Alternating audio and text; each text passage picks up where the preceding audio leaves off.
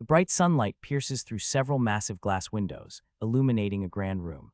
Outside, the faint sounds of the birds singing, accompanied by the sounds of distant vehicles and people, echoed into the grand room. The grand elegance of the room alone could have made many boil with envy, but sadly this wasn't the case. Rather than envying the person sleeping on the messy bed, it was more appropriate to say that they had no other feelings than pity, disdain, or gloating for this person. The pungent stench of alcohol could knock back anyone entering the room, and surrounding the bed were more than 50 open bottles of alcohol lying around haphazardly. There were even more bottles on the massive bed too. Suddenly, the young man sleeping on the bed lazily opened his eyes before distorting his face in disgust. Ugh, where am I? He sat up and looked at the scene before him with no hint of emotion on his handsome face. Without a doubt, this wasn't his apartment, so where was he?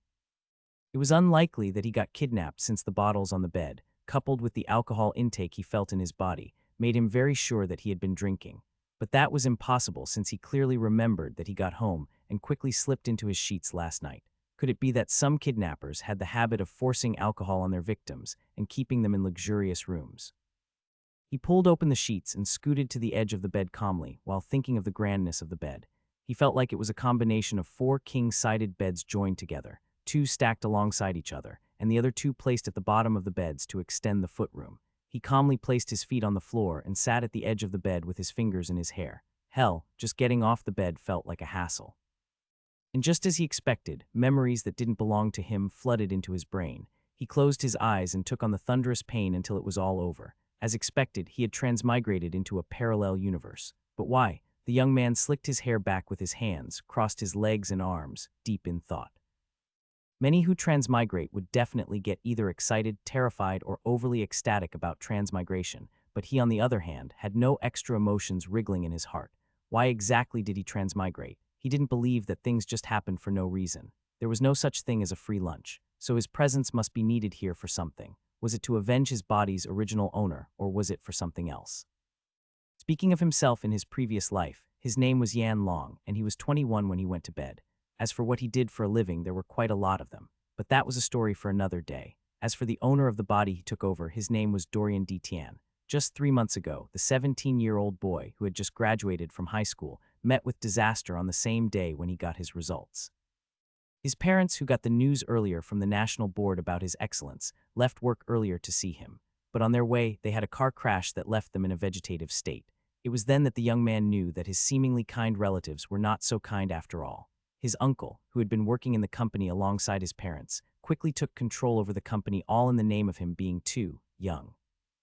His uncle had also bribed the company and family lawyers to change many things. So with his parents in a deep vegetative state, with no signs of waking up anytime soon, his uncle's family was more arrogant about annexing the company. The original owner's father was an orphan, while his mother came from a very patriarchal family that believed that she should always give what she had to her brother. The original owner's maternal grandmother didn't like him. She only liked the children from his uncle's family instead, so he was always looked down on by his maternal side. Again, his parents were hard workers who successfully managed to create a great company that could rival those from wealthy clans. The name Tian was well known across the entire country, so of course many treated him with respect. But after this incident, his former friends refused to see him, and his girlfriend broke up with him. The original owner, who was supposed to have a bright and easygoing future, was suddenly engulfed in a never-ending nightmare that left him confused and sad for his parents. The only good thing out of all this was that his uncle had promised to continue his parents' treatment, and their massive estate was left alone. The papers of proof had always been with him and stored safely in the bank since his parents gave them to him on his 15th birthday. As for those traders who used to work in his house, they ran away with several valuables, leaving the place desolate. The only people who stayed behind were 5 guards belonging to his parents, who were now in the hospital, diligently watching over them, ensuring that no one tried any funny business. These people all had backstories and were very loyal to his father in particular. And within the house, another person who stayed was the 30-something-year-old family butler, who also had a backstory as well. These 6 people were the only ones who decided to stay with the original owner. The rest all chose to betray his parents by joining his uncle's side. Dorian D. Tian, stood up, placed his hands in his pockets, and looked outside his window calmly. Since he was here, he would definitely get revenge for the original owner. After all, the pain in the original owner's heart was affecting him too, but something still bothered him. Dorian squinted his eyes in thought. With my skills, I can get revenge in a couple of months or at most a year. So is this truly the reason why I was brought here? Ding, congratulations, host. You're an exorcist. Exorcist, Dorian raised one eyebrow in silence. Oh, how interesting. So you're a system that's been assigned to cleanse this world. That is correct, host. Unlike your previous world, where people at least had some sort of knowledge on exorcism, this world is utterly clueless. And I'm supposed to fix things. Yes, host. But why? Because the heavens are giving the host a chance to be a hero. Everyone wants to be a hero, so the host will be pleased to be able to bring justice into the world. Said the robotic voice. Dorian chuckled playfully. It looks like you might have accidentally picked up the wrong host. Who said I wanted to be a hero? Rechecking, recalculating. Error, error, error, error. The wrong host has been picked up. Rechecking values. Error, error, error. An unpredictable host picked up. An impossible host picked up. Dorian laughed at the words the system used to describe him while looking out the window. Indeed, he wasn't a normal person. Even the heavens seemed to know this. If his guess was accurate, this system had accidentally killed him and brought him into this world thinking he was another person. And if he was right on the money, the system won't be able to kill him off again and get another person. His guess was that it should have something to do with the things he was asked to exorcise. So in other words, this system is stuck with him here for the time being. Sure, it could make him live worse than hell here in this world if he refused to comply. But you see, he wasn't a normal person, and he could see that beating this system at its game would be a piece of cake for him, so he probably wouldn't suffer all that much. Well, he could also understand why the system accidentally picked him up because right from his childhood, he had been told by several Taoists that he had the sole force that could make many Taoists burn in envy. Maybe that's why he was typically drawn to the supernatural. Even if the system threatened to make him ill, he knew deep down that with the few spells he learned, he would survive.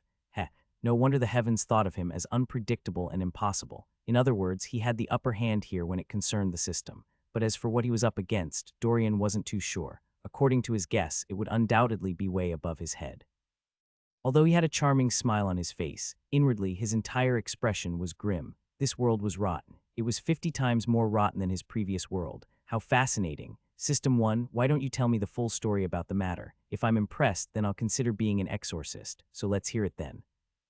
Not a problem, for you, the heavens have allowed this. Dorian smiled. They knew him too well. Starting from the beginning, the host needs to know that the heavenly plane, the underworld and the mortal planes all exist, but there are laws placed by the Creator to keep the balance of things in check. As usual, the creatures in the underworld are always trying to get out and crawl out of the underworld, finding themselves in various mortal planets. And as usual, there are always mortals that can stop them, like the Taoists and other exorcists. Of course, the methods of exorcism used in these places were handed down by angels centuries and millenniums ago. So these worlds had always fought back, pushing all evil forces away with man being the victor. But unfortunately, your heavenly order overlooks some regions, right? Yes, host. Some regions had been neglected, allowing those in the underworld to crawl out and stay up in this world, doing too much harm in these worlds. Angels can't get too close to the underworld, and those from the underworld can't get too close to the heavenly planes because of our opposing inborn powers. So we don't know exactly what they're planning, but we know it's something big that needs to be stopped. That's why several systems set out to these worlds to eradicate and once again bring peace and harmony into these worlds. Listening to the system, Dorian picked up some key things. Firstly, angels couldn't come down and fight. They always gave information to the humans and fled off. There seemed to be some rule keeping them from doing things in these worlds. But for some reason, those in the underworld could do things in the human world. To him, it just felt like the angels were at a disadvantage. How they managed to always come out on top of those in the underworld was beyond him. Maybe because they had the backing of the Creator. Speaking of the Creator, he should be a person who is always too busy and on hiatus. After all, there should be billions, trillions, gazillions, and infinity more planets out there in the mortal plane. And from what he saw, the Creator might be creating more. Such a person was undoubtedly busy as hell, leaving everything to the angels and others to look after. In his previous life, the most paid and luxurious profession was an exorcist. Countless schools with high nobility offered exorcism as their main courses. Of course, not everyone could become an exorcist. They had to reach a certain power level to be accepted into these schools. As for whether he, Dorian, enrolled in one of these schools or not in his previous life, that was a mystery that no one could confirm or deny. His past would always be a mystery to many. Bottom line, his previous planet, Xenok, was fully aware of the existence of the supernatural, which should be, but the people on his new planet were clueless and genuinely thought that things like ghosts were myths. They even made horror movies about it all but didn't take it seriously. Their firm belief that everything could be analyzed through science made him a little strange. It was as if something was purposefully denouncing any beliefs or truths about the paranormal. Yet this planet called Blue Star harbored the most deadlines aura he had ever felt. Strange, As the system talked, Dorian stripped himself of his clothes and calmly got into the hot tub in his bathroom. Host, do you accept? Dorian, who had stayed silent with his head against the tub, lazily opened his eyes and grinned broadly. It sounds fun, why not? Good host. Because the host is unpredictable, the heavens have decided to form a cosmic bond with the host. Ding. Cosmic bond formed. The host is now a heavenly exorcist. Congratulations, host. You are now an official heavenly exorcist. A faint smile formed on Dorian's lips before he got up and headed towards the showers, leaving all the musty alcohol-tainted water in the tub. He stepped to the side and pushed a button that self-drained the tub and squirted a few rounds of water to cleanse it off. Oh, how the rich enjoy. Now it was time for him to take a proper shower. Host, you have several missions already lined up. But before that, the heavens had allocated a novice package for you. Congratulations, host. You have been given B-grade book on various heavenly talismans and formations, which is a step up from the C-grade knowledge in your previous world. Heart Jade Cleansing Pill, as well as a secret room in your bed chambers filled with sanctified candles. Does the host wish to absorb knowledge now? Yes, good host. Please brace yourself in 3, 2, 1, boom. A wave of explosive pain forcefully pried itself into his brain, but Dorian still stayed expressionless. If not for the veins bulging on his forehead and his hoarse breathing, one would think that the pain was nothing. Dorian closed his eyes, letting the shower water drip onto his face quietly. Time seemed to have stopped, frozen in space, and after 15 seconds the pain eased. Dorian tilted his head downwards and opened his eyes. Indeed, the knowledge he absorbed was a grade higher than what was generally known in his previous world, but why did it seem like he had already known of this knowledge before? Well, maybe he was overthinking things. Anyway, from his guess, he should also be able to upgrade this knowledge through the system too. As for the secret room with sacred candles, he felt like it would make things easier for him going forward. Now, what mission does the system have in store for him? Mission: purchase a space and open an organization or school of exorcism. It's important to note that the host has to begin the spread of exorcism in this world. Task deadline: 2 months. Punishment for failure will be determined later when or if failed.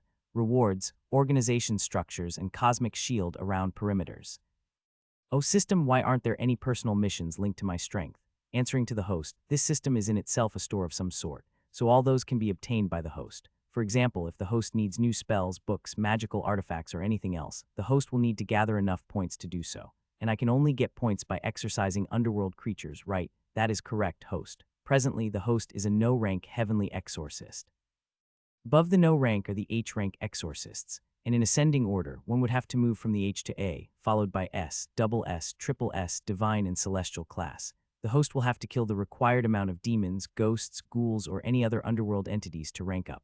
The number of points gathered would also depend on what grade of underworld creatures the host kills. But this isn't all correct. Yes, host. Reaching the minimum requirement of kills is just one aspect. The number of spells, incantations, and information known by the host or any exorcist also plays a part in their leveling up, as well as their overall strength. Dorian nodded in understanding. These were the exact requirements in his previous life. After all, there were schools dedicated to exorcism. So of course, passing the exams and showing what knowledge they acquired would rank anyone up. Likewise, if he was going to open an institution, people needed to get tested and rise to the challenge. Sometimes, information on the creature they were fighting could save their lives, not to talk of the spells and sacred objects around them that could exorcise these creatures. After getting a clear picture of what he was sent to this world for, Dorian got out of the shower, neatly dressed up, and looked at his watch patiently. And right on cue, there was a gentle knock on the door. PMM, PMM, PMM. Young master, yes, come in, Butler Sheng. Yes, a brief glint of shock passed through the butler's eyes as he stepped into the room. The young master was up. If it were before, this wouldn't have been so shocking. But ever since trouble came one after another, the young master had been immersed in a deep layer of depression that utterly broke him down. Even the shadow of his former glory couldn't be seen on the young man. And day after day, Sheng had watched the young master turn into someone worse than a homeless person. From time to time, he would give brief words of encouragement, hoping the young man would cheer up, at least for his parents' sake. He had almost given up on the young master, but now it seems like the young master had finally decided to sit up. But why did he suddenly feel like the young master's aura had become stronger than it was before? Maybe he was more determined than ever. Well, whatever the case, Butler Sheng was honestly glad. After all, he had promised the master and mistress that he would always look after the young master, so he didn't want to fail on his mission. The master, who was now lying in a vegetative coma, had saved him decades ago after his newly married wife betrayed him. Not only did she cheat, but she also sold him to traffickers and took the only inheritance his late father had left him. At that time, the 19-year-old orphan him was in real hell. He suffered for an entire year and almost died of starvation before getting rescued by the master. Since then, he had stayed loyal and decided never to marry again. To him, the master's family was his family. Looking at the young master before him, the middle-aged butler Sheng trembled in delight. He didn't know why, but he felt that from now on they would rise up and never fall again. Those who betrayed them will definitely pay. With a smile on his face, Butler Sheng gave a low bow with one hand over his chest. "Young master, your breakfast is ready. After breakfast, prepare the vehicle. We're going out. As you wish, young master." While Dorian was eating, Butler Sheng was closing up the house. There were just two of them here, so if they were all out, they needed to at least lock placed up. Butler Sheng shook his head in pity when he saw the overgrown lawns outside the grand building. Everyone had betrayed them, and no one was even willing to work here anymore. No matter who they tried to employ, the person or the hiring agency would only snob them aside. That was probably the work of the mistress, brother. The thief who stole their company. Butler Sheng found the accident and everything else too coincidental. But what could he do? As of now, the person who would call the shots was his young master, whom he would serve faithfully. He didn't believe that the heavens would watch such injustice and let it slide. After shutting every place up, Butler Sheng walked into the dining room wearing his black butler hat and a coat. That's right, he would be the young master's driver. He stood patiently at the side and waited for Dorian to finish up his meal. "Young master, the vehicle is ready. Good, let's go." With that, the duo were off. As for where they were going, only time would tell. And the moment they passed the massive estate gates, several seemingly innocent passerbys quickly became alert. And just when they were about to go after Dorian, a cell phone rang. Ring. One took out his phone with a cold expression on his face. "Boss, they're on the move. Should we follow them, or do you have another job for us?" "Yes, something has just come up, so forget about the kid. Sending you all to watch the good for nothing day in and day out is a complete waste of your talents. After watching him for months, it's clear that the kid has no one to turn to. Who would dare help him after the warning I issued out? As for where the kid is going, where else would it be other than the hospital? You all should head back to the estate and wait for further instructions." "So from today onwards, forget about the kid," said the arrogant voice on the other end of the phone. Hearing the new instructions, the man holding the phone replied faintly before dropping the call. Indeed, he felt like he had been wasting his time over the past few months, looking at this good-for-nothing former son of wealth. Looking at the direction the waste went, the burly man couldn't help scoffing in disdain. Like that, he and his men left the scene for good. It was just that while they had been observing their target had also been listening in on them too. Just within the estate, a few inches away from the gate, a thin sheet of paper began burning and fading away, as if it was never there in the first place. BRMMM. Dorian suddenly opened his eyes and chuckled playfully. Well, it looked like that uncle of his had decided to give up on him, thinking that he wasn't much of a threat. Perfect. This worked well for him too. Luckily, he had drawn up a few talismans and scattered them around the estate while they were gone. Now, he could focus on improving his strength. Earlier on, he took a long time bathing, not only to rid himself of the horrifying stench of alcohol on him, but to also rid himself of the black tar-like substances oozing out of his skin. The system did reward him with a jade heart cleansing pill. With all impurities gone, he spent almost every free second cultivating. When Butler Sheng was running up and down, he had paused his meal to continue on. And even within the room, before Butler Sheng came in, he had been cultivating non-stop. Already he had entered the first dan of the true Qi realm. Of course, he was still at the early stages, and with the very sparse amount of Qi in this world, he would have to create a Qi gathering array in future if he wanted to improve his strength fast. VRMMMM. The very elegant vehicle drove across the busy streets amid several odd expressions. The car was indeed a beauty and a rare one at that. Too bad they didn't know that the owner within the vehicle was now broke. The classy vehicle steadily made its way past the traffic, taking several turns and bends until it reached its final destination, the Winston Lee Hospital. Dorian stepped out and couldn't go marveling at the glorious building before him. No wonder it was one of the most famous hospitals in this world. It's said that almost all doctors here are famous worldwide, and the private research center is a national treasure. People from all over the world flew in here for service. Some even quoted that if one's illness couldn't get cured here, then it meant that there was either no cure or they were destined to die. Without wasting any more time, Dorian and Butler Sheng stepped into the building, intending to see his parents. But who would have known that they would run into trouble so soon? A smug-faced young man holding a beauty beside him saw Dorian and immediately smiled arrogantly. Gusota looked at Dorian victoriously as if he had won. He hated Dorian down to the bone. In school, the girl he liked had a crush on Dorian instead, and what ticked him off the most was that after she confessed, Dorian blatantly rejected her. He was so pissed when he saw her tears that he wanted to beat the bastard. But at the time, because of Dorian's parents, he dared not do so. Later on, in order to get back at Dorian, he seduced the fool's girlfriend and even made her break up with him after this whole incident happened. Soda hated Dorian's handsome face the most. Look, even the beauty he was now holding was blushing hard after seeing the bastard. Damn it, this bastard was definitely doing this on purpose. Seeing the beauty by his side blushing hard, Soda was once again reminded of how hateful this Dorian guy was. Because of him, the girl he liked rejected him cleanly, chasing after Dorian nonstop. Damn it, Dorian only glanced at the clown before him and intended to keep going his way with Butler Sheng, but sadly some people didn't know when to quit. Stop him. Soda quickly snapped his fingers, and two of the guards behind him stood at the side blocking Dorian's path. Seeing the burly men in black suits and glasses stand before him, Dorian's facial expression didn't flinch at all. Soda sneered and pulled the beauty closer to him again. Oh, why run? Hasn't it been a long time since we saw each other? Tusk, you used to be all that in school, but look at you now. Now you're just another beggar on the streets. Beggar, the girl holding onto Soda, quickly snapped back to her senses and looked at Dorian in disdain. So what if he's handsome? Can his face be eaten? Heh.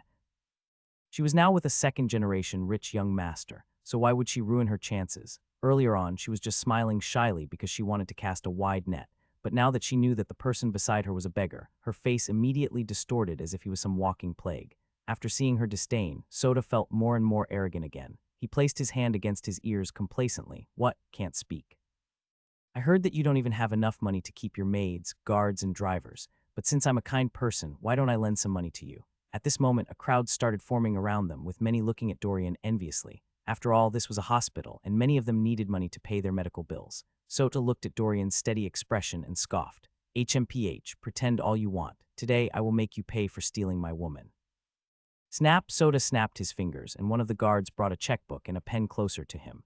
Soda boldly scribbled down some words and flicked his wrist, extending the heck in one hand and holding his beauty closer with the other. Look here, beggar. This is a check for 1 million vins. This should be enough to cover you for the time being, right? Heh.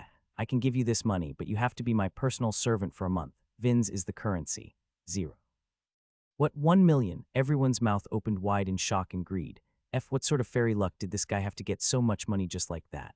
I'll go. He actually wrote a check for 1 million vins. Damn it, why can't I have friends like this? Lying trough, that's 1 million. That's 1 million VYNs. No doubt about it, the young man there must be a second-generation son of wealth. Why can't I have such luck? Boy, why aren't you grabbing the check? Looking at the boy, he should be a rich second-generation kid too. No, didn't you hear what the other one said? He said that the boy has turned into a beggar, so doesn't that make him worse off than us? Boy, just drop your ego and take the check. Your ego won't feed you, so just do it. Yeah, what's so hard about being a servant for a month? Isn't that what these rich people call butlers? Heh, a beggar dares to have an ego. What is this world coming to? If it were me, I would readily take the job. Just think about it, being a servant for 1 month for a salary of 1 million, isn't that a sweet deal? Where can you find a job like this? Tusk. If you ask me, I think youngsters nowadays are just too entitled. Do you think 1 million can be earned in such a short time? Why not just take the offer and be done with it after a month? Yeah, even if he asked you to lick his shoes, why not just bear it? Tusk. If he were my kid, I'd smack him in the head, beating him to death if I could. Huh. That's 1 freaking million. Listening to the people talk, Dorian felt it was funny. However, he was too lazy to deal with these brainless fools. Rather, he was more interested in the monkey waving the check beside him. He squinted his eyes and saw something dark and sinister beside him. Dorian's lips stretched playfully. This should be fun. Dorian's sudden smile startled Soda, who was now confused. What's up with this guy? It should be that poverty has left him stupid, right? Maybe it was the sudden chill he had been feeling since morning. But to be honest, Dorian's smile was starting to creep him out. He waved the check impatiently before Dorian, losing all his patience. But Dorian just stood there rooted on the spot, observing him from head to toe with that weird smile on his face. Take it, take it. Dorian shook his head in refusal, still holding on to that ominous smile on his face. Sorry, I don't need your money or your help. Rather, it's you who needs my help. Goose Soda, it looks like you're running out of time. Soda's pupils dilated in shock and a little bit of fear. What did this bastard mean? Soda didn't know why, but he had a very bad feeling in his chest. Seeing Dorian step closer, the bodyguards placed their hands forward and surrounded Soda to protect him. But for some reason that Soda couldn't explain, he allowed Dorian to walk closer and lean into his ear. You will need me, and when the time comes, ring this bell twice. But for your own sake, always keep it hidden away and only take it out when the time comes. With that, Dorian looked at Butler Sheng. Let's go. Yes, young master. The confused Butler Sheng had no choice but to follow Dorian. What was all that about? Everyone else was also confused as well. Why did everything suddenly go out of script? Soda was left standing in a daze. What was this? He squeezed the little bell in his pockets with a hint of fear and confusion. But very soon, he shook off the inkling of fear and stared at Dorian's fading silhouette angrily. What was this stupid nonsense about his time being up? For sure, this bastard only said those things to scare him and run away, to think that he almost fell for it. Damn it. Soda was about to take out the bell and throw it away, but he suddenly stopped his actions when his hands came in contact with the bell. HMPH, there was no way that he would need that bastard's help. He only kept the bell to see what tricks the good-for-nothing was up to. Yes, that was it and nothing more. After adjusting his mindset, Soda hugged the beauty and left the scene with his guards, not knowing of the ominous shadow following him. Dorian chuckled a bit after leaving the scene, causing Butler Sheng to be more confused than ever. Could it be that there's really something wrong with the young master's brain? As a family member, he wanted to find out what the whole scene back there was about. But as a butler, he shouldn't be asking too many questions. Again, what left him a little hurt was that the young master was making plans and didn't involve him in it. Doesn't that mean that the young master doesn't trust him?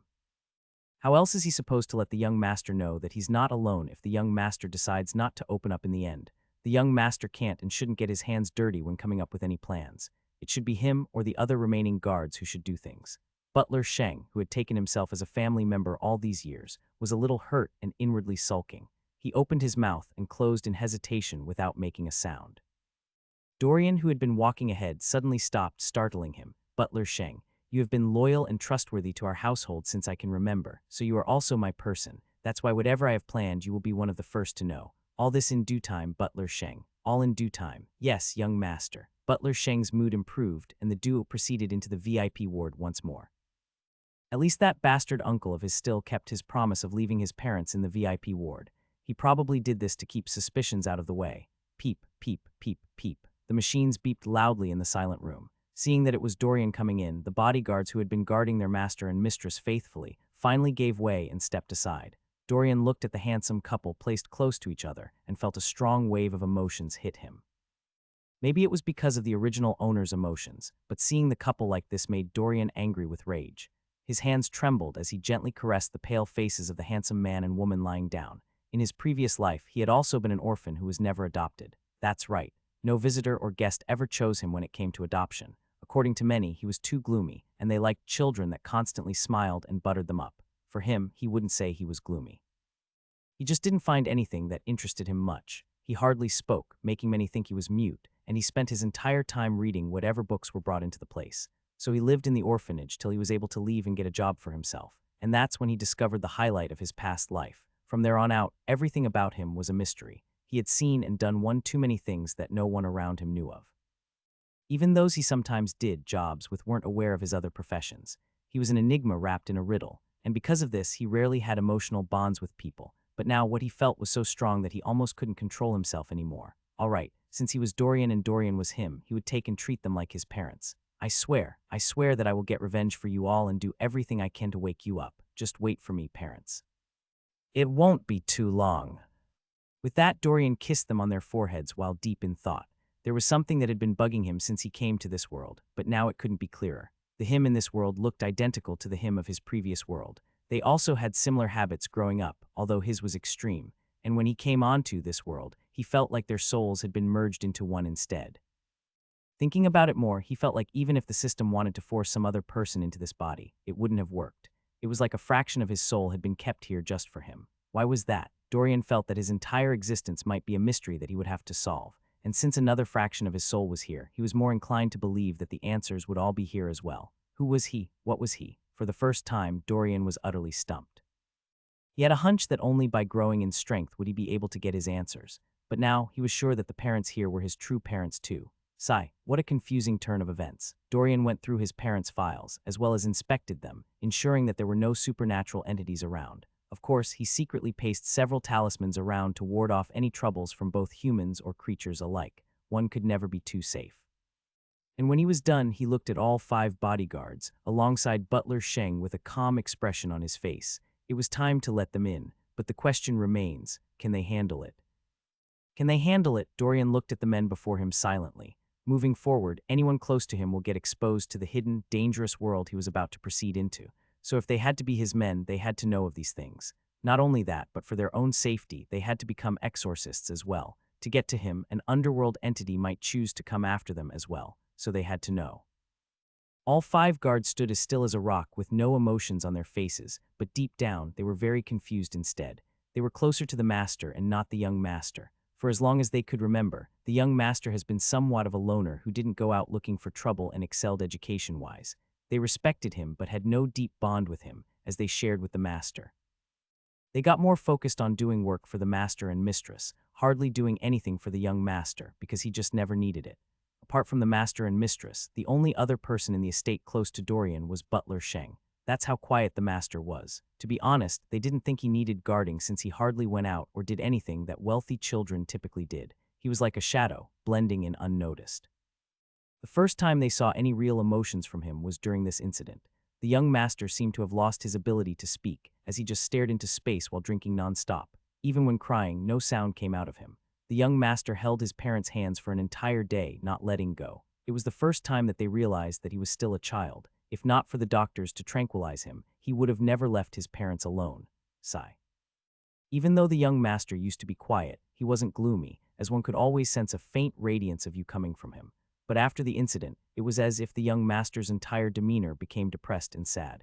That's why seeing how he was now shocked them so much that they couldn't help staring at him numerous times. For the mistress and master's sake, they were glad that the young master had adjusted himself. But why did it feel like there was something more that the young master wished to discuss? Dorian looked at the bodyguards silently. Their names were Buo, Rollin, Chan Kai, Haru, and Julin, and Buo was always the leader of the pack. These five were the only bodyguards who didn't betray his parents. Buo squinted his eyes curiously. Haru shut the door. Julin, Chan Kai checked the windows. Rollin unplugged the cameras.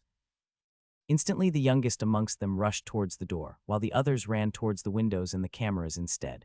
Buo parted his legs and placed his hands behind his back sternly. Young master, I believe no one will come in anymore. Now the ball is in your court. Dorian nodded in satisfaction with how quick Buo's mind worked. What he needed were smart and quick thinkers, and this guy was definitely one. No wonder he was their leader. Butler Sheng, please step forward too. Yes, young master. In a flash, Butler Sheng joined the bodyguards and stood in line. Bow boom, bow boom, bow boom. Everyone's heart drummed uncontrollably. What was this? Was it revenge? The young master was finally ready to take revenge. They stayed as silent as a rock, waiting for their young master's words. Buo, Rollin, Chan Kai, Haru, Julin, Butler Sheng. You've done more than enough and have earned not just my respect, but the respect of my parents as well. That's why I see you six as the sole forces and guardians of our Tian family, but now more than ever, the Tian family needs your services to fight against our enemies. That said, if it is too much, please step forward. Neither my parents nor I can blame you for your decisions. You all have already done much more than any of our blood relatives could, so we will respect your decisions, Dorian said while calmly looking at all six deeply. It was true that they had already gone above and beyond, so if they wanted to retire, then he didn't see any reasons why they couldn't. After all, from here on out, they would be putting their lives on the line, so now was a good time to back away. All six stood firm and puffed their chests out with stern expressions on their faces. In this instant, they remembered their past suffering and how the master and mistress had fetched them out from their holes of doom and given them new lives. Their eyes moistened a bit when they saw the two bodies behind the young master, just lying there in a coma. You say they should leave? Not a chance. The only family they had and belonged to was the Tian family. Everyone's heart firmed up in determination and went on one bended knee before Dorian. Buo, as their leader, was the first one to go down. Young master, today we offer our service to you. I think I speak for everyone when I say that no matter what happens, we choose to stay. Everyone nodded in agreement as they continued listening to Buo. Young master, our enemies might be strong now, but I believe that with time we will make them pay. Dorian nodded his head in satisfaction at their performance, but things were far from over. All of you get up. With that, they rose and stood at attention, now taking Dorian as the master of the Tian family. Their eyes became firmer as they stood as straight as they could. Dorian took a step forward, looking at each of them calmly. His expression was like an unrippled pond, steady to the world around it. From a distance, it looked calm, but underneath the waters, a storm was brewing with deeply hidden thoughts. You all have served the Tian household loyally since your acceptance into the family, and I'm glad that you still chose to stay even now, but I cannot accept your full service yet. Everyone looked at their young master unwilling. Why? Could it be that their young master didn't want to get into deeper waters and planned to take revenge all on his own? They made a promise to the master and mistress to always look after the Tian family. So how could they accept this? They weren't like those ungrateful bastards that left the family. They meant what they promised. Everyone gritted their teeth unwillingly. No matter what enemy comes our way, we will stay and solve it.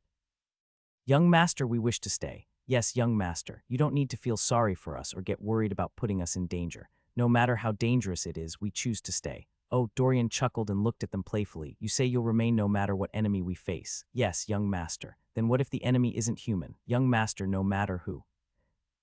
Then what if the enemy isn't human? Young. A's. Everyone blinked with their mouths wide open, not knowing whether to laugh or to cry. Excuse me, young master, this is a serious moment, all right. Dorian looked at them and knew that they thought he was joking. Sigh, this world sure was strange. Why do people think the supernatural didn't exist? Well, he had no choice but to go easy on them. Dorian placed his hands in his pockets and looked at them lazily. What if I told you that apart from my uncle and goons, there are more enemies that my Tian family has to face? More enemies. Of course, they assumed that the enemies were humans. As for the matter of supernatural beings, they thought it was a joke made by Dorian to lighten up the mood. Yes, that must be it. I understand that you all want to stay, but because of the might of the enemy, I'll give you all just a week to think things through. Seeing that everyone was still about to speak and pledge again, Dorian raised his hands to stop them. 1 week, not now, but a week later. That is when I'll accept any pledges from you. In the meantime, every day I'll be taking a few of you out in sets to go against these enemies. Of course, Butler Sheng will always be with me or at the estate, but for the rest of you, your main tasks will be to guard my parents whenever you aren't out with me or off during your free time. Now, Buo and Haru. You'll be coming along with Butler Sheng and I for business. Yes, young master, the duo answered in unison on one bended knee. Good, now let's go. The rest of you stay back and keep up the good work. Yes, young master, they answered, puffing their chests proudly. Dorian shook his head wryly and headed out with Butler Sheng, Buo, and Haru. Haru was the youngest amongst all the guards at 25 years old, and Buo was the oldest at 38, followed by Butler Sheng at 36. Everyone else was just within that age bracket. Just like that, Dorian and the gang left the hospital, with the trio envisioning all sorts of made-up revenge plans in their minds. What badass things were they going to do today? Would they sneak into the enemy's house and steal secrets? Would they be kicking and fighting all sorts of bad guys to get revenge? Everyone's heart boiled with excitement. Finally, they were back in business. Ha ha ha ha ha ha. They had been so immersed in depression and protecting the master and mistress that they couldn't do much. The problem was that over 70 ungrateful bastards had betrayed the Tian family, while only 5 of them had remained as bodyguards. What made them a little sad was that the strongest bodyguards were the ones that betrayed them after all the Tian family had done for them. What a bunch of ingrates. Yes, all 5 of them were strong, but when compared to those who left, they were just average. That's why they were also a little hesitant about revenge. They just wanted to protect their master and mistress. But seeing the young master's strong, overwhelming aura, they knew he had a well-thought-up plan. The fact that he was asking them to think twice meant that he had some high-risk plan that would be able to get revenge for the master and mistress. Nonetheless, it seemed that it was a plan that was very possible if they didn't mess it up. So of course, they were willing to take the shot. Now they were wondering what sort of secret plan they would be carrying out today. What could it be? Buo, Haru, set up the stall there. Butler Sheng, Buo, and Haru almost stumbled when they heard Dorian's orders. Young master, where is the high-risked mission you insinuated earlier on? What the hell are we setting up a stall for? The trio thinned their lips and looked heavenwards as if trying to find an answer from above. They didn't have any evidence, but they felt that their young master was brain damaged. Should they secretly arrange a doctor to look into it? Dorian looked at their helpless expressions and grinned. I told you. The enemy we're facing is mightier, so take this as an introduction into knowing the enemy. Everyone struggled not to roll their eyes heavenwards and could only nod wryly, taking seats beside Dorian. Just the name on their stall made them feel like burying their heads and hiding away. Divination. The young master does know that such things don't exist, right? Even the children passing by that saw the stall pointed, giggled, and ran away, mocking them. So if even children knew that such a thing didn't exist, why then did the young master seem so clueless? Young master, are we really here for divination? What does divination have to do with the enemy? Dorian raised his eyebrows lazily, a lot. By the end of the day or week, you'll understand why. For now, grab a seat. Yes, young master, sigh. The trio sat beside Dorian, trying their best to keep their faces as straight as ever. And so just like that, they spent a full hour with no one approaching their stall. Their young master also didn't seem to be too interested in anyone. That is until he spotted a group of people with camping equipment on their backs and hands. From the looks of it, they should be headed towards the Wuffle Forest to camp for the night. Dorian's eyes turned grim. It was time to go to work. Over the past hour, this system has personally detected more than 50 or so people who had contact with underworld entities. This system doesn't know why the host hasn't taken action yet, but just as a reminder, if the host is thinking of going back in his words, then that would be impossible. This system and the host had already signed a cosmic bond. Dorian lazily raised his eyes devilishly. You talk too much. The system was really having a hard time understanding its host. As for Dorian, he couldn't be bothered with explaining himself. Provided he got the job done while abiding by the common laws of the heavens, then no one had the right to tell him how he should do his job. No one. The system couldn't help shivering a bit from Dorian's aura. How could its host be so strong? This. Sigh. could only blame itself for bringing in the wrong host into this world. There was just something not right with his host. But what? Dorian squinted his eyes deeply at the gang ahead as if watching prey. There were 5 people carrying large camping bags on their backs just ahead. Some in the group spoke loudly, while others were silent all the way. In particular, one of them stood out amongst the rest. Ha ha ha ha ha, this is going to be awesome. Once we complete this dare, we'll be stinking rich. Hayden said while rubbing his hands together, envisioning money signs in his mind. Another lady also felt the same way too. Baby, once we get the money, I'll be able to buy those designer bags and clothes that all those rich beaches. By then we will become the newest rich couple around. Heh, who doesn't like a good life? Lulu is right. With this money I can finally taste the good life. Hayden, Lulu, and Terzo were overly excited about the money they might recover once this was done. But Minato and Yambo felt a little worried instead. Yambo adjusted his glasses and looked at the excited 3 with a worried expression on his face.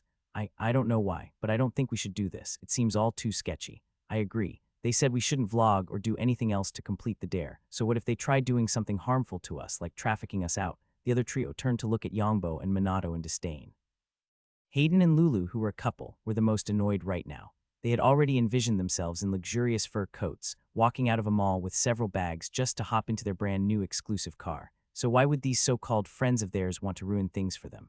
Hayden turned around swiftly and looked at them coldly. You twerps better shut it, or I'll make your lives unbearable when we get back.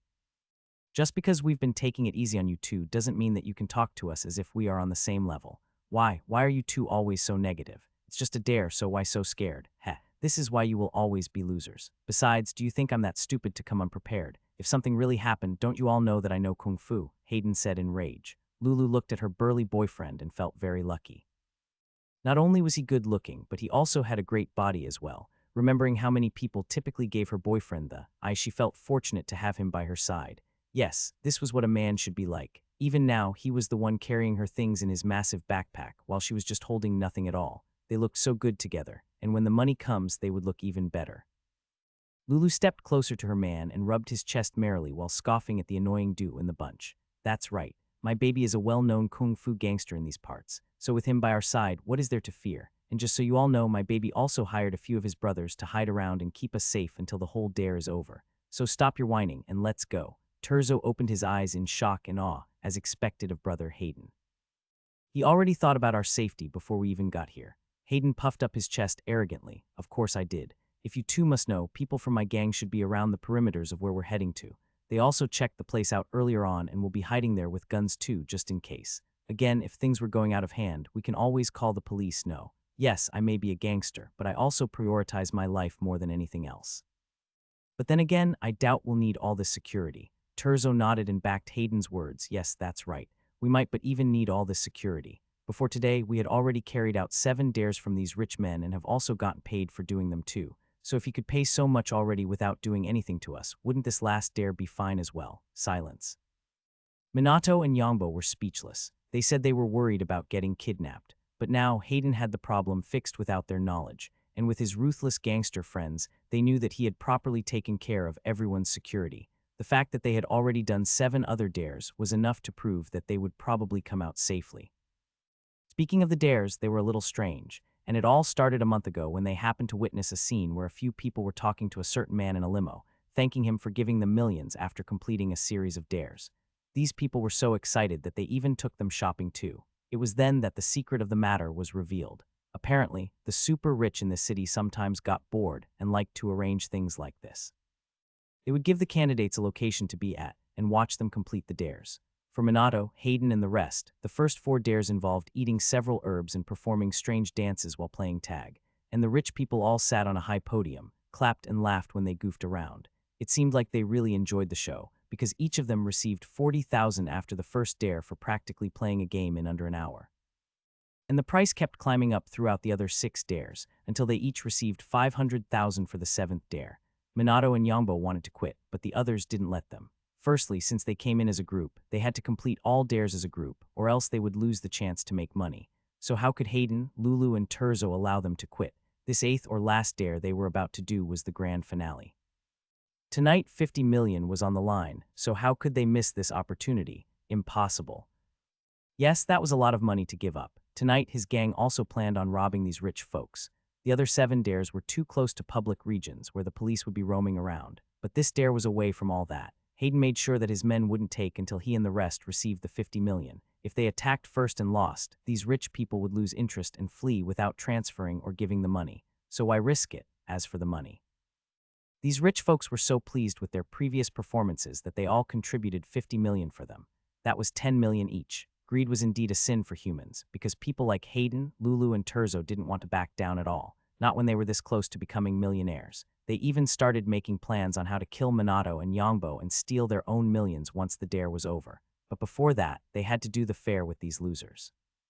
Hayden squinted his eyes coldly and marched towards the duo, releasing his intimidating aura. You bloody cowards better not ruin this for us. Don't even think about it, or else I swear I will kill you two here and now. Do the dare, get the money, and live your lives, understood? Why, yes, Mina and Yongbo replied while trembling in fear. To this very day, they still regret bumping into this group of bullies earlier on. They had been passing along an alley, minding their one business, when they suddenly saw the trio walking towards them arrogantly. And the next thing they knew, the trio robbed them. Over time, things like this became a norm as Hayden would sometimes pick on them with his gang members or whenever he saw them. And on the day when they saw the scene of that rich man giving heaps of money in a limo, they were all together as well, with Hayden's group bullying them. Now they had been dragged into this strange series of dares, and even the money they got from the first 7 dares were all seized by Hayden's group. So what was the point of it all? Again, the reward money for this last dare was too much, and that worried them. Specifically, what would they have to do or perform that could be worth that amount? Their first thoughts were traffickers or organ dealers. No matter how many precautions Hayden had taken, they still felt very uneasy about going onto Waffle Mountain to spend the night there alone. The duo were just about to accept their fate when they suddenly felt a warm wind caress their faces. How nice. They turned their faces to the direction of the wind, only to see a strange shed ahead. Divination. This thing was a well-proven myth that didn't exist, right? The duo stood rooted on the spot in silence. Logic said it was impossible, but the fear within their hearts was just too great. The moment they met Dorian's eyes, they couldn't help shudder at the mysterious smile he was giving them. Did he know something? They reread the stall sign as if convincing themselves whether to go there and face the wrath of Hayden or just avoid it all. Soon, they gritted their teeth and stilled their hearts. Damn it. For once in their lives, it was time for them to be men and not fear Hayden so much. With that, they turned towards the direction of the stall, still shivering in fear about Hayden, but at least they had made a move for themselves. Hayden and the rest were very much taken aback by the duo's sudden move. Without a doubt, they started walking behind them, trying to grab and yank them back. But the duo seemed to have expected their reaction, picking up their pace. And where the hell do you think you two are going?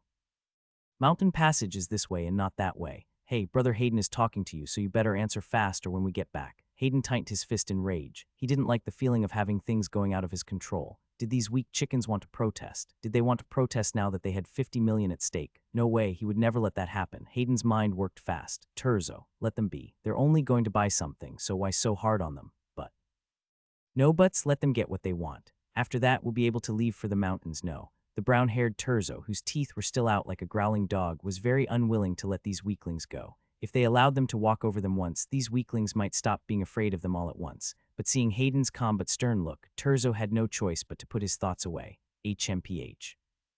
He would have enough time to teach these bastards the lessons of their lives once they get on the Waffle Mountains. With that, the trio eased up a bit and slowly walked behind Minato and Yongbo with several different thoughts in their minds.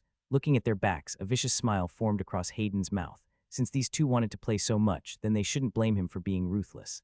At the same time, seeing Minato and the rest approaching, Butler, Sheng, Buo, and Haro were also on high alert as well. Any normal person shouldn't even waste their time on this stall, yet the people their young master was focused on were the same people coming their way. So were these people insane, or were they working under the young master? Was this the way the young master gathered information? To think they doubted him before. Tusk, as expected of the young master. For a moment, they thought he had gone insane. Butler, Sheng, and the rest decided to watch silently, trying to see what was going on or what information would get exchanged. Soon, Minato and Yongbo stood right before their booth nervously. Dorian smiled at them. What can I do for you two? The duo looked at each other before taking large gulps of saliva down nervously. Excuse me, but you offer divinations, correct? Yes, that's right, so, your services are real, not, fake, PF. Hayden and the rest standing behind Minato tried their best to hold their laughter in. Ha ha ha ha ha, this was just too hilarious. They thought these cowards wanted to purchase something, but who would have known that they would stop for divinations? Hey morons, this guy is definitely a con man. Don't you know that such things don't exist? That's right. If people could really predict the future or see things, then wouldn't they have already taken over this world by now? What a bunch of good-for-nothings. If you want to be cheated, then hurry it up. We don't have much time to waste here. The trio at the back taunted Minato and Yongbo, calling them idiots, and even those nearby also joined in to laugh at them too. It was just too ridiculous, but the dude who were being laughed at just looked at Dorian desperately, waiting for his answer. It was now that Butler Shang Buo and Haru noticed something wrong. These two were frightened of something. They had a deep sense of fear within them, and it didn't seem to be about the trio behind them. While everyone was still laughing, Dorian's best words froze even the trio at the back. The five of you are involved in a high-stake game for money, and so far it's been going very well. You've all entertained your audience, capturing their hearts and earning big. But now this is your very last game. Today you all plan to play big, but there's a divide amongst you all. 3 of you plan to continue, while you 2 want to call it quits but don't have the courage to. And now, you're here to find out if it's a bad or good idea to carry out the last dare in Waffle Mountain, correct? Silence. Everyone stared at Dorian in shock. How did he know? 0. Seeing their expressions, Butler Shang, Buo and Haru were taken aback in wonder. Could it be that he truly a divination master? No, divination didn't exist, right? Hayden, Lulu and Terzo had completely different thoughts. They had been very tight-lipped about it, not revealing it to anyone apart from themselves. Even Hayden's gang only thought that they were standing guard around the perimeter for an operation. So how did this guy know? Could it be that he accidentally heard it from somewhere and was here to scam them? Yes, wasn't that what most scam artists do? They stalk the people they want to scam and gather information on them. Thinking like this, they didn't believe in Dorian's so-called divination ability. But unlike them, Minato and Yongbo were so shocked that their lips began to quiver in shock. Master, yes, that's exactly why we came to you. Oh great master, please tell us, should we go ahead or not? Typically, I would have advised you to stay as far away as possible from the mountain because only danger would meet you there. But I can also see even if you don't go up there, wherever you 2 go, things won't end up well. So the answer you're looking for, to go or not to go, will depend on yourselves. What? The duo looked at each other and trembled even more. Their eyes grew panicked as countless waves of worry quickly formed on their foreheads. Instinctively, they slammed their hands on the stall and leaned forward in fear. Bam, Master, what do you mean by that? So starting from today, our lives will always be in danger whether we go up the mountain or not. Master, surely you must have a way to stop all this and save us, right? We don't want to be stalked, only to have our organs taken out. I knew it. I knew those people were traffickers. No, we have to call the police. Only they can stop this whole madness. Police, they're probably working in line with those rich bastards, so wouldn't we just be turning ourselves in for death? The duo gripped their hair in panic and disbelief. They were so young, so why did they have to die now? Hayden and the rest didn't think that Dorian's words were targeting the rich men. No, those words were clearly warning these idiots to be wary of them. That's right. Even if they played the game and took the money, they would go all out to kill these 2 after today. And if the 2 didn't want to go to the mountain, making everyone lose 50 million, of course they would torture them and even sell their organs to make up the money. The way they looked at it, whether the duo went up the mountain or decided to turn back home, they were dead either way. But what baffled them was how Dorian knew of their plans. Could it be that he belonged to one of the rival gangs or something? Up till this very moment, they still didn't believe it was divination. Please, that was like saying a train could fly or human beings could chew molten lava and be okay. That was just too ridiculous, all right. Everyone assumed that the enemy was human, but sadly, they were so far from the truth, watching Hayden and the rest drag the dazed duo. Butler Shangbuo and Haru looked at their disappearing silhouettes grimly. They had heard a lot and were shocked by the turn of events. Now, the most important thing was what the young master wanted to do. Dorian suddenly stood up and looked at them sternly. Tonight will be your first introductory lesson into the new world I'm about to bring you all into. Stay by my side and try not to die. Time passed quickly, and soon the night had covered the entire sky in one swoop, and out on the mountain region past the woods was a secluded open space. There were large rocks of strange shapes randomly positioned on the open space, as well as several bumps on the uneven ground. Plop. Hiya, we've finally made it, Terzo exclaimed while dumping his heavy bag on the ground with relief. When they first began the journey, it didn't seem all that heavy. But after climbing up for several hours past the harsh troubles of nature and the terrible terrain on the mountain, his bag suddenly felt like it was 100 pounds heavier. They had left in the late morning and had only arrived now, which showed just how rough and big this mountain region was. They followed the map, just as those rich men had instructed, and ended up in this open space. Looking around, it seems that no one was in sight yet. So where were those wealthy men? Weren't they going to watch them perform again? Well, maybe they hadn't arrived yet. Fortunately, from their investigations, there weren't any ferocious creatures around these parts. Just your typical rabbits, pheasants, etc. Thinking like this, Terzo couldn't be bothered since his belly was practically screaming like that of a beast. Grrrrrrrrwww. Feeling embarrassed, he quickly turned his attention to Minato and Yongbo, who were resting beside him. What the hell are you two lazing around for? Our tents aren't going to set themselves up by themselves. So what the hell are you two sitting down for? Move. Why? Yes, the duo answered, somewhat still in a daze. Now they weren't all that scared of Hayden's group. What scared them was the wealthy traffickers. Like lifeless zombies, they started fixing the tents while deep in thought of what to do next. Their moments were too puppet-like and very disturbing to watch. Lulu saw them like this and felt that Terzo had intimidated them too much. She calmly took out a chocolate bar to curb her hunger and only scoffed in disdain. What a bunch of weaklings. Soon, her focus turned to her charming man, who was standing at the corner making a call. And in a region not too far away from them, several gangsters were busy sharpening their daggers cruelly, while others were pointing their guns at trees as if practicing for fun. Anyone who ran into this group of gangsters was sure to make for the heels in fear. One of the gangsters with blonde hair, who was crouching down with a cigarette in his left hand, snugly held the phone close to his ears while taking big pulls from the cigarette. Heh, boss. We did a full sweep over the place and found no other people in sight. Only you five entering the vicinity.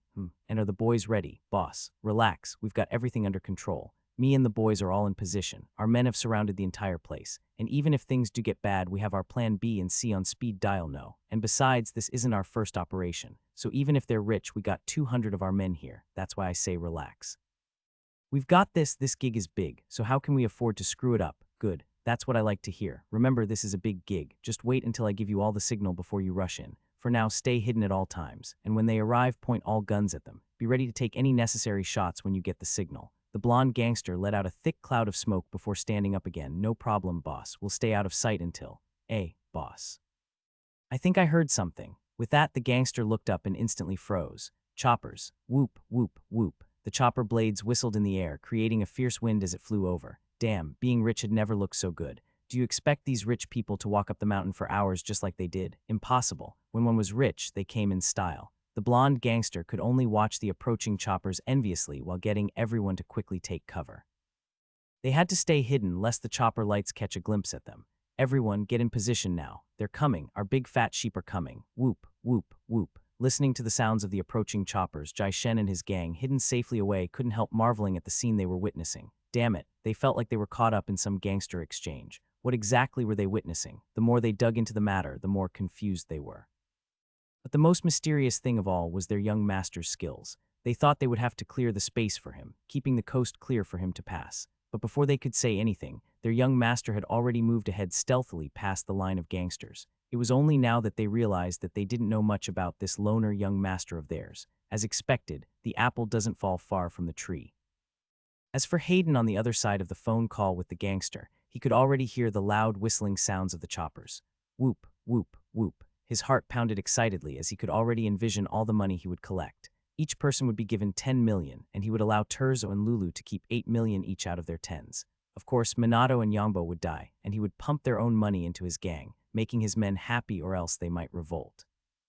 Out of the 20 million from the duo, he would only use 15 million for his gang. And as for him, the 5 million extra, coupled with his own 10 million given to him and the additional 4 million from both Terzo and Lulu, he would have a whopping 19 million all to himself. Yes, he had already calculated how the money would be shared. It was all his, ha ha ha ha ha. Hayden smiled idiotically while watching the choppers above. Good, let the games begin. Whoop, whoop, whoop. The choppers flew sky high and slowly descended into the massive open space below, as its lights illuminated the ground below. The wind from the chopper blew several tiny pebbles away, and the nearby grass and shrubs rippled along the wind waves too. Hayden, Lulu, and Terzo stood proudly and started waving at all 5 choppers that were now landing. Ha ha ha ha. Today, nothing would stop them from getting that money. At the same time, Minato and Yongbo could only hide behind the trio instead. Oh no, the traffickers are here. Everyone had different thoughts running through their brains, including the gangsters. They didn't know about any dares and only thought of this as a job. And even at the distance they were hiding from, it would be pretty darn hard for them to pick up any words Hayden and the rest were saying. So, in their minds, these rich cows were here for business. Just like that, several people all watched the choppers land with different emotions swirling within them. Whoop, whoop, whoop.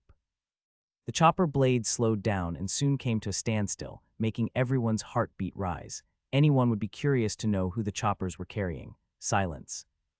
At this moment, no one dared to make a move, with some even forgetting to breathe.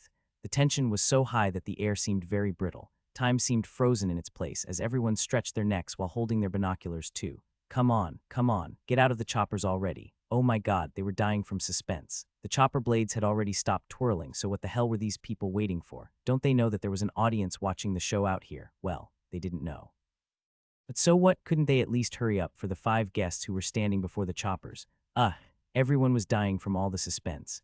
Rich people were so hateful. Everyone watching from afar felt that these people were overdoing it. They grumbled for a bit before the chopper doors suddenly opened all at once, and out came several men in black suits with dark glasses on their faces too. They dashed out of the choppers, taking with them several foldable chairs but only a single long foldable table. So they wanted to set up the place for the business transaction. These men in black suits worked fast, and soon enough, after everything was in order, they quickly stood at the sides in silence. Following that, a few other guards from the choppers now got down and extended their hands back, helping the wealthy cows down the choppers. Finally, took you all long enough. Those watching through their binoculars were quite exasperated. One would think it was royalty coming down with the way these people acted. They were about to curse a bit more until they spotted the most alluring woman ever. Woo-wah. All the gangsters watching the show felt their faces grow hot when they watched the lady in red walk towards one of the seats. Heavens, how could such a tempting person exist? Her bosoms were perked up, almost popping out of the right fitted red dress, and her wavy black hair only created a deep contrast to her clear, smooth pearl-like skin. Her reddish lips, as well as the way she walked, just added an extra thrill in their eyes as they took in her full glory. No, it should be illegal for such a person to exist, right? Damn, as expected of the rich. One look and they could tell that she had probably never faced any hardships in life. This sort of beauty was to be pampered and treasured forever. Oh, what they would give for just one night with her. After successfully peering their eyes away from the beauty, they went on to observe 2 other elderly men who stepped down. The first middle-aged man seemed more relaxed, wearing a vacation shirt, some shirts, a pair of slippers, and glasses. What was strange was that even though they were sure he was elderly with his long white beard, his body looked very well maintained. And as for the other elderly man, he held a cane while wearing a towel robe. What sort of perverted grandpa was this? He stepped out wearing a white towel robe, and they were even afraid to guess whether he was actually wearing anything underneath or not. The thought made them shrivel subconsciously. They've heard that the elderly who were rich had some funny quirks, but this guy's own just took the cake.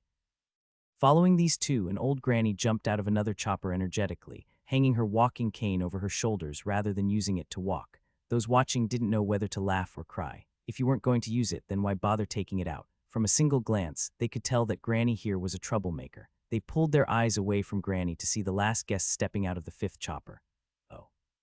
It was a devilishly handsome 28-year-old boy in a stylish greenish suit, holding a reddish dark rose in his hand that looked like it was dying. Okay, so he was a flirt, but what was up with the withering rose? Deep in the bushes, Dorian's men were also discussing the matter like crazy, trying to see if they could recognize any of these wealthy nobles. But so far, they remained clueless about who they were. Like so, everyone watched these 5 guests pop out of the 5 choppers here, assessing every one of them, not knowing that they too were being watched as well. As for the guests in question, a ruthless glint flashed across their faces when they secretly glanced at their surroundings. They took their seats and playfully stared at Hayden's bunch, licking their lips in ecstasy from time to time. Tonight was going to be a night to die for. A sharp wind flew across the field as silence settled in. Now it was time for the game to begin. Lady Katrina squinted her beautiful oval face, looking at Hayden and the rest playfully. So this is the last game we'll all be playing together. That said, why don't we get down to business? The other rich cows looked at her and grinned merrily. That is, our dear contestants have suffered to get here, so it's only right for us to do things fast. I agree. It's best to dive straight into the matter. After all, it's been a long time since we were this starved for fun, so why not hurry things up? You 5, are you ready for the game? Game? What game? Everyone hidden away in the surrounding bushes and trees was shocked that they could hear what these people were saying. Could it be that the strong wind had managed to carry and exhale out the conversations word for word? Well, this was good then. They really wanted to know what was going on, especially when they heard the word game involved. The gangsters were more confused than ever. Wasn't this supposed to be a transaction? So how did things turn into a game instead? Nonetheless, they thought it might be code for something else, maybe passing on a hidden message. Now, everyone's ears were perked up high, wanting to know what this game thing was all about.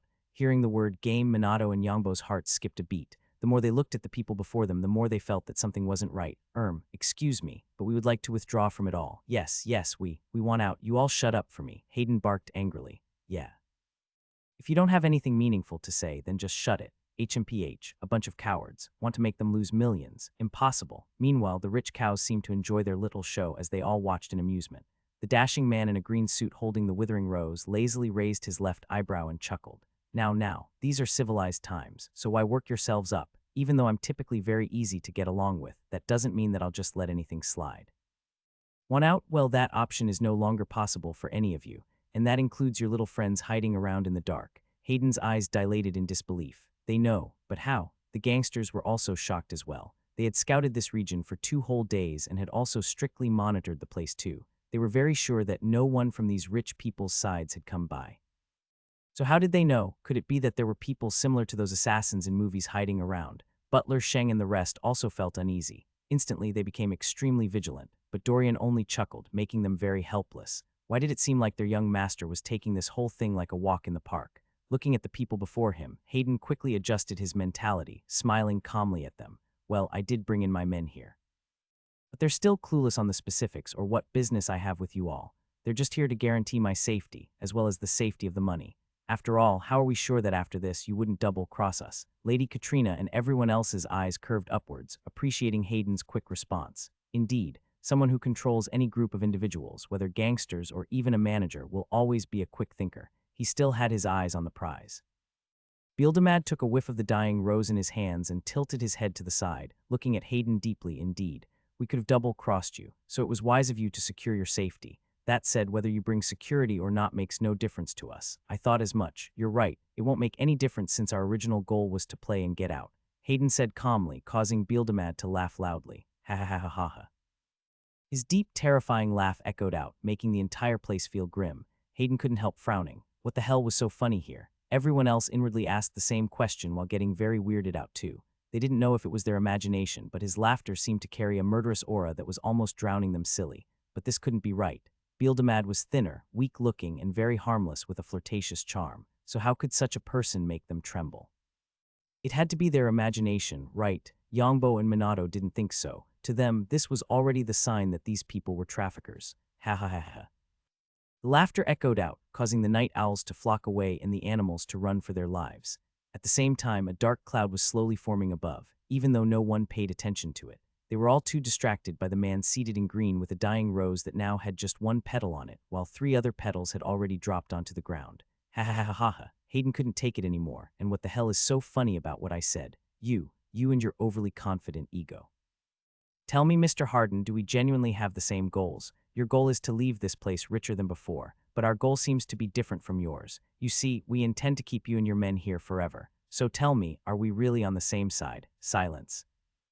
Countless thoughts raced through everyone's minds in fear. Be it those hiding or those out in plain sight, they all felt a cold draft of wind engulf their surroundings as the words echoed deep within their minds over and over again. What did these sons of Beaches mean? It was then and now that Hayden knew that they had fallen into a trap. Damn it, the good-for-nothings were right. These people were traffickers. Everyone's minds went blank with fear and worry. Just what did these people mean by saying they wanted them to remain here forever? Bildamad gently placed his head on his hands and grinned. The greed in Hayden's eyes quickly cleared, leaving only fear behind. Suddenly, he remembered the warning from that divination master and couldn't help cursing his former self silently. Damn it, why didn't he stop for 1 second and believe? How can money compare to his life? Looking at the bunch of bastards seated, he gritted his teeth unwillingly. What the F do you bastards mean by that? We had a deal. Oh, so what? Anything can be broken or changed when fixed, so I guess we just decided to change our minds. Well then, change it back. Hayden was almost losing his breath talking to this bastard when he suddenly recalled something. With that, he released a very crooked smile. If I'm not mistaken, you have your own team that has us surrounded. And yes, even though that seems to be the case, I still have my men pointing bullets to your pretty little heads. Yes, in the end, you all might be able to take me down as well as my men, but that won't happen without some casualties resulting in your deaths. So for everyone's sake, I suggest you stop this nonsense and hand over the money as planned. Clap, clap, clap, clap. Katrina and the others seated clapped as they watched Hayden stand his ground, even though his hands in his pockets were trembling nonstop from fear. Bildamad chuckled, "Little boy, what if I told you that your men would be dead before they can even make the shot?" What? Everyone hiding around felt tingly all over when they heard him. So there were really experts around that had locked in their positions. Mommy, the world seemed so scary. Hayden and the other 4 felt their body vibrate even harder when he felt the murderous aura leaking out of these people. It was so frightening that they couldn't help taking a few steps back. Minato and Yongbo were the most terrified of all. Grabbing Lulu and Terzo's shoulders, they shook them hard with rage. I knew it. I know we shouldn't. That's right. We told you all, but no, you just wanted the money. Do you see where it has taken us? It's all your greed, Pa. Lulu slapped Yangbo's hands off her shoulder in fear. Shut up, all right. How is it our fault? It's obviously their fault for fooling us. We are just victims. Why, yeah, we are just victims. Quick, contact the police. I don't care anymore. Terza whispered with trembling lips. Lulu, who always had her phone on her to take pictures, shakingly dialed 501 hastily. They thought they were doing it in hiding, but Bildamad and the rest had long since seen their actions. After dialing and waiting, Lulu's face instantly turned pale when the bold words popped on her screen. No signal. How was this even possible? The signal was on just before these people arrived. So where did it go? Mr. Signal, where are you? Yangbo, Minato, and Terzo's faces grew visibly pale when they saw Lulu's brain log off. Bon voyage, it was gone, leaving her standing like a dazed zombie. Damn it, what was wrong with her? Woman, now wasn't the time to be zoning out, all right. They hastily snatched the phone away, only to see the most heart-wrenching message of all time. Boom, an explosion occurred in their minds. They held their chests hard as if they were about to have a great attack. They were doomed. No signal. No signal. Terzo mumbled continuously. Why now? Why in heaven's name did it have to go now? Hayden, who was left talking and facing these rich bastards, felt his legs turn soft like jelly when he heard Terzo say no signal. He had been silently paying attention to them and was hoping that they could contact the police. At this point, wasn't it better to be with the authorities than these perverted people? In fact, he wished he could stream the whole thing as evidence too. Who knew what they wanted to do with him? You. Don't think that because you all are rich, you can do whatever you like. No matter how rich you all are, murder is a crime. So you bloody traffickers and organ stealers better not think about touching a hair on my head. Traffickers. Organ sellers, darling. Who said anything of that sort? Katrina said calmly, confusing everyone. At this moment, even Butler, Sheng, Buo, and Haru hiding away were very much confused. If they weren't traffickers or organ dealers, then why did they lure these people away? Young master, I don't get it. Oh, don't worry. The real show is about to begin. By then you'll understand, Dorian said with a coy smile on his face. Everyone else looked at their young master helplessly as well as anxiously. If he knew, then why not just tell them? All this tension was making them anxious as well, all right. More still, they were very much outnumbered here. So how can their young master remain this calm? They looked around anxiously, fearing for the young master's safety as well as theirs. Who knows if the so-called hidden assassins would spring out now? They couldn't help but want to kill their former selves. When they left the hospital, they were ready for action. But now that they were faced with several hidden assassins, they just wanted to cry helplessly. Was it too late to retract their wishes? Everyone stared at them in confusion, so they weren't traffickers or organ dealers. Okay, they were once again left in a state of confusion. Katrina licked her seductive, plump lips at them. Darlings, how can you think someone as gorgeous as I would be into such a messy thing? What? They were overthinking it. Everyone suddenly felt a wave of relief from it all and smiled awkwardly. Well, they were wrong. How can such a beautiful lady be into such a dirty business? Hayden, who had now had a bean sport of hope within him, cautiously looked at them in disbelief. So, you don't want to harm us? Katrina smiled seductively. Well, we aren't into any of those dirty businesses, so you don't have to worry about that. Confirming things again, Lulu and the rest broke out in celebration. Ha ha ha ha, did you hear that? They said they weren't into that. Yeah, it seems that we misunderstood this entire time. Damn it, I'm so happy that if you weren't my big brother's girl, I would kiss you right now. Terzo and the rest couldn't help smiling since they felt like they had just crawled out from the list of hell. They even went as far as hugging themselves tightly and jumping around like rabbits. At this point, they had even touched Minato and Yangbo without yelling at them. It was as if they were all old buddies. With tears in their eyes, they looked upwards and thanked their lucky stars. It's good. It's good that they overturned things. The old granny clapped and laughed with them as well. Clap, clap, clap, clap. Isn't this great? Aren't you all happy that we don't do dirty jobs? Well, fortunately for you, what we do is way cleaner. Don't worry, you won't even feel a thing. Ha ha ha ha. Yes, it's way. Silence. What did she mean? Seeing their shocked expressions, Bildamad decided to help the old granny pass along her teachings well. Ha ha ha ha. It's simple. You all are indeed in danger. But with our way of handling things, you won't feel any pain whatsoever. So it's this better than your earlier speculations. What? Lulu and the rest shook their heads vigorously while opening their eyes wide and taking a few steps back. No. No. Please, we don't want to die. All right, this has gone on long enough. So how about we cut things off here? I'll tell you what, why don't we make tonight a little livelier? Everyone hiding around, come out, or you'll die faster than you can take your next breath. Of course, if you do come out and survive whatever we do, then you are all free to go. I'll only give you all to the count of 5 to start moving. Remember, we know all your hidden positions. So die in the next few seconds, or struggle to survive and leave by the end of it all. The choice is yours. Audience F. Everyone was now in a severe state of panic. Their bodies trembled, and their eyes darted from left to right to left, up, down, and all sorts of direction in fear. Several gangsters were sweating buckets in the woods. Knowing that even radio frequencies weren't working, they knew that their leaders out here couldn't communicate with them at all via walkie-talkie. This meant that they had to decide for themselves. Bro, what do we do? What do we do? You're asking me. SHT, I'm also confused. I think they might not know all our positions, so why don't we just try laying low? As they spoke, Bildamad snapped his fingers and one of the men in black began the countdown. 1. The gangsters froze and continued thinking about what to do. Maybe they could really get away with it. 2. The air froze with uncertainty. 3. The pressure increased so much that they began shaking like leaves in fall. 4. They were in hell with pale faces. Almost all gangsters jumped out in terror, rushing towards the open field with all their might. Screw this, they were out. Wasn't it better to have a chance of survival than die instantly? Without a doubt, many decided to take a leap of faith here. Of course, there were still others who always felt that they were too smart and would definitely get away with hiding away. For now, whether their decision was right or wrong, only time would tell. Thud, thud, thud, thud. Like a stampede, the sounds of numerous footsteps echoed around the place like crazy, making Bildamad and his companions smile playfully. It was always fun playing with prey. As for those who dared stay hidden, they only looked at some of the men in black, who in turn slowly backed away into the dark forest. Only the heavens knew what they were doing there. Very calmly, Dorian's group also walked out as well. Butler, Sheng, and the rest were very much worried.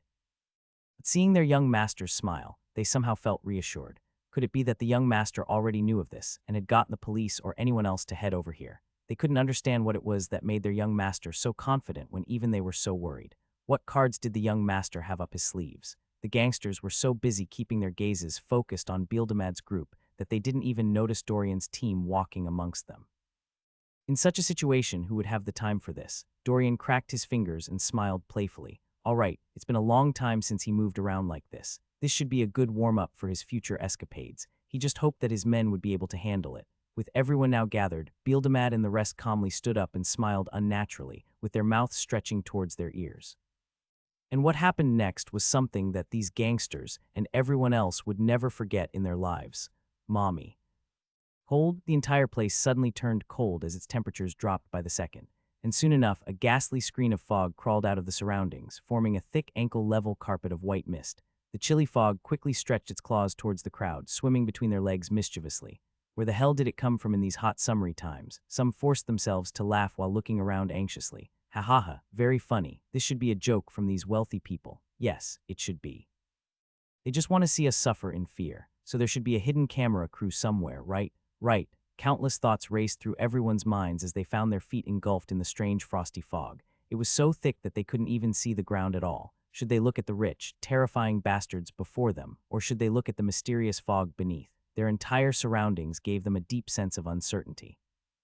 Everyone couldn't help gulping in fear as they felt that something wasn't right with this fog. Firstly, no matter how they looked at it, smoke, gas, or anything else was supposed to occupy higher grounds, floating higher in the air due to density. But this one seemed to be sinking instead. It stayed on the ground and refused to disperse or go higher, which wasn't logical at all. Moreover, how could it be so cold?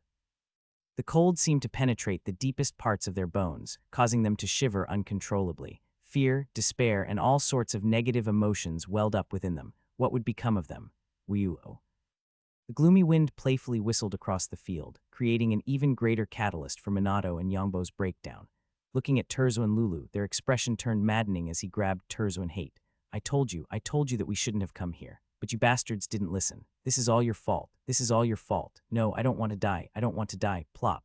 The duo fell to the ground while watching their lives flash right through their very eyes. Their greatest regret in this life was passing through the alley when they first met Hayden and his gang. If they could do it all over, they would never pass through that alley again. No, not only that alley, but every other one too. What shortcut home? That was definitely the root cause and his one-way ticket to this hell. Bildamad and the others looked at everyone's terrified expressions and chuckled in amusement. What cowards. Without even seeing the entire show, these people were already freaking out this much. Tusk. It looks like they overestimated their prey, thinking they would make good entertainment before the main event. But who would have known that these buff, burly people would start acting like frantic children so soon? Of course, some like Hayden and a few others still tried to stay tough, even though their feet were all wobbly in fear. But they had to say that the more fear their prey felt, the sweeter the smell in the air. It was so intoxicating that they couldn't wait anymore. Hoo. Their breathing became heavier with sheer excitement as they licked their lips, oozing out whitish saliva from the corners of their mouths uncontrollably. And it was there and then that everyone knew they were F-ed. Everyone watched as the already unnatural smile on the faces of Bildamad and the rest stretched past their ears, moving to the back of her heads. Beeldemed and the rest shook their bodies from side to side, causing large cracking sounds to echo out. Crack, crack, crack. Their bodies hunched and grew massive into something that made everyone feel like puking. The faces before them were so gruesome that words alone wouldn't be able to describe them. Ugly. It was the most hideous thing they had ever seen in their lives. They pointed their quivering fingers while trying to force their fear-stricken legs to make a run for it. Demon. Everyone stared with reddish eyes when they realized how much of a scam their lives had been. Didn't they say demons and all those other things were myths? Didn't they say that only science would hold the key to everything? It was all a lie, and they deserved a damn good explanation from society. No, they wanted their refunds. Plop. Many more dropped to the ground and used their hands to crawl backwards while releasing a foul stench of pee. Their undergarments were soiled, soaking wet. But so what? They didn't know who started it, but some quickly joined their hands together and started praying to whatever god existed out there. After all, if there are demons, then there should be angels too, right? Right. Instantly, they started praying while crying as well. Ooh, holy God, are you out there? If you save me, I swear I'll never do bad again. Ooh, the almighty being of whoever. If you save me, I promise to start brushing my teeth more often. And that's not all. I'll do more good deeds too. Oh, heavenly being, I'm the only middle child in my home. So if I'm gone, who will replace me? That's why you should save me for my parents' sake. Look, I'll even throw in a bargain with you. If you save me, I promise to turn myself in for all too. No 5 of my past crimes. So what are you waiting for? Come out and save me. The heavens, should we really save these people? The entire scene was filled with countless people praying, wailing, or attempting to flee. At the same time, Butler, Sheng, and the rest were sweating buckets from fear alone.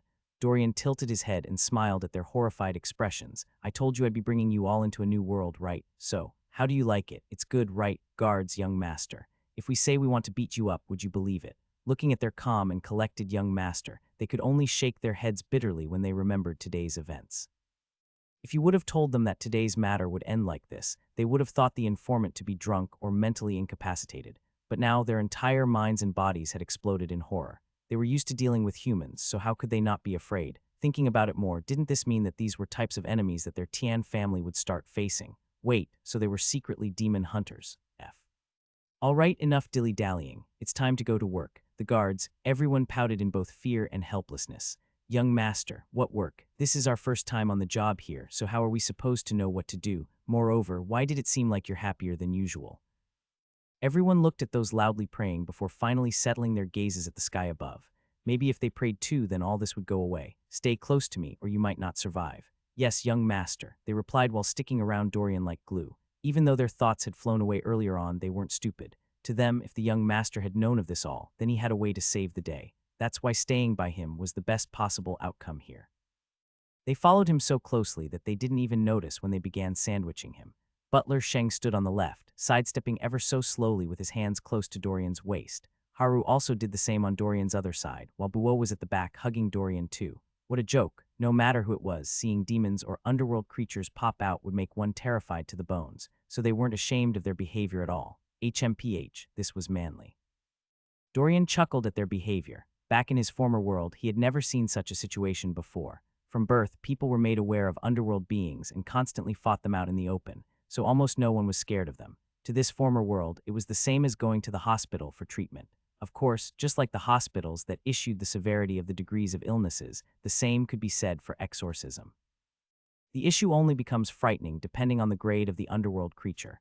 So people knew about these creatures for centuries and centuries. That's why getting this scared was unheard of and somewhat amusing to him. He didn't feel that their behavior was disgraceful. This world's settings to him were too wrong, so it was understandable. Nonetheless, they were beginning to close in too tightly, making it hard for him to take further steps. Their bodies trembled the closer they got to the hideous monsters, as sweat trickled down their faces and backs like crazy. Everyone was so scared to the bone that they dared not look at the underworld creatures before them. Gulp. Why, young master, CC, can we not get too close? Sure, you can stay behind. After all, it's understandable why you would think that. HM. You all can stay behind if you want, but if you do, then you'll be doing so on your own. And a word of advice, the fog below isn't ordinary. Everyone felt their hearts sink, with their faces growing visibly paler by the second. The more they looked at the fog covering their legs at ankle level, the more anxious they became. They seemed to have imagined a scene where other demons would pop out of the fog. Damn it, they knew it wasn't normal. What sort of fog stays low, refusing to rise? Could it be alive? Their chests grew tighter and their knees quaked the more they stared at it. Young master, we will go with you. Yeah, better around you than alone here. Young master, have I ever told you how good-looking you are? Yeah, young master, you are the most handsome person I've ever seen before. Dorian paused and looked at his burly, broad-shouldered guards in amusement.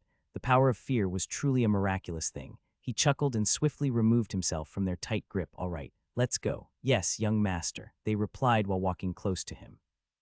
And even though the young master didn't say anything, they knew that if he were going to face whatever was ahead, he needed fighting space. So they couldn't cling to him again as they did. At the same time, they dared not stand too far away. Sigh, the story of their lives. With that, the gang advanced steadily through the massive, panic-stricken crowd. In fact, the chaos in the crowd was so great that it could put the fear of God in one. No, I have to get out of here. I can't die like this. Quick. Let's leave this open field, run through the woods and flee. Yes, if we all flee at the same time, we would have a better chance of escaping than waiting here to be required by some demons. I think you're making sense here. Yes, out in the open fields they can easily soot us, but in the woods we have a chance. Then what are we waiting for? Let's go, let's go, let's go. With that, countless people dashed in all directions towards the woods with all their might, and the closer they got, the happier they became.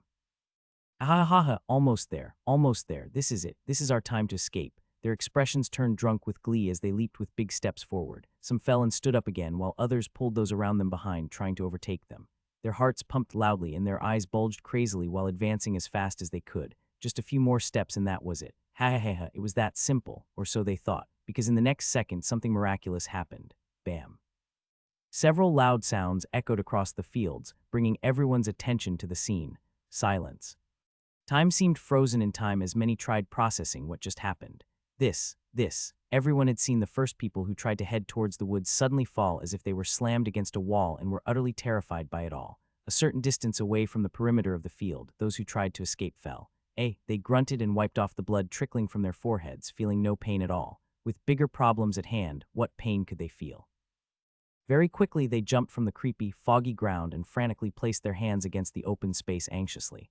Some even rushed up against the space with more might, before once again dropping to the ground with sprained shoulders. Everyone who saw this scene knew the truth at a single glance. Their faces grew grim as they rushed to the scene, trying to break free too. Bang, bang, bang, let us out now, this can't be, how could they get trapped with the monsters? Everyone anxiously did their best to flee, and as if this shock wasn't enough, the demons decided to finally make their move. Bubuum, bubuum, bubuum. Everyone's heart drummed loudly in their ears. They punched and punched frantically as a cold wave of air quickly embedded their bodies. But no matter what they did, they understood one crucial fact. They were trapped. They looked at the invisible wall with only tears and regret in their eyes. Why did they come out tonight? They didn't even ask how this was possible. No, the existence of demons had already shattered their entire worldview. So how shocking would an invisible wall be to them? Sure, it was surprising, but their survival instincts had pushed that surprise factor down tremendously. Right now, they realized that being imprisoned here on this open field was enough to make many wet themselves silly. They felt like monkeys in a zoo cage. As if this wasn't enough, on the other side of the wall, several reddish glowing eyes suddenly revealed themselves in the thick woods, causing everyone banging the wall to tremble and take several steps back. What were those? Everyone watched as the many reddish glowing eyes got closer and closer, in turn making them take several steps further and further away from the wall. Now, no dared to think about going into the woods again. Those big glowing eyes told them all they needed to know about their surroundings. But even at that, they were still unwilling to die. What do they do now? Plop. Even more people dropped to the ground beating the soil, cursing, wailing, or praying with all their might. Some even started speaking incoherently, as if speaking in tongues. Where were the effing angels when you needed one? Come out now and save us. Everyone was in a state of despair, but this was just the beginning. Ha ha ha ha ha ha, I love this, Lady Katrina exclaimed, calling everyone's attention back to them. Silence. Everyone instantly froze in horror. Even those crying or making a scene dared not make any noise at all. Their hearts speeded up as all the color from their faces drained uncontrollably. And without any orders, many had already found themselves on their knees, placing their hands on the ground and their foreheads to their hands, shivering and bowing as much as they could to these beings of destruction. Of course, they dared not look at these monsters at all. Apart from being scared, the appearances of these creatures made them feel like throwing up. And to make it any worse, there was also a very foul, pungent smell oozing from the direction of these demons too. Many puked nonstop while shivering in disgust. Now, because of these demons, even if they left this place, they would definitely have trust issues. No, they might never look at beautiful women the same again. How does that lady in red earlier on go from the most beautiful woman in the world to this?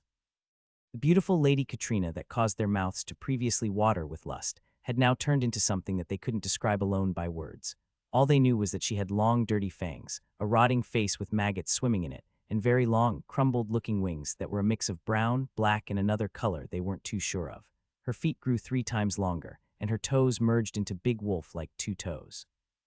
And her hair was now floating in the air in clunks, acting like individual whips ready to lash out. She had grown into a giant and had ripped out of her clothes so they could see everything, but it wasn't a pretty sight. She hunched down, using her legs and hands to crawl creepily. And since she had grown 3 times their size, her crawling was at their standing level, so she was still at the same face level with them when standing. Nonetheless, her demonic body looked shriveled, saggy and skinny, with her previously perky bosoms now looking as flat as a long pair of slippers. They dangled around, shooting worms on the ground as they shook with her every swaying move. Oh, and did they also mention that apart from her dirty-looking fangs, the rest of her teeth were also sharp and black as well? God, the thought of her rotting body and the numerous maggots they saw made them utterly disgusted. And this was just from taking a single glance at her. Yes, they were sure that there were a lot of details they missed. In fact, they had only seen a fraction of Katrina's real look because even at this moment, the more fear she absorbed, the closer she was to how her real body looked in the underworld. This was nothing compared to the true essence of her demonic body. Heh, her tail hadn't even grown yet and they were this scared. Pathetic. Everyone had already gotten at least one peek of the gigantic demons before them, who all had different looks altogether. Some were fat and plump, while others were so skinny like bones but taller than the rest instead. Another somehow grew 2 other heads while that granny from earlier on transformed alongside her cane, becoming a demon with insect hands. Each one was uglier than the other. And now, they understood why that old man from earlier on had come with a robe.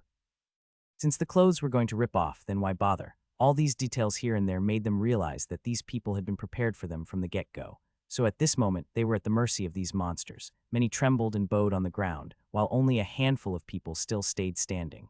Katrina looked at those still up with a hint of amazement in her eyes. It would have been good if they could get complete fear out of these people. Especially the one who gave off no fear whatsoever amongst them. Damn, getting his fear would be fulfilling. As demons, they feed off fear. So the more one resisted, the better the quality of fear extracted in the end. Just thinking about it made her drool uncontrollably. Sigh, it's a shame the show was over. After all, they had to wrap this up before the damn heavenly hour began. Once it began, it would be too late to make their move. No, they had to make a move fast. With that, they stamped their hands on the ground with a loud bang, while whispering something unknown. SPSPSPSPSPSPSPA. Soon the fog, as if listening to their words, started moving like crazy, and what everyone saw made their bodies go limp in horror. But before they had time to react to what they saw beneath the fog, the ground suddenly shook. Rumble, rumble, rumble. The ground shook, and several people hugged each other in tears. They knew it. Their doomsday had arrived. The thick, mysterious fog suddenly rose from the ground and stuck closer to the invisible walls surrounding them, permanently obscuring their vision of the woods. Everyone looked at the ground and was now taken aback. The entire field was dead. The previously luscious grounds were now all rot, with worms and other creatures swimming in it. It was so disturbing that many wondered how they had been standing on this land for so long without freaking out. And before they could make heads or tails of the matter, the ground abruptly trembled, leaving many hugging each other and crying. What's going to happen now? Rumble, rumble. The vibrations increased more and more by the seconds until soon, countless gigantic dark purplish vines popped out of the ground, creating beds of vines. Boom! Everyone looked at the vines beside their feet and couldn't help shedding tears. Even though the vines hadn't done anything yet, they had a strong belief that all they needed were orders from those demons, and that would be the end of their lives. And while everyone was vigilantly looking at the vines, Bildamad and the others only smiled in satisfaction when their grand formation had been completed. They had their reasons for all this, but now that the preparations were done, it was finally time to feast. Ha ha ha ha, I love mortals. Their greed is always the thing that kills them in the end. We'll feast on you all. No, this wasn't what you promised. Silence. Oh, Bildamad looked at the person who spoke in amusement. It was Hayden. How interesting. Even though the boy was standing and shaking like a leaf, he still built enough courage to speak up. For this, everyone else's eyes twinkled in awe while looking at him. Who here dared to talk to these demons? This was something they knew they couldn't do, yet Hayden had done so even amidst his fright. He asked the one thing they wanted to know but dared not speak, as expected of their leader. Of course, while the men looked at him with appreciation, the demons looked at him as if looking at a fool instead. Bildamad smiled, stretching his rotting face, dropping maggots to the ground with his every movement. His demonic face was huge, having the appearance of a bat mixed with a dog. His long, hairy, rotting ears and his big fat nose that looked like someone had taken a chunk out of it were so eye-disturbing to everyone. His entire face was rotting. And just like the other demons, he too had all sorts of insects swimming in him. Bildamad smiled hard at Hayden as his dark light flashed past his green eyes. Heh, you don't really expect us to hold our promises, right? After all, we're demons, pathological liars by nature. Deceit is our world. Playing with you stupid humans is the only form of entertainment we love. It keeps us going and gives us ecstasy. Your stupidity knows no bounds, and this works well in our favor. Of course, I do understand why you all are idiots, though. Your little world has no knowledge of us, so it's reasonable that even after knowing our identities, you would still hold on to that little hope of freedom. Well, too bad that you would still think of believing or trusting in a demon after knowing their identity. The only outcome is to get stabbed in the back. So you see, tonight, there are no more games to play, meaning there's no chance of winning or surviving after a game. To put it simply, your souls will be ours, and you won't even get the chance to reincarnate anymore. Yes, you will get devoured by us, Bildamad said playfully, causing everyone's heart to fall deeper and deeper into despair. They couldn't escape through the invisible walls and couldn't dig a hole and escape with all these vines here, so their only option was to fly. They thought of rushing towards the choppers behind the demons and fleeing, but their legs refused to obey them. Besides, who would dare get closer to those monsters ahead? Soon, the smiling Bildamad suddenly straightened up and stared at Hayden coldly before releasing his terrifying murderous aura around. Boy, even though you're ignorant, it doesn't mean I am a person who allows others to cut me off when I'm talking, especially a lowly human. So congratulations, you're my first prey. Swish. Bildamad dashed towards Hayden with his hands and feet on the ground, causing everyone's stomach to tighten. Seeing this, Hayden sweated buckets as he fell backwards and also used his hands and feet to crawl away as well. No, you can't have my soul. I don't want to die. I don't want to die. His gruesome cries echoed around, creating waves of terror in everyone's heart. Katrina and the other demons just lazily watched, enjoying the show. And Bildamad, the star player, was in a state of ecstasy at the thought of having his first meal in days. Ha ha ha ha ha. The fear from the boy smelt so delicious that he revealed his long snake-like tongue while advancing. But for those watching, they couldn't bear to look anymore and turned their eyes away in fear. It was just too gruesome to watch. Hayden backed away as hard as he could, stumbled on a few vines with deep regret in his eyes. If given a second chance, he would live a different humbling life. Hayden's life flashed before his very eyes the closer Bildamad's figure got. And soon, Bildamad stretched out his long claws at Hayden with an almost crazed expression on his face. Food, food, food, it smelt so damn good. Bildamad was already envisioning the taste in his mouth. But just when he thought he would finally be able to taste his long-awaited dish, a loud sound echoed out, and before he knew it, he found himself flying backwards, hitting the now foggy wall like a fly. Boom, blug. He coughed out greenish blood in rage. Who? Bam, the demon Bildamad had been smashed into the wall like a common fly. And right off the bat, everyone, including the demons, knew that things hadn't gone according to script. Soon, their eyes fell onto the teenager standing before Hayden, and just when they were still guessing his origin, they soon heard another person exclaim loudly. It's you, audience who? Hayden, who just opened his eyes, as well as Minato and the rest, were utterly shocked and happy when they saw the young man before them. Thinking about the warnings this guy had given them, he had definitely seen their fate today and warned them thoroughly, but they didn't heed his advice. Thankfully, Mr. Divination Master here had a good heart, or he might not have bothered to come and save them at all. As if seeing the light, they crawled towards him like babies. Dorian was too lazy to care about their actions. A good heart, well, whatever they wanted to call it, he didn't care. Very abruptly, he turned towards his men who were struggling to act tough with their wobbly feet. It looks like they had finally grasped the real essence of the Tian family's main source of income. Butler Sheng. Buo Haru, do you remember the papers I gave you earlier on? Yes, young master. The trio answered in confusion. What do the papers have to do with the demons before them? Dorian squinted his eyes at the angered demons before sternly looking at his guards again. Listen. We don't have much time left, so here's what I need you to do. Sha, sha, sha, sha, sha. Hayden, who was right behind them, didn't understand the language they were speaking. Why? Because Dorian had cast a spell on things lest the demons hear him as well. And in no more than 40 seconds, the gang broke off, with Dorian slowly advancing with his hands in his pockets. He turned around one last time to look at his men. This is your first task that I, the current head, is giving you, so don't fail me. Hearing this, the trio shivered uncontrollably as a strange aura hit them. Was that coming from their master? That's right. Now he was the head, so the title master was in order. As for his father in a coma, they could call him senior master or anything else if they wished, but he was the one now selected on the Tian family throne. The trio shook from his aura as they hastened their speed. Maybe it was just their imagination, but their intuition told them that their master was a more frightening existence than these demons. But how could that be? They shuddered and threw the thought away, feeling it was impossible. For now, they had to do their assignments, even if they were scared to the bones. Nonetheless, they knew that with their master here, they wouldn't die so easily. With that, the trio moved in different directions while sending their hands into their inner chest pockets. They would like to see what these things called paper talismans could do. Dorian, on the other hand, kept his hands in his pockets while advancing towards the humongous creatures that were 3 times taller and wider than he was. And soon, his eyes settled on the fog around the invisible walls. Energy manipulation fog. System. When's the heavenly hour in this world? Host. It's between 3-4 a.m. The system has to remind the host that no souls must be tempered with, so the host has to save everyone. I know. And if the host knows, why didn't this system see when the host implemented it into his plans when talking to his guards? That's because you're blind and stupid. The system had never been so bullied before. In truth, because Dorian had only briefly told his men what to do but didn't say what would happen when they did it, the system was left in a state of confusion. Dorian, on the other hand, forgot about his dumb system and looked at the fog around calmly. Energy manipulation fog. Oh. It looked like these people hadn't come to play around. To understand energy manipulation, one must first understand that all mortals and beasts have certain amounts of either yin or yang in them. The yin is the dark side, associated with everything hard, negative, cold, and bad, while the yang is the bright side with positive things like the sun. And of course, demons love the yin. That said, the yang part in mortals always disturbed the demons ruthlessly when they absorbed the soul. It was like they had to check into a hospital to heal themselves, and the stronger or more the yang is in the soul, the former the disturbance after feasting.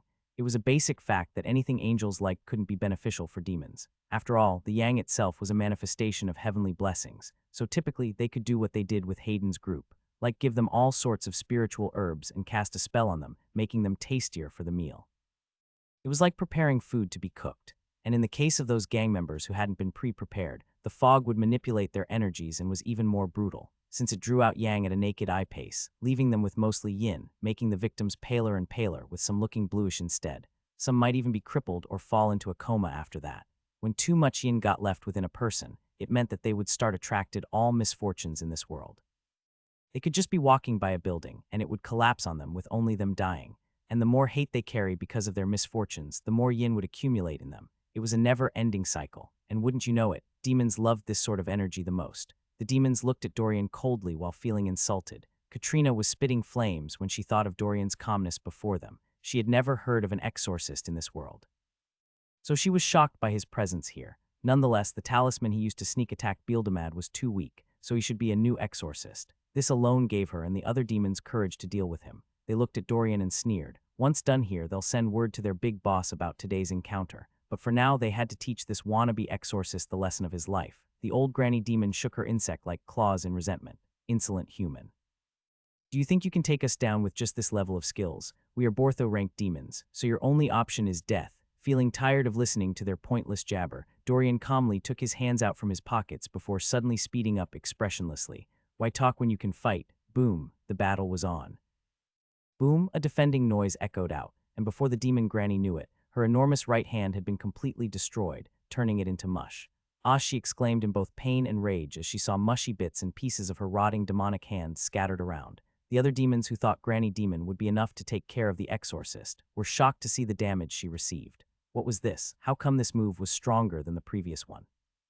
Could it be that this guy wasn't a newbie exorcist? They looked at each other for a bit more before the demon Kalred, who was the old guy with the beach-looking sandals and shorts, calmly stepped forward and wasted no time taking action. To him, Dorian had just been lucky earlier when he sneak-attacked Granny Demon while she spoke. What a despicable trick, not that he was mad at it. To them as demons, sneak attacks were acceptable. So to him, Dorian's luck had now been completely drained. Thinking like this, Kalred was even bolder than ever. Tap, tap, tap, tap. He speeded up for a bit before jumping in the air with his wings flapping around. Exorcist brat, why don't you taste my acid bursts? Dorian squinted his eyes and rolled to the side as a load of hot, white acid fluid sprayed out of Kalred's mouth. Bah shah, the floor sizzled, creating hot bubbles on the black melting ground. This fact alone made the hearts of those watching skip a bit.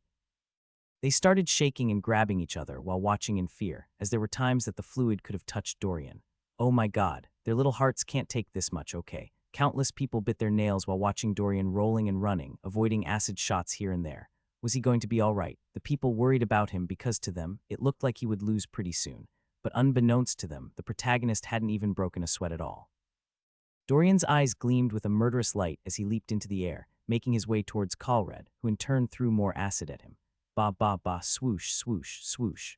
Dorian gracefully dodged it all, moving from side to side, and as before Kalred could blink, Dorian had already thrown a talisman paper at him again. Bam! The mighty Kalred crashed into the ground with a massive hole in his belly.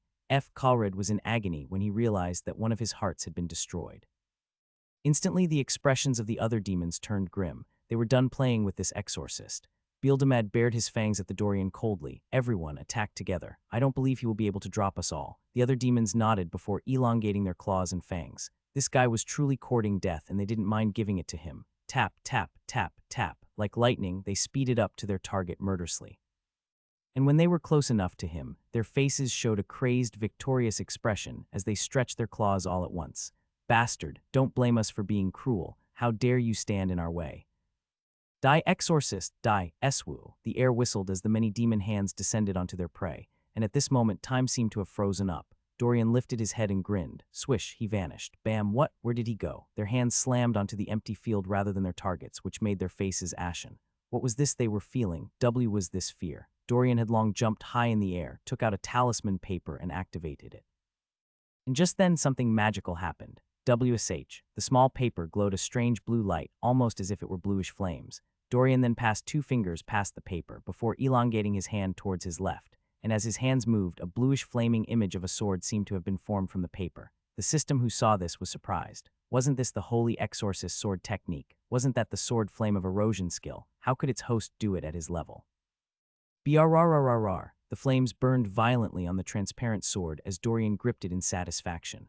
All this happened in a split second, and by the time the demons realized that they hadn't squashed or ripped apart their prey, Dorian was ready to begin his reign of chaos. Where the hell is he? Where the hell did he go? The demons looked left and right but didn't see his figure anywhere. But of course they didn't have to wait for too long, because in the next second, Dorian descended from above, landing right at their center. He brandished his flaming sword with a cold smile on his face. Let's begin, shall we? The demons looked at Dorian's sword and couldn't help taking a step back in horror. This can't be, no, why would this appear in this world? They looked at Dorian's mysterious smile, as well eyes that seemed like a bottomless pit, and a stab of panic in their gut. No. They had to get out of here. They had to get out of here now. Those in the audience watching this were even more baffled and confused when they saw the demons scattering away. Was it just them, or did it seem like those demons were running for their lives? They couldn't help staring at Dorian with an unfathomable gaze. A man that could make demons flee. What sort of person was he? The demons, on the other hand, were prepared to make a run for it. Katrina looked at the injured Granny grimly. Who is he? Since when did exorcists like this exist in this world? Granny Demon couldn't go, nodding sternly. I know, this is bad. We have to tell the Lord Bortho fast. His presence might destroy the ultimate plan. No matter what, this world must be ours. Yes, we have to tell Lord Bortho. Only he can communicate with the bigger and higher-ranked lords of the underworld. The Demon King has to be made aware of this. But now we have to escape fast. The demons who had made up their minds to flee suddenly found themselves on the ground instead. They smashed into a pinkish wall, or rather a formation of sorts. That's right. When Dorian had vanished into the air, he casually threw a few stones around which seemed like nothing. But in fact, he had been training these people here all along. How could he let his exorcist points run away like this? He thought his first kill would be ghosts or even lower entities that would give him a few points to rank up. But his luck was truly good, and he came across newly named demons. The points were high. Dorian looked at them scattering around and gave a low but eerie laugh. Ha ha ha. And where do you think you're going? Come now. The fun has just begun. So why the rush? Every demon's face turned solemn and pale when they felt Dorian's full aura released. From then on, those who were watching the show couldn't describe their mood. They couldn't feel anything from Dorian and couldn't hear whatever was said there. All they could do was watch the most gruesome show they had ever seen, with Dorian cruelly playing with the demons, giving them hell. It was ironic because the demons were already from hell, yet it looked like Dorian was the real monster instead. And it was at this moment that everyone subconsciously came to one conclusion: no matter what happens in the future, they must never provoke this man. The system that was of the same opinion as the group of humans also shivered as well. What the hell kind of host had he contracted? Slash, bam, boom, slash, ah. The pitiful demons cowered in fear the closer the devil before them approached. Why, you are not normal. Monster. Devil, devil.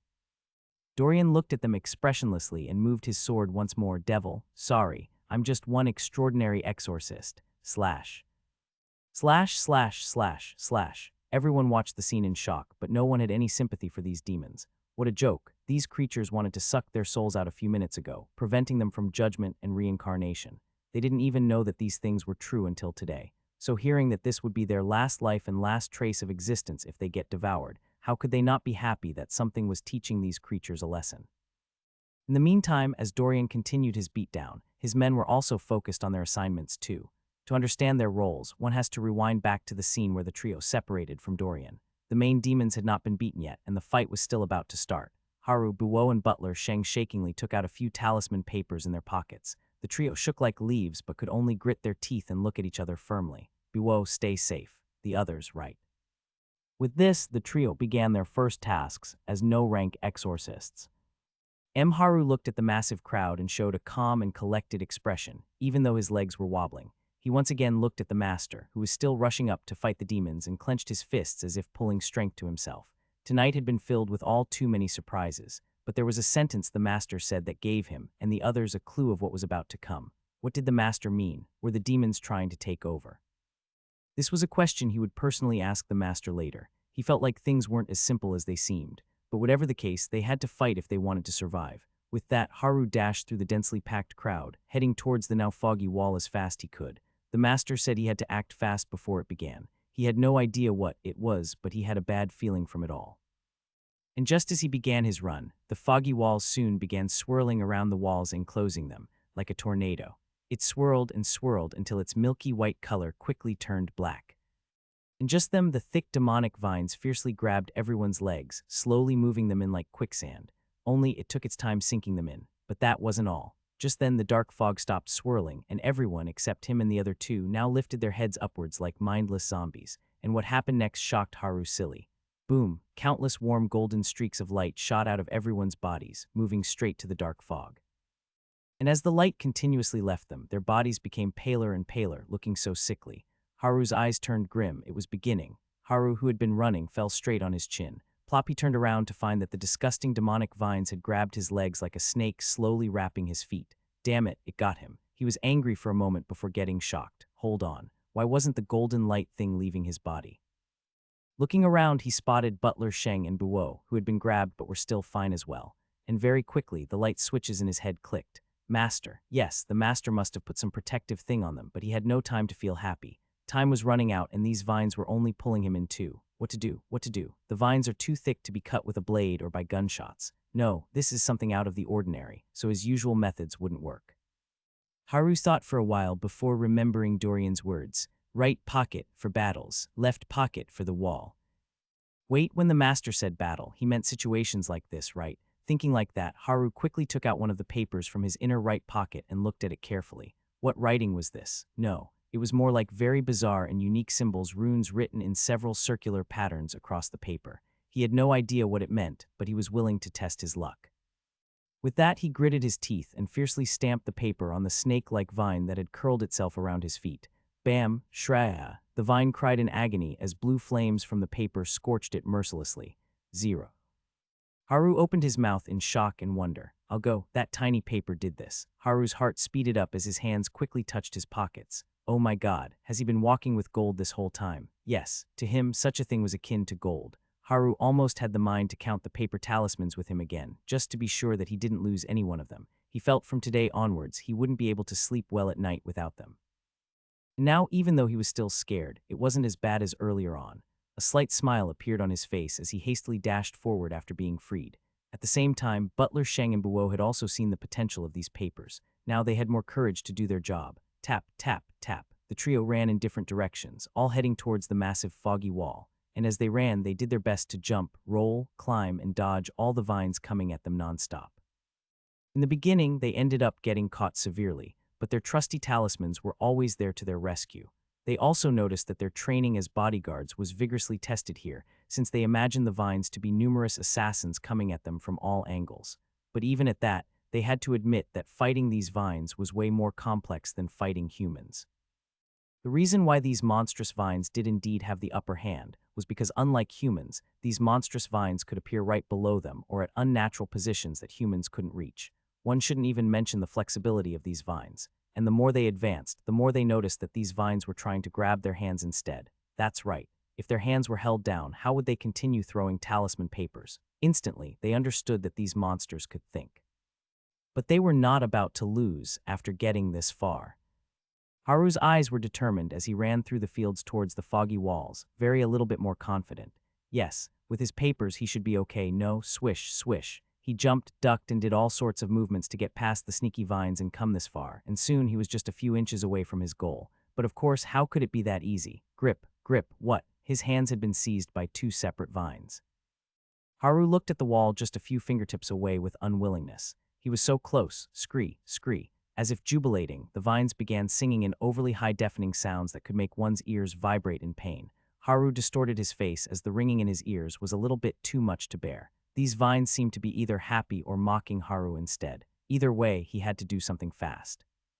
Luckily, the moment he understood that these vines could think, he did start making his own unique backup or plan B, like they, as bodyguards, always do. Sorry, old habits die hard. Rumble, rumble, rumble.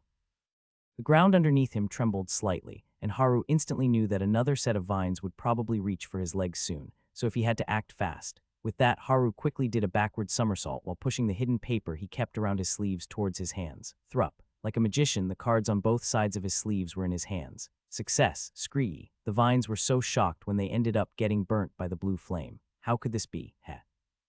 The now free Haru couldn't help thanking his former self for learning card tricks. He liked card tricks and could make cards appear on his hands with the flick of his wrists out of thin air to others, but the trick was that he typically kept it in his sleeves. And today he felt proud, remembering how the other guards would tease him, saying it was lame. Heh, who's lame now? Okay.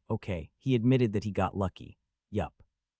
He was lucky that the vines had gripped him around his lower arm rather than his wrists, or now, no matter what he did, he wouldn't be able to escape.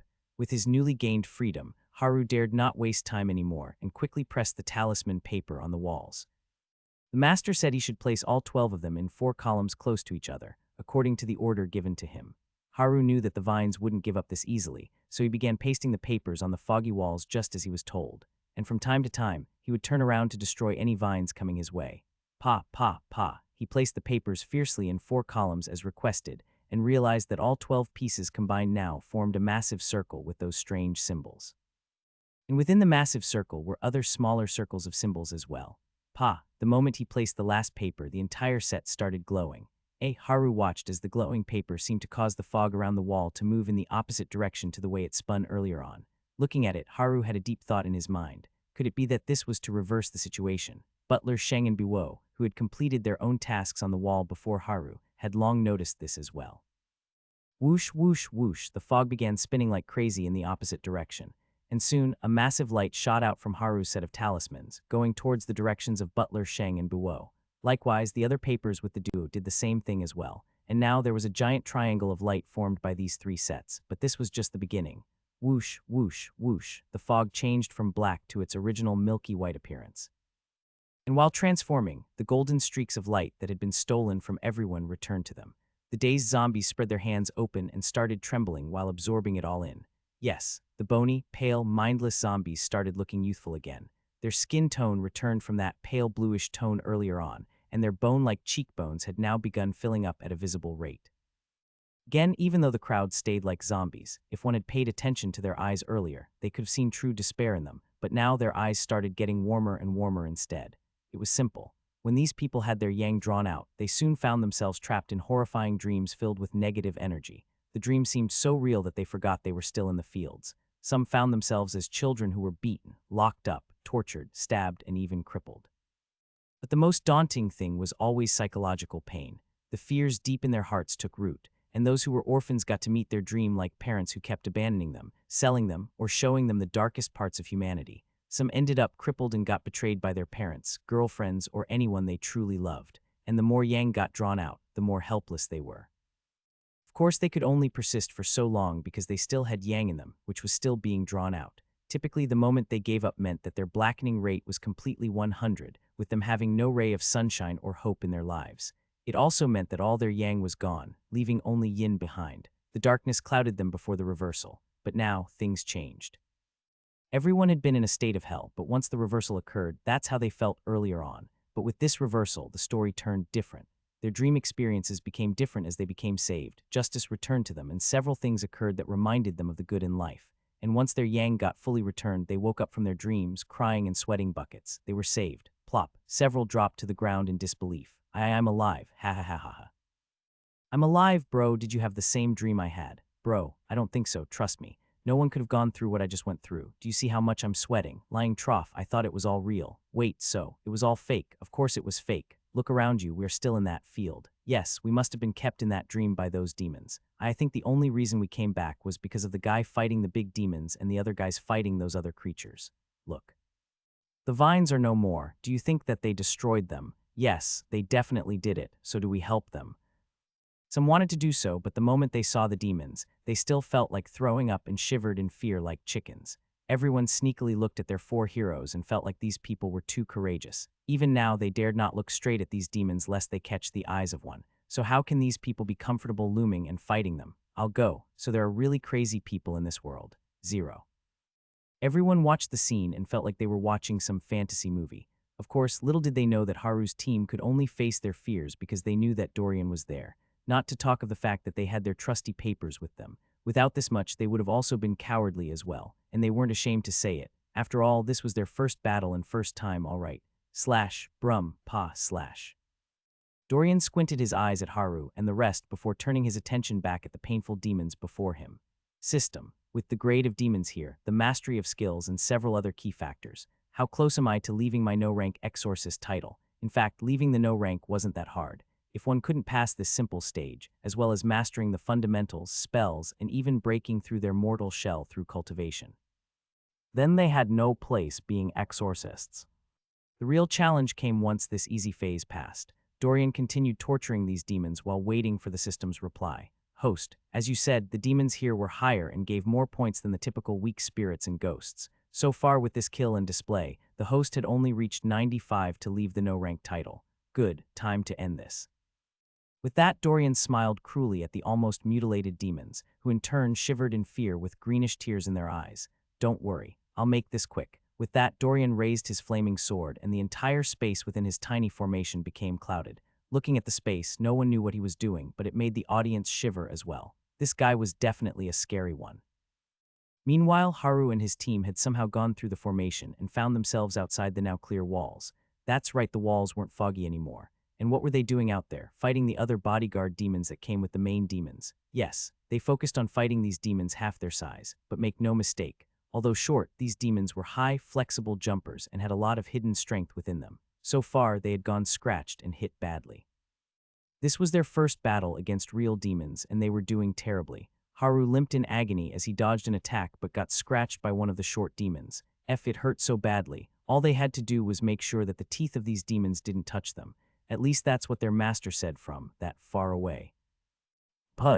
Yup, they didn't know if it was their imagination, but they heard Dorian's voice from afar. And that's what they did. Luckily for them, Dorian, who had finished his battle, effortlessly wiped the remaining demons with the flick of his wrists. Craah! The remaining demons screamed, screeched, and went up in flames as Dorian and the injured trio watched coldly. Good, it was finally over. After all, he had a lot of things to do. For one, he still had an academy to open. No.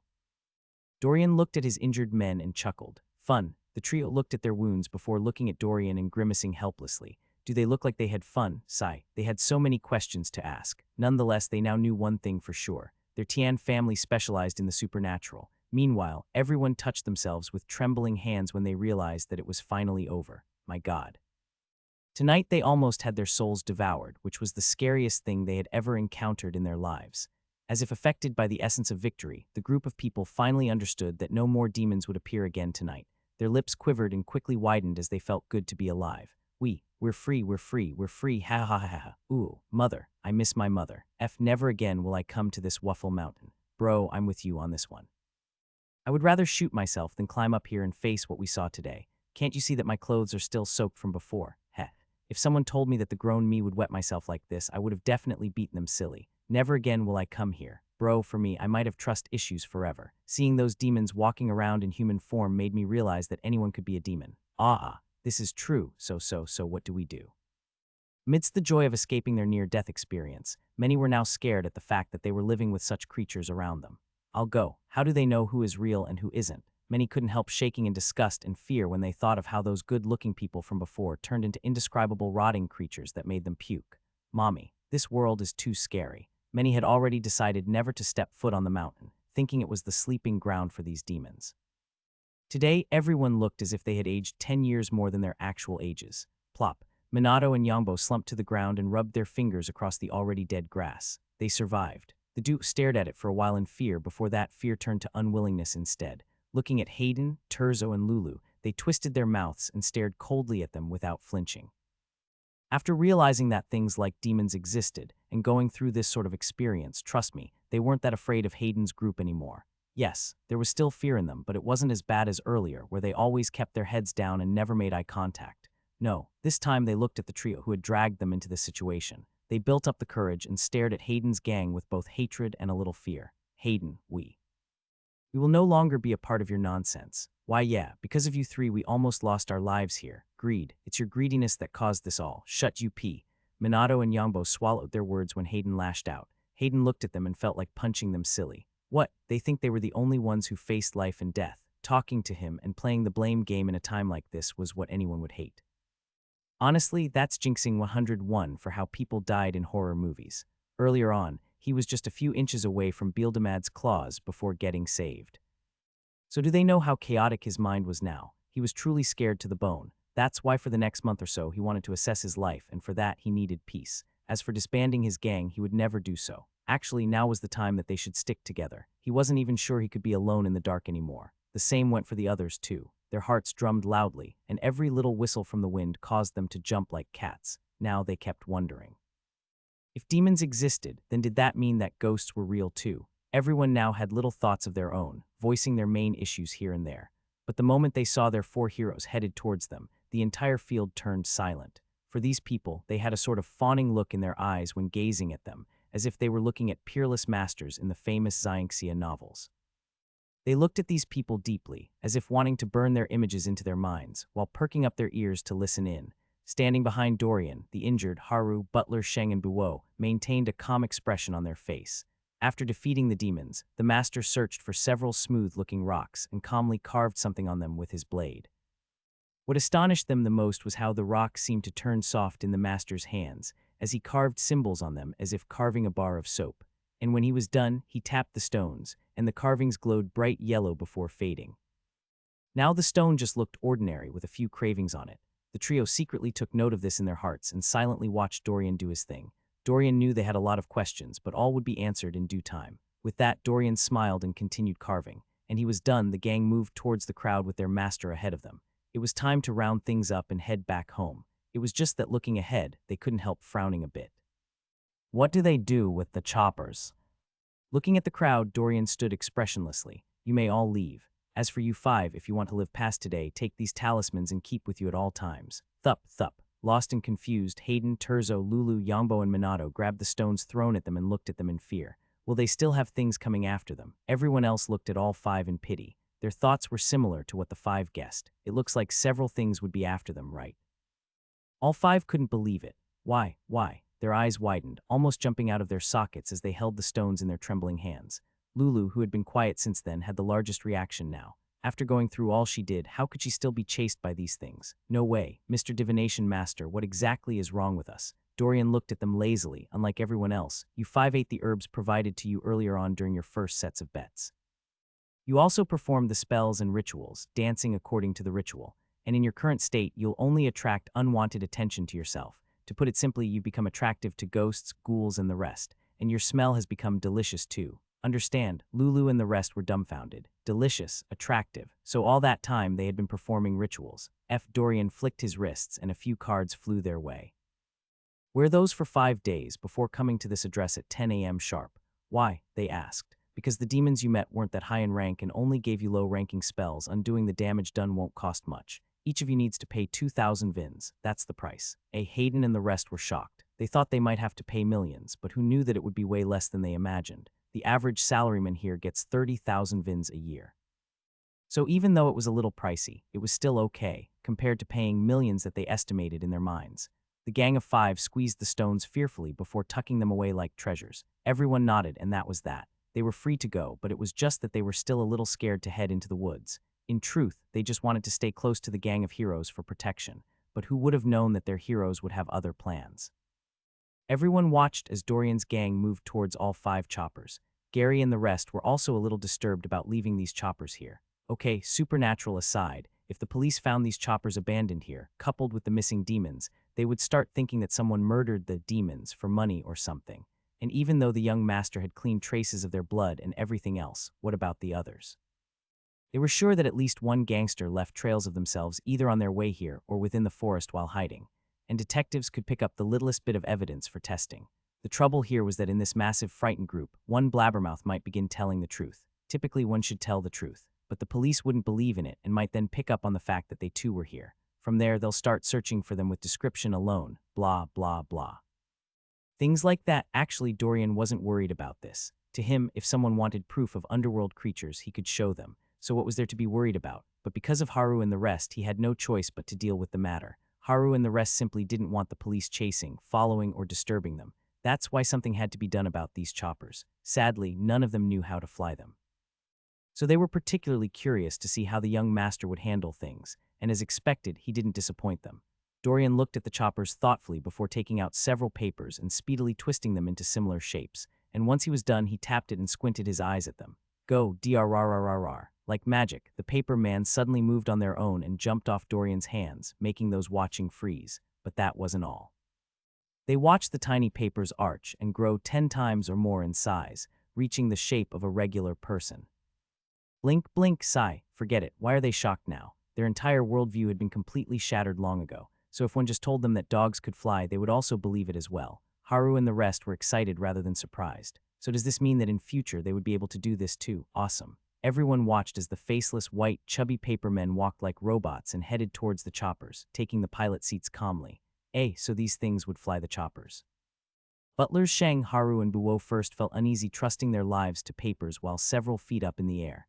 But after seeing Dorian's calm expression, they felt their thoughts to be ridiculous. They had already been through hell tonight, so what was there to be afraid of? All four entered the same chopper with Haru seated by Paperman right up front. It was really astonishing to watch a mere paper start preparing for takeoff. Paper bro, do you speak? Paperman, PFFFF. Butler Sheng and Buo laughed as the chopper ascended into the air. Dorian, who had his arms over his chest and his eyes shut, couldn't help smiling too. Well, he had to admit that he liked his new team better than his last. Brew, bros. The crowd watched the choppers vanish right before their very eyes with unwillingness in their eyes. They would have very much liked to go down the mountain with that divination master. And just when they were still thinking about it, a warning noise echoed out, reminding them of their predicaments. Owawu, everyone's eyes dilated in fear. Were those wolves showing from miles away? Without wasting time, everyone hastily dashed into the woods as if running a marathon. Get out of the way.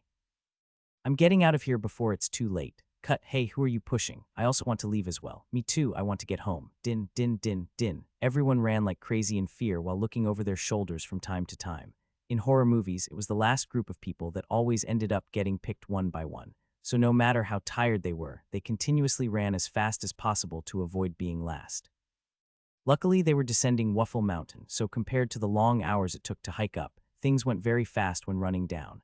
And just like that, things could be said to have been finally concluded. Like so, time flew by, and the chopper carrying Dorian landed in a secluded area around the woods at the bottom of the Waffle Mountain. Thup, they jumped off stealthily, and the paper man quickly took off again. Dorian squinted his eyes deeply. He was still weak.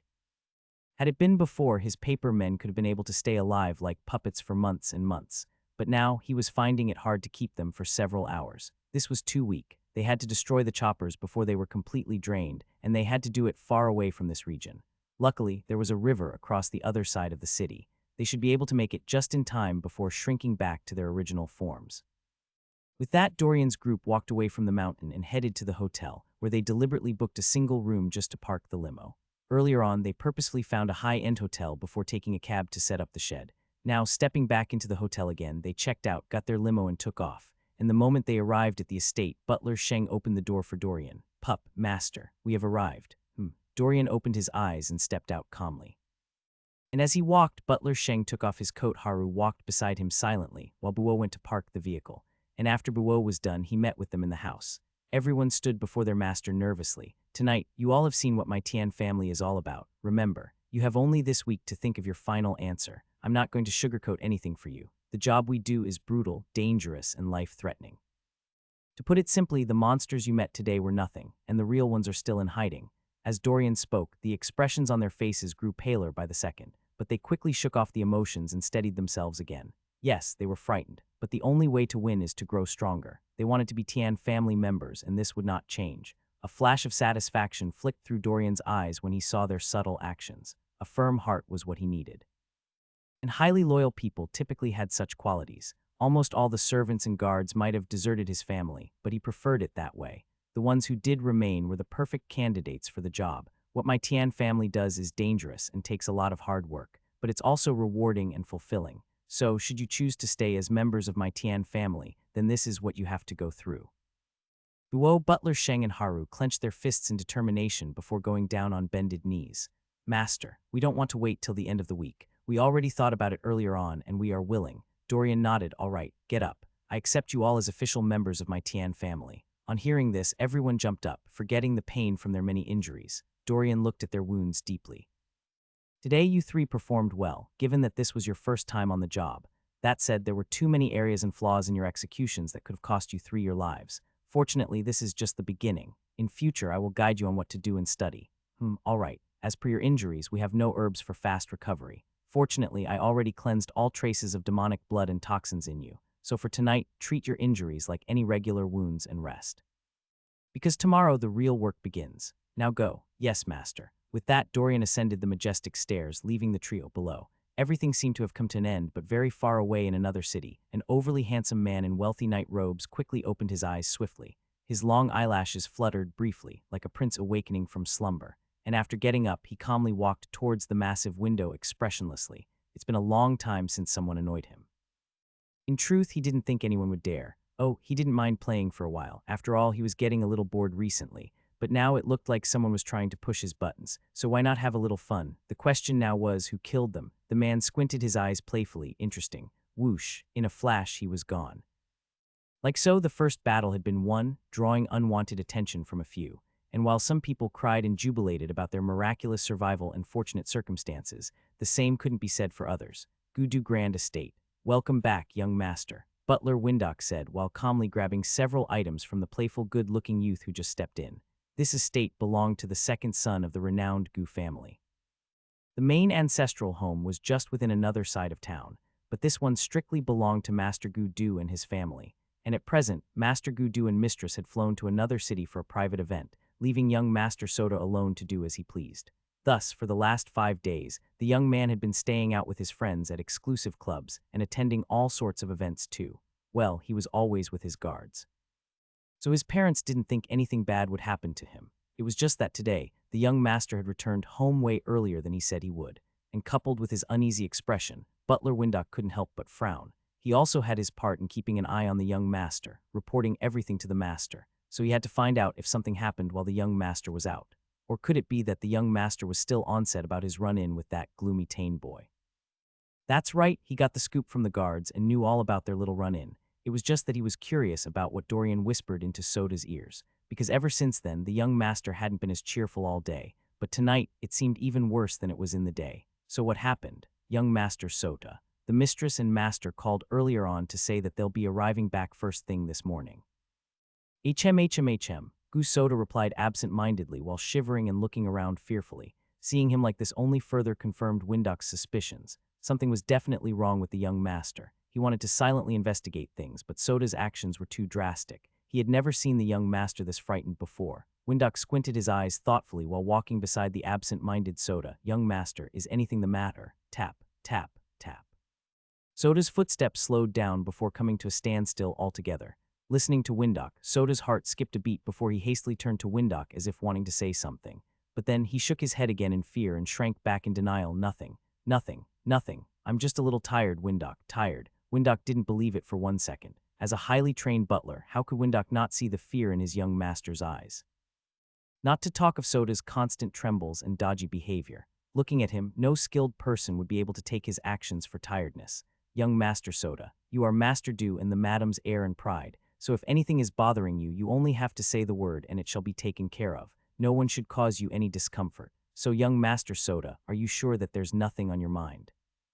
Once again shaking his head, Soda quickly picked up his face, dashing up the stairs in denial. Windock, I said nothing is bothering me, so just let me be. Windock, who had been left behind at the foot of the grand stairway, could only watch Soda make a run for it with countless deep thoughts in his mind. Typically, if he asked things like this, the young master wouldn't hesitate to talk and dish out orders on teaching his enemies a lesson. But today, the young master actually fled, not even giving him a chance to talk. All right, it looks like he would have to dig out more information about tonight's events. He had to have his facts ready before the master and madam got back. Thinking like this, he calmly instructed the maids to prepare a light pallet of food and water for the young master, while he, on the other hand, went to find the guards. He had a daunting suspicion that whatever was troubling young Master Soda would have something to do with what that gloomy Tian Master whispered into his ears earlier on. So what could it be? What did he say to get the young master all sweaty and fearful? Tonight was bound to be a long night for him, and of course the same could be said for Soda as well. Bam! Soda slammed his door hard and quickly clapped his hands twice, activating the lights. From there he wasted no time in getting onto his massive bed while shivering like a chicken. He didn't even change his clothes and could only hide underneath his blanket with his eyes deeply shut. One would think that he was too tired and had already fallen into a deep slumber, but his trembling body and his waking mind suggested otherwise. Call it intuition, but ever since Soda met with Dorian, he had become more aware of the changes in his body. He noticed how weak and tired he always was, as well as how pale his skin grew day by day. The change wasn't very noticeable, but to him who looked at himself in the mirror daily, he knew exactly what had changed. But the most horrifying thing was tonight's matter. Yes, while out with his friends, he went to the VIP washrooms for a bit, and after relieving himself, he tilted down to wash his hands. But when he looked back up, the image in the mirror made him fly backwards in horror. No, no. That wasn't him. The image in the mirror that smiled unnaturally wasn't him. Of course, the noise he caused alerted a few others outside, and when they came in, his reflection in the mirror returned to what it should have been. Soda's mind went blank as he finally understood why he had been having a bad feeling for several days now. Yes, something had been following him, but who should he tell? If he said anything, wouldn't they think him mad and lock him up in a mental institution? He shut his eyes tightly, wishing his fear away, but suddenly the lights began to flicker. Draw, draw, draw. Soda's chest tightened. Help. Draw, draw, draw. The lights flickered, and Soda's entire body froze. Help. He placed his trembling hands over his mouth and kept his eyes slightly shut in prayer. He didn't know who he was praying to, but his first reflex was to pray. Suddenly, the estate dogs began barking like crazy, as if possessed. Woof, woof, woof. The guards outside didn't understand what was going on as the dogs began barking and trying to get out of their chains. They even tried biting the guards and calling their attention immediately. The Goo family dogs were in panic. What's wrong with them? Butler Windoc's eyes turned cold. It's an enemy. An enemy has entered the estate. Quickly, get security to check through the surveillance cameras. I'll go check up on the young master. Good. With that, Windock, who was within a faraway corner of the estate, dashed through the fields as fast as he could while holding a walkie-talkie in his hands. Unlike other main butlers, Windock was also the head of security in charge of all men under Master Guduo. He was indeed an amazing butler. But he was also proficient in hacking, assassinating, and countless other things. Thus, he was the one calling the shots. He had been out doing his final rounds, checking that every place around the estate was safe and tightly locked. It was then that he passed by the dog pins and found them barking at the top of their lungs. Windock wasted no time in leaping through the massive estate like a killer who had locked onto his target. Maybe this was the enemy that young Master Sota feared, but who was it? What assassin or killer dared to enter their noble Goo family? Damn it, he was careless. Butler Windock quickly alerted a few guards in the main building to check up on the young master and wait for his arrival. Whoever it was better be ready to feel his wrath. Young master, help is on the way. Meanwhile, as everyone was now on the move around the estate, Soda, who was clueless about it all, was further sinking into what he thought was hell second by second. In a heartbeat, the air in his room became overly chilly, spreading its cold claws deep into his body, and even with his eyes closed, he could tell that the cold breath he was releasing was now misty and foggy. The hands shook with uncontrollable tremors as a rare wave of panic thundered within him, and soon his heart sank deeper. Click, what was that? Soda's hand pressed hard against his mouth in horror. Click, there it was again. As if undergoing torture, Soda vigorously tried to stop his clamoring teeth, hoping not to draw attention to himself. Click, what was that? What was that? Soda thought long and hard before realizing where he heard those sounds before. Shouldn't that be the sound of the bolts on his windows? Click, the last bolt came undone, and Soda's entire jaw tensed up. Shiwu. The window had risen and fallen ever so gently as if fearing to be damaged. Its slow opening and closing only made Soda want to have a heart attack. Mommy, Soda's body went cold, but it turned even icier when he heard the sounds of strange sounds heading his way. Kosh, kosh, kosh. The light but eerie sounds slowly inched their way closer, like footsteps, taking one time at a time leisurely. And as the sounds grew louder, the sounds of his dressers creaking, as well as other unexplainable sounds, echoed throughout his mind as if reminding him of his impending doom. Soon the footsteps stopped right before his bed, and he felt something leaning closer and closer to him. Soda tightened his eyes so much that if it were possible, they would have already been swallowed and forced into his body. His belly fluttered in fear as sweat quickly filled his clammy hands. It's not real. It's not real. It's just a bad dream. It's nothing more than a bad dream. Soda murmured nonstop, trying to convince himself that it would all go away after waking up from his dream, and surprisingly it seemed to be the case. because in the next moment the flickered lights returned to normal and the screeching sounds within the room stopped. Soda still kept his eyes shut for 2 whole minutes but didn't hear anything or felt any threat at all, and surprisingly, the dog seemed to stop barking as well. He opened his eyes and was met with no threats at all.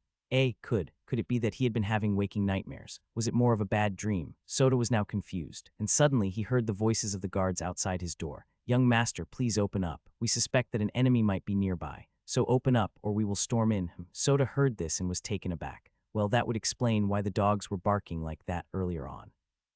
Well, science had explained and proven that such things in imaginations were possible when having waking nightmares with patients screaming and pawing around. So Soda was a little more convinced that it was just a bad waking dream. However, in the next second, the lights flickered again, returning the room to darkness. Soda froze, but it wasn't the flickering lights that had made him stop. It was what he saw.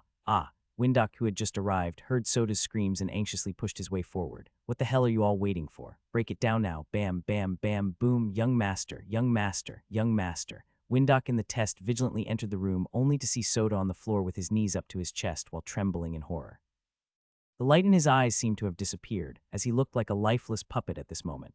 Windock saw this and only felt rage. Soda was like family to him, as he had practically been with the young master since the child turned 6. So who was it? He held Soda and smashed the floor with his fists hard. Boom. All right, someone wanted to bring out the beast in him, and he didn't mind letting them see it. Dare to come into his territory, then he would like to see who would have the last laugh. The men searched the place non-stop while Windock calmly placed Soda on the bed. He wanted to leave, but Soda gripped him hard in fear before finally falling to sleep. But his last words were what piqued Windock's interest. Dorian Tian, Dorian Tian, Dorian, Tian him again, ha ha ha ha ha. Good, how bold. Windock's murderous aura flowed out before turning to his top men and women beside him. "The master and madam are returning early this morning. So for now we prepare for their arrival, as well as check surveillance footage and everything else. But whether we have proof or not, I don't care. That runt is involved somehow. That's why after the master arrives, all forces will move in towards the Tian estate. I don't care what methods you use, but Dorian Tian must be brought in without failure. The brat must pay." Today was a brand new day. The early morning rays illuminated the city as early as 6 a.m., reaching through several windows and waking as many people up as possible. And just like the morning rays, the heat had slowly crept in, becoming stronger by the hour too. The winds were stagnant, allowing the buzzing bees and tiny creatures to zoom around, creating quite a stir. The roads became busy with vehicles of all sorts, and the city became booming and loud as it typically was.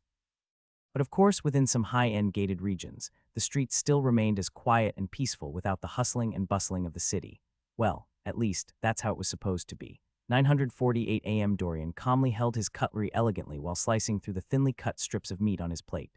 And as he ate, Butler Sheng unhurriedly strolled in with a trolley of more dishes too. The young Master Dorian had already eaten off 4 plates of food. Butler Sheng cleared the dishes and neatly placed another set of meals on the table, and Dorian was still going at it while maintaining his etiquette as a proper stealthy master. Dorian nodded and enjoyed his meal as if the countless guns pointed at him were nothing. Yes, that's right. At this moment, there were several uninvited guests at the dining hall, watching him calmly eat his meal in both rage and anxiety. The tension in the room was so brittle that it could snap at any time.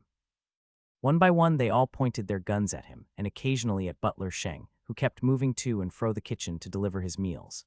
These rude uninvited guests looked like they wanted nothing more than to chew off his head, but Dorian, who was honestly enjoying his meal, was just too lazy to get bothered with them. Many didn't know, but one of his weaknesses was food, especially meat, and given the battle last night, he needed to fuel himself up fast. Dorian felt that his decision to fill his belly was the right choice. Well, the good thing was that even though this body had just stepped into cultivation yesterday, so he could now stay longer without meals depending on how strong they were, and at the moment, Dorian could go for a week straight without food. Of course, any regular person could do this while drinking water too, but the difference was that they wouldn't be able to do much and would subconsciously feel dizzy, lightheaded, and hungry. With him, he could run for days, fight, and would not feel the weight of his physical body at all. Anyway, when the opportunity arose, he always took advantage of the moment to eat to his heart's content because for all he knew, something might come up that would keep him but for days. Maybe he wouldn't be able to come back today and have a meal, or perhaps he might only have the chance to eat 2 weeks from now. Whatever the case, he liked to have his belly full. Butler Sheng looked at the commotion and couldn't help having black lines on his face. At first he, Buo, and Haru were worried about these people, but after getting the signal from their master, they could only calm down and go about their business as they usually did. Nonetheless, they kept hovering around just in case their young master was in any danger. Yes, Dorian might be exceptionally skilled. But there were just too many enemies here, so the numbers did make them a little shaky and fearful for Dorian instead. It was good to be confident, but overconfidence can also get a man killed too. However, what they didn't know was that Dorian was the one who let these people in. Heh, if he didn't want them here, then they wouldn't be able to get past the formations around the gates. That's right. When everyone went to bed, he did a lot of work around the estate. So he had been aware of their arrival. It was just that he wanted to know who they were and why they were looking for him. Could it be that worthless uncle of his? Dorian was curious. As for his guests, they too had countless thoughts passing through their brains as well. Young Master Tian, we are not here to watch you eat. Come with us now, or you'll only have yourself to blame for your ending, Leiji said coldly.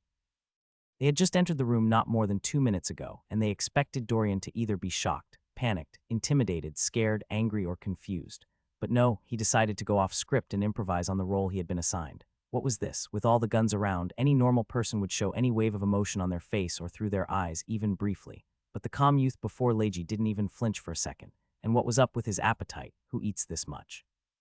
At the rate he was going, the already poor him would probably eat through any money left and starve to death somewhere in a ditch. Could his stomach be a bottomless pit? Seeing that Dorian didn't seem surprised at their sudden visit, Leiji's eyes turned cold as a thought dawned on him, confirming their earlier speculations. It was you, wasn't it? You were the one who attacked our young Master Soda last night. Ting. Butler Sheng already fell to the ground in rage when he heard Leiji's accusations. Fart.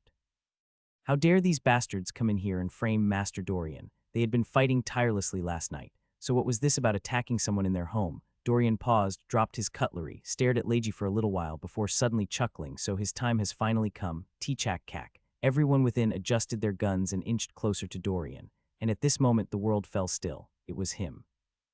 T-chack-cack. Everyone pointed their guns at him in fury. They didn't need to be rocket scientists to understand what was going on here. Butler Sheng's abrupt actions and Dorian's words made them even more convinced that these poverty-stricken Tian bastards had attacked their young master. Leiji's entire body trembled from head to toe. What did you just say? I dare you to say it again. Leiji barked, making Butler Sheng stew even more in anger too.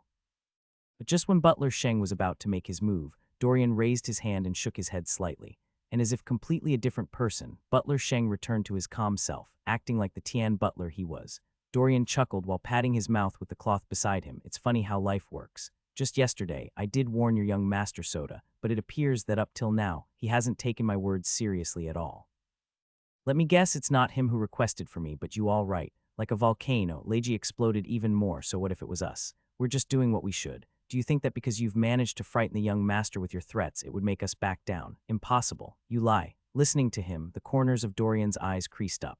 As expected, that goo boy didn't tell them what he was truly facing. Well, they would probably think he had a mental health condition, so he only had to bottle it up.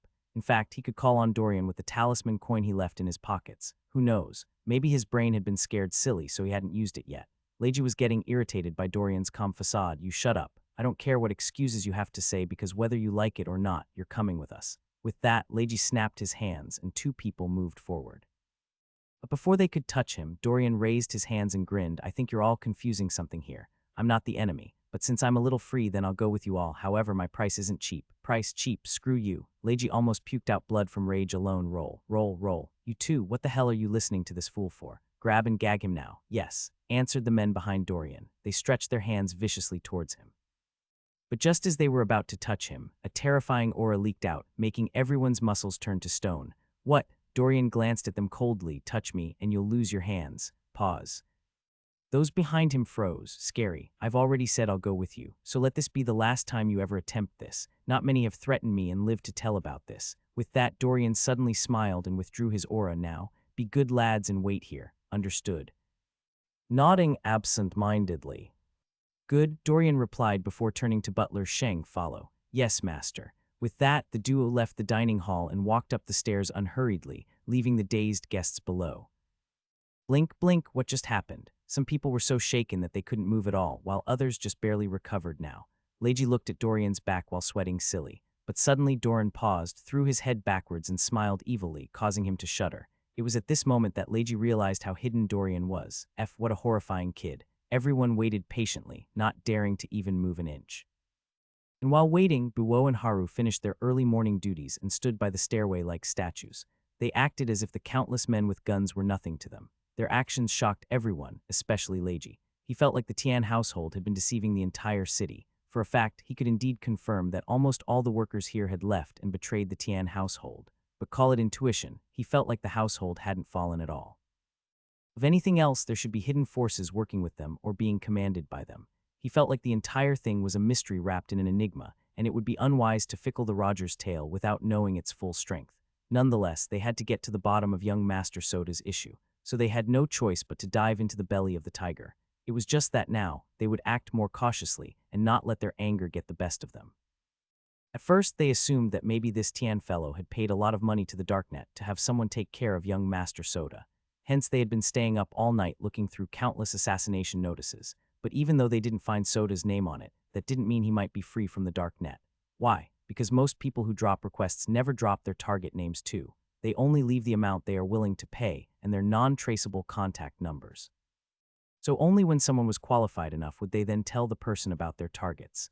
That said, for all they knew, young Master Soda's name could still be there. Seeing how the Tian family had no men, they thought they hired people to do the job because breaking into the Gu home wasn't easy, and only a highly skilled person could do so.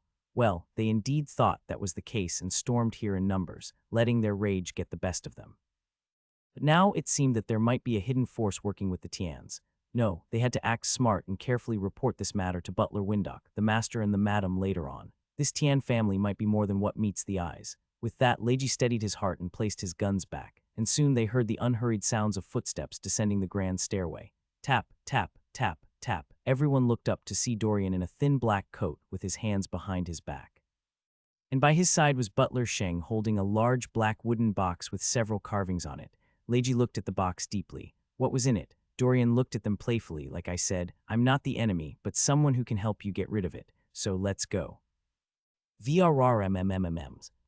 Countless vehicles left the Tian household orderly, all surrounding a certain vehicle in the middle. Anyone seeing this scene would have thought that the middle vehicle was the boss controlling the entire operations, but the eyes could be very deceiving as well. Dorian gently leaned back against his seat while Butler Sheng sat right beside him. As for the driver, of course it was Buo, and Haru sat on the passenger seat beside Buo instead. Yes, they had been trapped between the numerous vehicles. However, even at that, the enemy had still listened to their one request, and that was to head to the hospital. But why? Because Buo and Haru were going to switch places with Rollin and Julin. That's right. He did promise that within this week alone, he would be rotating with them, but for everyone to get a full glimpse of what his Tian family was about. So now it was Rollin and Julin's turn. As for Butler Sheng, he would stay back with Dorian until otherwise. Screech. The long line of sleek black vehicles stopped before the hospital, causing quite a stir, as everyone kept wondering what sort of important person had come to the hospital today. Buo and Haru got out and hastily dashed towards the ward as fast as they could. And before letting Rollin and Julin leave, Buo patted them on the shoulders. Make sure to listen to the master's every command. And good luck. Blink, blink. The duo looked at Buo in confusion. What was this for? Why did it seem like Buo and Haru had returned with a different air around them? It was almost as if they had grown into a higher level overnight. The biggest change came from the playful and joking Haru. Now he was standing still and mature, guarding Dorian's parents diligently. The duo, as well as Chan Kai at the side, was also baffled by their behavior. Did they miss something here? What exactly happened just within these last 24 hours? Rollin and Julin left the VIP ward in a daze. Well, there was only one way they could get to the bottom of this, and that was by following the master. Rollin adjusted his glasses while Julin placed a piece of gum in his mouth. They remembered Dorian's words earlier on about showing them the truth behind the Tian household. And now, sensing Buo and Haru's relevant expressions when mentioning Master Dorian, they knew that today might be their turn to join in on the fun. Well, they couldn't lie. They were indeed curious about what today held for them. With that, they stormed out of the hospital with beating and excited hearts. It was just that standing outside and seeing their vehicle sandwiched between several foreign ones, their minds became cautious instead. What the hell was going on here? Through the window, Dorian nodded at them, and they quickly woke up from their stupor and entered the car. Of course now, they had already assumed that the other vehicles were allies. Firstly, no one from the other vehicles came out to threaten them in any way. They remained in the vehicles as if Dorian was truly in charge and in communication with them. Secondly, Dorian's expression was too calm, as if nothing would ruin his day. And thirdly, they didn't believe that Dorian would willingly put them in danger just like that. Even if he did, he should have taken all sorts of measures to prevent anything from happening to them. He had given them a week to consider changing their minds and leave the Tian household since he didn't want to risk their lives for the Tane family. So what did this mean? It meant that their young master had him in his heart. Yes, these people should be allies, and that's how they entered the vehicles with relaxed expressions on their faces, thinking that these people were probably friends who wanted to take down Dorian's uncle instead. But how would they have known how wrong they were? Butler Sheng looked at their expressions and chuckled. You two seem to be in a very good mood. Rollin nodded while Julin puffed his chest out in glee. Of course we're happy. Now with these allies we are sure to have a comeback. Oh, and when did the master say they were allies? Screech. The vehicle shook out of line a bit. What? The color drained from Rollin's face as he started at the rear mirror in shock. You're joking, right? Butler Sheng eyes the duo from the mirror with a playful expression on his face, joking. What do you think? The duo. Like so, the trip to the Gu estate was filled with Rollin and Julin listening to Butler Sheng on what these people wanted.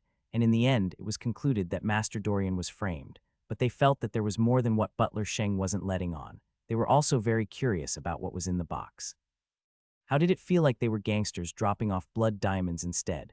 Well, whatever the case, they quickly adjusted their emotions and resumed back to normal. With their training as bodyguards, they had to be prepared for all sorts of situations. And remembering Buo's words for them to listen and trust the master, just looking at how calm and unbothered Dorian and Butler Sheng were, they now convinced that they had everything under control. And they in turn decided to see just what cards their master had laid out to counter the enemy. Could this be it? Could the box have clues to what the Tian family really did? All right, today they would also join in on the fun. VRRRMMMM. Time passed quickly, even with them getting stuck in traffic for a bit, and soon they arrived. Dorian looked through the window and squinted his eyes coldly. He sensed it. No, to be more precise, he sensed them. Entering the estate, the trio in the vehicle subconsciously turned to look at their master, only to see him smiling mysteriously. Butler Sheng was on high alert as the reason why, but Rollin and Julin were a little bit clueless and lost as they tried to make heads or tails of the matter. Could it be related to the money or blood diamonds in the box? Zero. Their own understanding of things had taken a real left turn, as if envisioning some mob movie. Like so, everyone had their thoughts as they drove into the massive grand estate. The entire place was as grand as the Tian estate too. One would have to drive past clear the fields for a bit, passing through security buildings all around too. There were fountains, ponds, and countless statues as well. And the further they went in, the more buildings they saw scattered all around. Not to talk of the many roads, sidewalks, and paths one could take, all within the grand estate. The luxury screaming from the scene was enough to make countless ordinary folk stare uncontrollably with envy, wishing to spend the night in just one of these grand buildings here. But for Dorian and the others who were already living in the Grand Tian estate, which was indeed slightly bigger than this one, their expressions remained the same as if it was all nothing to them. VRRRMMMM. In formation, the numerous lines of sleek black vehicles drove in, heading straight for the main building at the center of the estate, and drove across the front open space that had a fountain on it. Screech. They stopped their movements just when Dorian's vehicle was directly facing the grand outdoor stairway, with statues of imperial guardian lions at both ends. Kachak. Rollin quickly got out and opened the door for Dorian, while the other two also got out and hurriedly stayed close to him, with Butler Sheng still holding the strange box with the utmost care. And not a moment later, Leiji, who had always been in the vehicle behind Dorian's, also walked out alongside the rest. They quickly formed a straight line on both sides of the grand stairway, standing on each step with their guns in their hands. Leiji turned towards Dorian while still maintaining a cold expression on his face, but this time he had no trace of disdain on his expression at all. Dorian replied while pocketing his hands and calmly ascending the stairway as if he were the true master of the Gu Duo estate. He had no expression of fear, but instead revealed a slight smile that puzzled everyone, including Leiji. But no matter how Leiji tried to see through him, his efforts resulted in nothing. Once again, Leiji confirmed his suspicions. This kid is hiding something. Like so, Dorian and the rest calmly walked in, taking everything within the residence to heart. But not too far away on another side of the building, a very handsome man and another well-maintained middle-aged woman were currently walking their son down the golden stairway in rage and sorrow. They placed Soda on the couch below, laying his head on the middle-aged woman's lap, while the man stood beside the sofa, close to Soda's feet with pure fury in his eyes. And within the room, countless guards had surrounded the place as if preparing for a terrorist attack. Of course, Windok was also there too, standing guard vigilant, besides Master Gu Duo. Yes, he was Soda's father, and the middle-aged lady was Soda's mother. She looked at her dazed and zombie-like son, with tears in her eyes and mixed hatred for the culprit too. Where is he? Windok, where is the bastard that did this to my son? Madam, I've just got word that he should be arriving in no more than 2 minutes, Windok replied while pressing the earpiece in his left ear. 2 minutes, good. I'd like to see that bastard Tian who dared to go against my son, Lady Gu said while sinking her nails deep into the couch while imagining that it was her enemy. Master Gu Duo on the side said nothing, but anyone who knew him well would know that his rage had reached a critical point. Soda was his only son, so over the years it's easy to see how much they loved him silly. But not just that. Another point was that Soda was also his heir, so anyone who tries to take down his heir was looking for a fight with him, Gu Duo. His eyes narrowed as his face turned almost predatory, like a vicious lion hunting its prey. And when the footsteps from outside the room grew louder and louder, everyone's entire body joked up, waiting to pounce on that poverty-stricken Tian boy. Hess, it looks like his last few weeks in poverty had driven him to craziness, so much so that he even attempted going against them. Good, good, good. They don't mind sinking him further into the abyss he found himself and torturing him too. Because they invited him, they couldn't just kill him at will since their other wealthy enemies used this chance to turn the public against them and press the police to bring them down. So if they wanted the job done, they had to kill and torture him within the Tian residence. Yes, the bastard could only blame himself for all this. Tap, tap, tap, tap, tap. The footsteps grew louder and louder, and soon, the double-sided doors opened, allowing the culprit to proceed in and await judgment. Crash. Glass got shattered a few feet away from Dorian, echoing out across the massive hall. Dorian paused and raised an eyebrow at the people before him, and sure enough, the Gus were furious. But what did their anger have to do with him? Dorian's expression turned cold. Crash, an expensive porcelain cup broke, causing the expressions of Dorian and his men to grow grim. But Lady Gu didn't seem to care or even notice their expressions. The moment she saw Dorian's face earlier on, she just felt like strangling and killing him here and now. Her son was left in this state while the culprit was still walking around freely. Bastard. Mr. Gu quickly turned to her and gave her the eye as if telling her to calm down. But it's enough, Elvida.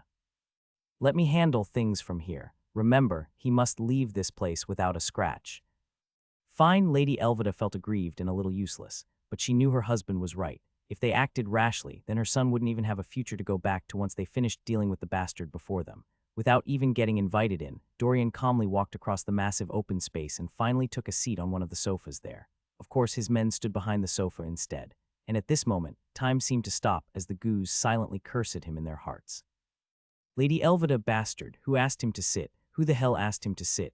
No, after this we must personally burn that couch to a crisp. Gu Duo, bold lad, you dare come into my home with no manners even after touching my son. Heh, I'd like to see how long this attitude of yours will last. The duo and the other guards in the room all cursed Dorian with all their hearts while still maintaining calm smiles on their faces as if his actions were nothing. Even Elvida, who had been angry earlier on, now resumed her appearance as the wealthy first-class lady that she was. But within her heart, she had already stabbed Dorian 100 times over. They had attempted to make him kneel when he came in, but with the little devil casually sitting down, they had no choice but to swallow their words and glare at him hatefully. As for Dorian, he was too lazy to care about their rage but would get his interest for their early actions. Dorian's eyes turned frosty while looking at Gu Duo eye to eye. Step. Gu Duo subconsciously took 2 steps back as his belly suddenly fluttered with an indescribable feeling. His eyes. Gu Duo peered onto Dorian's eyes and felt like he was staring straight into a deep, bottomless abyss of hell. Sweat quickly poured out of his palms, causing him to feel choked at the realization of what just happened. He wanted to peel his eyes away, but found that he seemed frozen in place. But luckily, the illusion lasted for only a bit. Until he saw Dorian suddenly smiling, making him shudder instead. Did this guy just warn him? Gu Duo swallowed his saliva while trying to adjust himself before looking at Dorian more seriously. His instincts told him that the boy before him was dangerous. But now, looking at the now harmless Dorian, he felt like he might have just been imagining things. Yes, how could a 17-year-old be that powerful? Gu Duo frowned and took out a handkerchief to wipe his sweaty palms, feeling like he needed to get more sleep in future. In the meantime, Dorian lazily leaned his head to the side, looking at Leiji deeply. Relay all you know. I'm too lazy to talk to idiots. Elvida's nostrils were almost flaring out as she flashed her teeth, trying to calm herself down. Bastard, who are you calling an idiot? Bastard, bastard, bastard. Elvida continued her silent battle while Gu Duo and Windock had grasped an important point from Dorian's words. Could it be that the little imp wasn't the real culprit? Their heads swiftly turned to Leiji like robots. Speak. Wasting no time, Leiji retold all he knew, causing everyone's expressions to get distorted. They also saw the underlying tone Leiji used when talking about Dorian, as if saying that he was indeed dangerous. And coupled with the description of what happened within the Tian house, Leiji felt like he had to warn them to first investigate everything before making a move. Because one thing was for sure, the boy was indeed a dangerous one. At the same time, Rollin and Julin, who heard the whole thing, secretly screamed in shock and a little bit of expectation. And as usual, their thoughts were always extreme. Yes, they knew it. Their boss was probably partnering with some hidden forces somewhere that have something to do with the items in the mysterious box. Tusk, as expected, the movies didn't lie. People would definitely like to partner and make deals when it concerned blood diamonds. So you know the culprit responsible for this. Dorian smiled, yes. But the culprit isn't one that you or any of your men can handle. Butler Windock frowned, while Gu Duo looked at Dorian curiously. What do you mean? Are you saying that we are too weak? No, on the contrary, you're all strong enough. But your strength isn't the type of strength needed here, Dorian said while standing up and slowly advancing towards the dazed Gusoda. What do you want to do? Of course, like a mother hen, Elvida protected her son while glaring at Dorian. At the same time, the surrounding guards in the room quickly took out their guns too. Time seemed to freeze up as everyone looked at the young Master Tian silently. What did he want to do? Everyone's head was brimming with curiosity. Dorian stood next to Gusoda and whispered words to himself. Or at least that's what everyone, including Elvida, thought. But suddenly, Gusoda's eyes widened as he looked at Dorian and freed himself from his mother's grasp. Plop, please, please, please, young Master Dorian, help me, help me. I promise that I'll never try to pick on you again. So just help me, please. Only you can save me now. Silence. The room turned so silent that one could hear a pin drop from afar. Blink, blink, everyone opened their eyes wide in shock as they watched the pale, zombie-like young Master Soda suddenly wake up from his daze and kneel before Dorian, grabbing his leg and begging for help. This wasn't the script they envisioned, all right. Gu Duo looked at Dorian while deep in thought. This morning, they had been trying to wake Soda from his stupor for hours, but nothing they did could wake him up. It was as if their son had already left them and was on his way to the land beyond, which terrified them silly.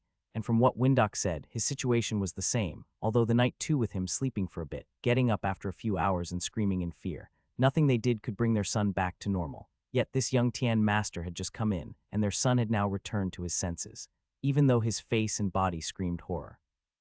Gu Duo looked at Dorian and was now somewhat convinced that he might not be the enemy here, so there was only one major question still ringing in his head. Who was it? Who was the real culprit? Dorian leaned down and gently tilted Soda's chin with a broad smile on his face. I can help you, but my price doesn't come cheap. Everyone looked at Dorian's smile with an unfathomable expression on their faces, especially Lady Elvida. She was very confused when she saw her son begging for the Tian boy's help. So, the runt wasn't the culprit. Then who the hell was it? Everyone thought the same as well. Then if that was the case, could he really help them? And what enemy forces would be so great that their help wouldn't even do anything against the enemy? Everyone's face turned grim. Could it be one of the underworld bosses? Wait, but even if it was a hidden mafia boss, how could this poor Tian boy be better than them? The information they got was just all too confusing.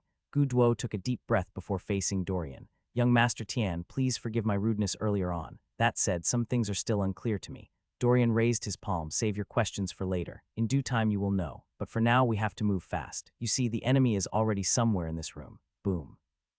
A massive explosion occurred in everyone's mind as they vigilantly looked around like mice ready to pounce on their prey. Where? Everyone looked at each other suspiciously, wanting to know who the real culprit was, while some looked at the ceilings to find any hidden camouflage spies or anything out of the ordinary that could call their attention. Some also thought of reviewing the taps for the tiny spy cameras placed all over the hall. Their brains all stuttered for a moment as the adrenaline in their blood gushed through their veins, making them frantic, alert, and sensitive to everything within the room. Don't bother looking. Without my help, you'll never find the enemy. Your son only has 2 days to live, so think fast, Dorian said calmly, calling everyone's attention back to him. And in this moment, everyone looked at him in disbelief. How, when, what, 2 days? Gulp, this wasn't real, right? As if possessed, Gu Duo's eyes darted in all directions before finally settling on Dorian. If it were true, damn it, he had no choice but to trust this Tian boy. However, if all this were a hoax, then he would grind the boy into pieces and feed him to the dogs. How dare he curse his son to die young, bastard. With a very distorted expression on his face, Gu Duo glanced at Dorian deeply. Tian boy. I will entrust you in this matter, but if you fail, then don't blame me for being ruthless. Dorian felt his murderous aura and only lazily walked towards Butler Sheng. Relax. If I say I can do it, then I can. But like I said, my piece isn't cheap. Then how much do you want? Dorian stepped close to Butler Sheng and opened the box calmly. How much you'll pay will depend on what I use. See, those close enough peered their eyes onto the box, only to end up being dumbfounded. Silence. Rollin and Julin were taken aback. Where were the blood diamonds? Where was the massive amount of money they had envisioned? Could anyone tell them why their master had entrusted Butler Sheng to carry this as if it were gold? Their master shouldn't be sick in the head, right? Leiji and those who brought Dorian in were even more baffled. So this guy went upstairs to get just these. Why? What the hell would they do?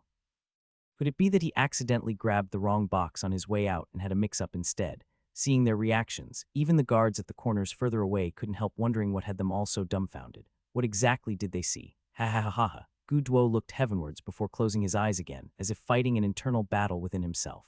But in the end, his aggressive side won as he ended up staring at Dorian with scorching, unforgiving eyes. Tian boy. What the hell are these? Candles, papers, stones, and oils. Impudent, do you think this is a joke? My son's well-being is hanging on a thin thread and you're here making fun of it. Click. Gu Duo took out his own gun coldly while cursing Dorian in his head nonstop. Of course, Lady Elvida supported him all the way. God knows how anxious they were about Soda, so how dare this bastard make fun of their son's condition. Dorian looked at them and his smile suddenly turned cruel. Boom. He released his aura, causing many guards within the room to fall to their knees while Gu Duo and even Windok quickly caught themselves on the seats close to them. Damn it, what was this? Gu Duo's mind was in a state of panic as his trembling hands were forcefully made to lower the gun in his hands. Monster. Everyone was dying under Dorian's pressure, even those further away in the room. Dorian only looked at them coldly, with a frosty tone to his voice. I'll say this just once. I hate being threatened. I'm pretty sure your friend here, Leiji, had just explained things to you all a few minutes back, but it seems like with old age, all of you have trouble remembering things well. So because I didn't specifically warn you all earlier, then I'll repeat myself once more. Do that again, and I won't help your son, no matter how much you pay me. So if you understand, shut up and let me work. As Dorian spoke, his voice echoed out like a hellish hound from the darkest post of hell, echoing out and causing terror to inch into their hearts.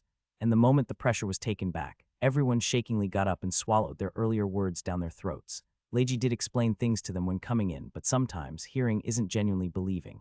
They did believe it to a certain extent, but now, facing the Tian boys' cold stare, they had no choice but to fully believe it. What more could they say? The system saw this and felt a little worried. Host, you are a heavenly exorcist and in a way a worker of the heavens, so you need to act like an angel and be forgiving and merciful at every turn. Shut it. Noisy. TT. Dorian was too lazy to deal with the system as he turned around, facing Butler Sheng and the shocked Rollin and Julin. Rollin, Julin, close the blinds and keep all places dark. Butler Sheng, you'll be my assistant. Understood, yes. The trio answered before dashing past the dazed guards by the window. Dorian then turned to everyone else. As for you all, get me all the bags of salt you have. Well, what are you waiting for? Move now. Yes. As for Gu Duo, Lady Elvida, Windok, and Leiji, they just watched everyone in a daze while being very curious as well. Now they only had one question in mind. What exactly was this Tian master up to? Dorian calmly crossed his hands for a bit while looking at the anxious Soda. All right, it was time for the real action to begin. Yes, it was time to exorcise. Very quickly, everyone hurried off to do as they were told. The men hurried to get the salt, while Dorian instructed a few others to push all couches away, as well as remove any carpeting around too. And as all the work was seemingly going on around them, Mr. Gu and Madame Elvida, who had now sandwiched their son on the couch pushed far away, couldn't help feeling nervous. They had a hunch that something bizarre was going to happen, but they truly wished they were wrong. Dear. What sort of enemy do we have? Me. Gu's throat rolled up anxiously. I don't know, but Soda will be fine. Hearing this, Lady Elvida seemed to calm down a bit, but unbeknownst to her, her husband was just consoling her. The tension in the room was so high that he too was sure anymore, remembering the wooden box with strange symbols that contained candles, oils, stone pebbles, and whatnot. He finally connected two and two together, and it would be a lie if he said that his mind hadn't drifted there. But he was a firm believer of science, so he hoped that it wasn't what he thought it was. Soon he caught himself and smiled bitterly. Was he already turning into a mentally ill patient? How could he think like a child? It was like saying Superman was real. Thinking like this, myths you know what couldn't be real, right? The denial in this science-filled world was too strong and almost as if an invisible hand had been brainwashing the people for millenniums. You know what, believers were all mental patients, and that's what everyone thought. One could get locked up in an asylum for thinking so dangerously, but it looks like the reality of this world would soon get shattered. Din, din, din, din. Dorian calmly circled a particular spot before nodding and stretching his hands out to Butler Sheng. Master Sheng answered abruptly and handed the first candle. With that, they began their work, and before everyone knew it, the large created an overly large candle circle. Dorian then looked at the now awake Soda, who still looked as pale as ever, and upon seeing his gaze, Soda instantly understood and jumped out of his parents' embrace, ready to do anything necessary to get rid of that thing. At this point, Mr. Gu and Elvida quickly got up too, staying behind Soda very closely. Windok and Leiji also stayed close by too. They truly wanted to know what sort of enemy existed that the Gu Duo secret force couldn't handle. In fact, they too had a guess in their minds, but they also threw such a whimsical thought out too. Dorian looked at Soda, lie at the center. Yes, Grandmaster Dorian. His parents, looking at their son hurriedly lying down like an obedient peacock, they were somewhat speechless. Who doesn't know that Sota hated Dorian to the bones? So where is all this coming from? Sota didn't care for his past grievances at all. What a joke. If they had been through what he has, then they would also call Dorian Grandmaster. No, they would call him father. Even though Sota had been through hell, he had also matured a lot now too. Once one was put in a life or death situation, their entire life flashed before their very eyes, and then they are forced to either make changes to stay the same. Now Sota wasn't interested in flashing money to please people anymore. One could say that he had been reborn from the ashes this too. Now, he knew that they weren't alone in this world, so how could his viewpoint still be the same? Who knew if something else would come after him or his family later on? He already had a strong hunch that the only person who could help him was Dorian, thinking of how gloomy, quiet, and cold-faced Dorian was growing up. He had to admit that even if it were him, he might have also been the same too after knowing the existence of the other side. Now, thinking of all the provocations himself and several others used to give Dorian, he felt strangling his former self. Dorian probably never placed a single one of them in his eyes. Yes, they were just jumping clowns, and he couldn't fault Dorian for thinking that because now, he too felt like his so-called supporters' friends were only with him for connections or wealth. No. He had to assess his life again, and more importantly, he wanted to protect his family too if something like this ever happens again, and that's why he decided to follow Dorian. Sure, he was scared, but compared to the love he had for his family, he was willing to take the risk. So he truly respected Dorian and wanted to be whatever Dorian was. That was his decision. Din, din, din, din, din. Finally, over 80 large sacks of salt had been brought in. These were all the bags of salts in the kitchen, and Dorian just had 10 open but didn't pour the salt from them out yet. As for the 70 sealed-up heavy salt sacks, well, they were for an entirely different matter altogether. Now everyone was here and the doors were all sealed up, but just to be sure, Dorian had had Butler Shen place several papers on the doors. Who knows if a few people would try to open it and flee once the real culprit was revealed. Even the windows were also sealed too. With the way the humans in this world acted, he wouldn't be surprised if some tried to leave through the windows. Anything could happen. And now, with everything truly sealed up, Butler Sheng returned and told everyone breathing around the circle to back up a bit. These guards were so immersed that they even wanted to step into the circle themselves. Windok looked at them coldly. Step back. Yes, sir. With that, they continuously stepped back until Butler Sheng nodded in satisfaction and chuckled. Now they all want to come closer, but he was looking forward to when they would be backing away instead. Butler Sheng calmly turned around and walked towards Dorian, who in turn was chanting a spell that would angle everyone in the room to listen in on his conversation with Sota, especially the Gu parent's standing brother away. After all, they were the clients and would pay him for his services. Your birth initials. Yes, Grandmaster Dorian. It's XXXXX. Dorian studied his face for a bit while observing his aura and the various lines on his face. Did you and your friends visit the Grindal Cemetery for fun not too long ago? Soda's eyes lit up in shock. Yes, we didn't mean to stop there. But for some reason, while passing along the road close to the cemetery, my car broke down a bit. And then you all decided to begin your pre-party at the cemetery, correct? Yes, that's right. I already called for help, so we just had to wait and buy time there. Sota said embarrassedly before running his nose. Why yes, we decided to party at one of the graves, and for some reason I felt particularly drawn to one of them. No, it wasn't the grave you were drawn to. Sota tapped his head hard in agreement, finally remembering better. Yes. It was an old dried-up fountain there covered with vines. But Grandmaster, how did you know? Dorian lazily looked at Sota, irrelevant. Well, even though Dorian was too lazy to dive into these matters, but in the meantime, everyone else was more worried instead. The guards who were secretly watching nearby at the time had confirmed that he was safe, and had also sent for their men to personally come and fix his car. When the young master was out with his friends, there were times that he just wanted space. And so, they tried to act as if they weren't there, or else he would be pissed. But now thinking about it, their entire bodies were surging in fear. Did something else happen there that they didn't know of? And what did the young Master Tian mean by saying that something chose young Master Sota? At that time, they found that there was actually nothing wrong with the car when they disguised themselves to come up and fix it up. So was his stopping there truly because he was chosen? This feeling was bad, and like a nuclear missile, Dorian looked at everyone calmly and dropped the bomb on them. To put it simply, your young Master Sota was chosen, entered the cemetery, and picked up a new friend. Elvida's heart clenched. What new friend? A hybrid water ghost. Ghost. Elvida and Guduo found their hands trembling uncontrollably when they heard Dorian's words. But it wasn't just them, but every single guard who felt every gut and muscle in their body tight. They wanted to laugh it off as if convincing themselves that it was a joke, but seeing Dorian's stern expression only made everyone feel like they were swimming in unknown territory. Even Julien and Rollin were so shocked that they were practically numb at this time. This was also their first time hearing of such a thing, so how could they only be blown away? They looked at Butler Sheng for confirmation, only to see him nodding, leaving them more fearful than ever. For sure, a larger part of their minds still told them it was a lie, but remembering the words Dorian said earlier made their throats go dry. Indeed, what if the enemy wasn't human? At that time they thought it was a joke. However, it seems like the master was serious. However, could it be true? Do they actually exist, Mommy? Was this what the Tian family really did? Gu Duo took a deep breath and forced himself to calm down before squeezing out a dry laugh. Young Master Tian, forgive me, but I think we all know if such things don't exist. Talks like that can get you locked away, so I suggest you stop joking and get to the real root of the problem. Yes, on hearing Gu Duo, everyone suddenly woke up and pushed their ridiculous thoughts away again. Such things don't exist. Such things don't exist. Such things don't exist. Dorian, who heard Gu Duo, lifted his left brow before snapping his fingers. Snap, brrmm. The candles around Soda all lit up, causing everyone's expression to freeze. Silence. Blank, empty, their minds went empty, and even Windock was completely shocked beyond belief. What did he just see? Magic, this, how was this possible? The rest were still in disbelief, even with the facts before them. But Elvida was different. She looked at her son and saw him nodding as if saying it was true, and only then did she hold Gu Duo so firmly as if her very life depended on it. Soda, tell mother, is it true? Everyone stayed silent, waiting for his reply.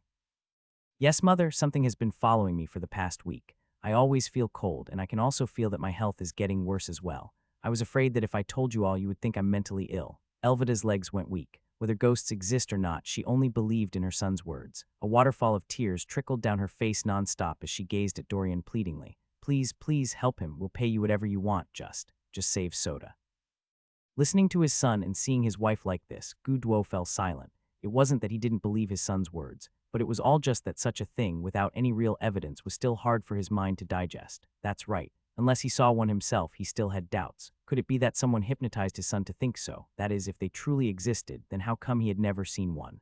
I said I'll save young Master Soda, so there's no need for all this. But I'm curious though, Soda, how come you never used the thing I gave you? Soda smiled awkwardly. I wanted to use it last night, but my guards came in just in time to save me. Dorian nodded amidst everyone's curiosity before calling Julin, Rollin, and Butler Sheng to get closer. Julin and Rollin's hearts trembled a bit, but Butler Sheng was as calm as ever. Young master, here's the book. Dorian held the book he spent all night doing. Basically, it detailed all the demons they fought, showing all their weaknesses, strengths, and even too. He also went ahead to write on all grades of the particular demon types, because as one knows, demons grow stronger and could also evolve into higher demons. He not only wrote them down but drew them too. Of course, the moment he saw Sota and felt the aura around him earlier on, he also added 3 other underworld creatures that he speculated might be after Soda. Well, he used an image relaying spell to just imprint every little detail he saw there, as well as what he knew from his previous world. He planned to open an academy soon, so he had to start imparting his knowledge too. Of course, the system also awarded him with some books as well. It sent the knowledge to his brain as well as gave him a hard copy too. So moving on in future, combining what he already knew with the systems, his academy shouldn't lack much. Dorian shook his head at Butler Sheng. You're all in training, so you read it. With that, he flicked his wrists, and the book suddenly opened to page 68, revealing a very revolting image, the hybrid water ghost. Everyone who saw this was once again left in shock as they felt their entire bodies bubbling like a volcano. How did he do that? Could it be that there was some trick involved like the magic tricks on TV? As for the trainee exorcists, when on the job, they always had to make sure the clients knew what they were here for and all the dangers surrounding the matter. Thus, payments should be fair and never be a hassle. Dorian hated unnecessary disputes. Butler Sheng quickly became alert while Rollin and Julin surrounded him to see what was written there, and instantly everyone fell quiet as the wind from nowhere caused their hairs to stand while listening to Butler Sheng, the hybrid water ghost. Gender has none. The hybrid water ghost is a half-ghost, half-demon, an evil entity that preys on the yang of its victims, sucking them dry and leaving them mummified. And after finishing off the victim, they move on to the next person in the victim's family, enjoying the grief and sucking up all the yang around until the entire family collapses. Boom! Everyone's mind went numb as their eyes widened in horror. So if it eventually dealt with Soda, it would then come for them. What a vicious being. Even if they didn't fully believe it yet, Gu Duo, Windock, and everyone else were still immensely angered by it all. Soda was also shocked and depressed as well. He had no idea that his reckless behavior in the cemetery would cause such a thing to follow his family. No, he had to get rid of this thing now. After Butler Sheng gave his brief summary of the half-demon, half-ghost, Soda gritted his teeth and looked at the Grandmaster before him in determination. Grandmaster Dorian, where is that thing now? Yes, where is it now? Everyone had the same question in mind. Where was the bastard thing? Dorian chuckled at their reaction before glancing at Soda mysteriously. It's in you. Bam! Dorian flicked several talisman coins on Soda's body like lightning, and right before everyone's eyes, something unexplainable happened that made them move back in horror. Young Master Soda. Pa pa pa, Dorian flicked his talisman coins on his body, and right before everyone's eyes, Soda started trembling like crazy while keeping his eyes open wide. Son, Elvida wanted to rush towards Soda, but Guduo held her back, and Elvida, who wanted to curse and pull herself away, suddenly paused when she heard her husband's words. Elvida. His face, what the hell are you talking? Silence. Everyone stared at Soda's face in shock as countless bluish-black streaks of haphazard lines popped out of his face, mainly covering his forehead, cheeks, and eyes. At this point, they truly felt that something might be wrong with their boy. Not just them, but everyone else within the room. And within this moment, all their breaths felt trapped in horror.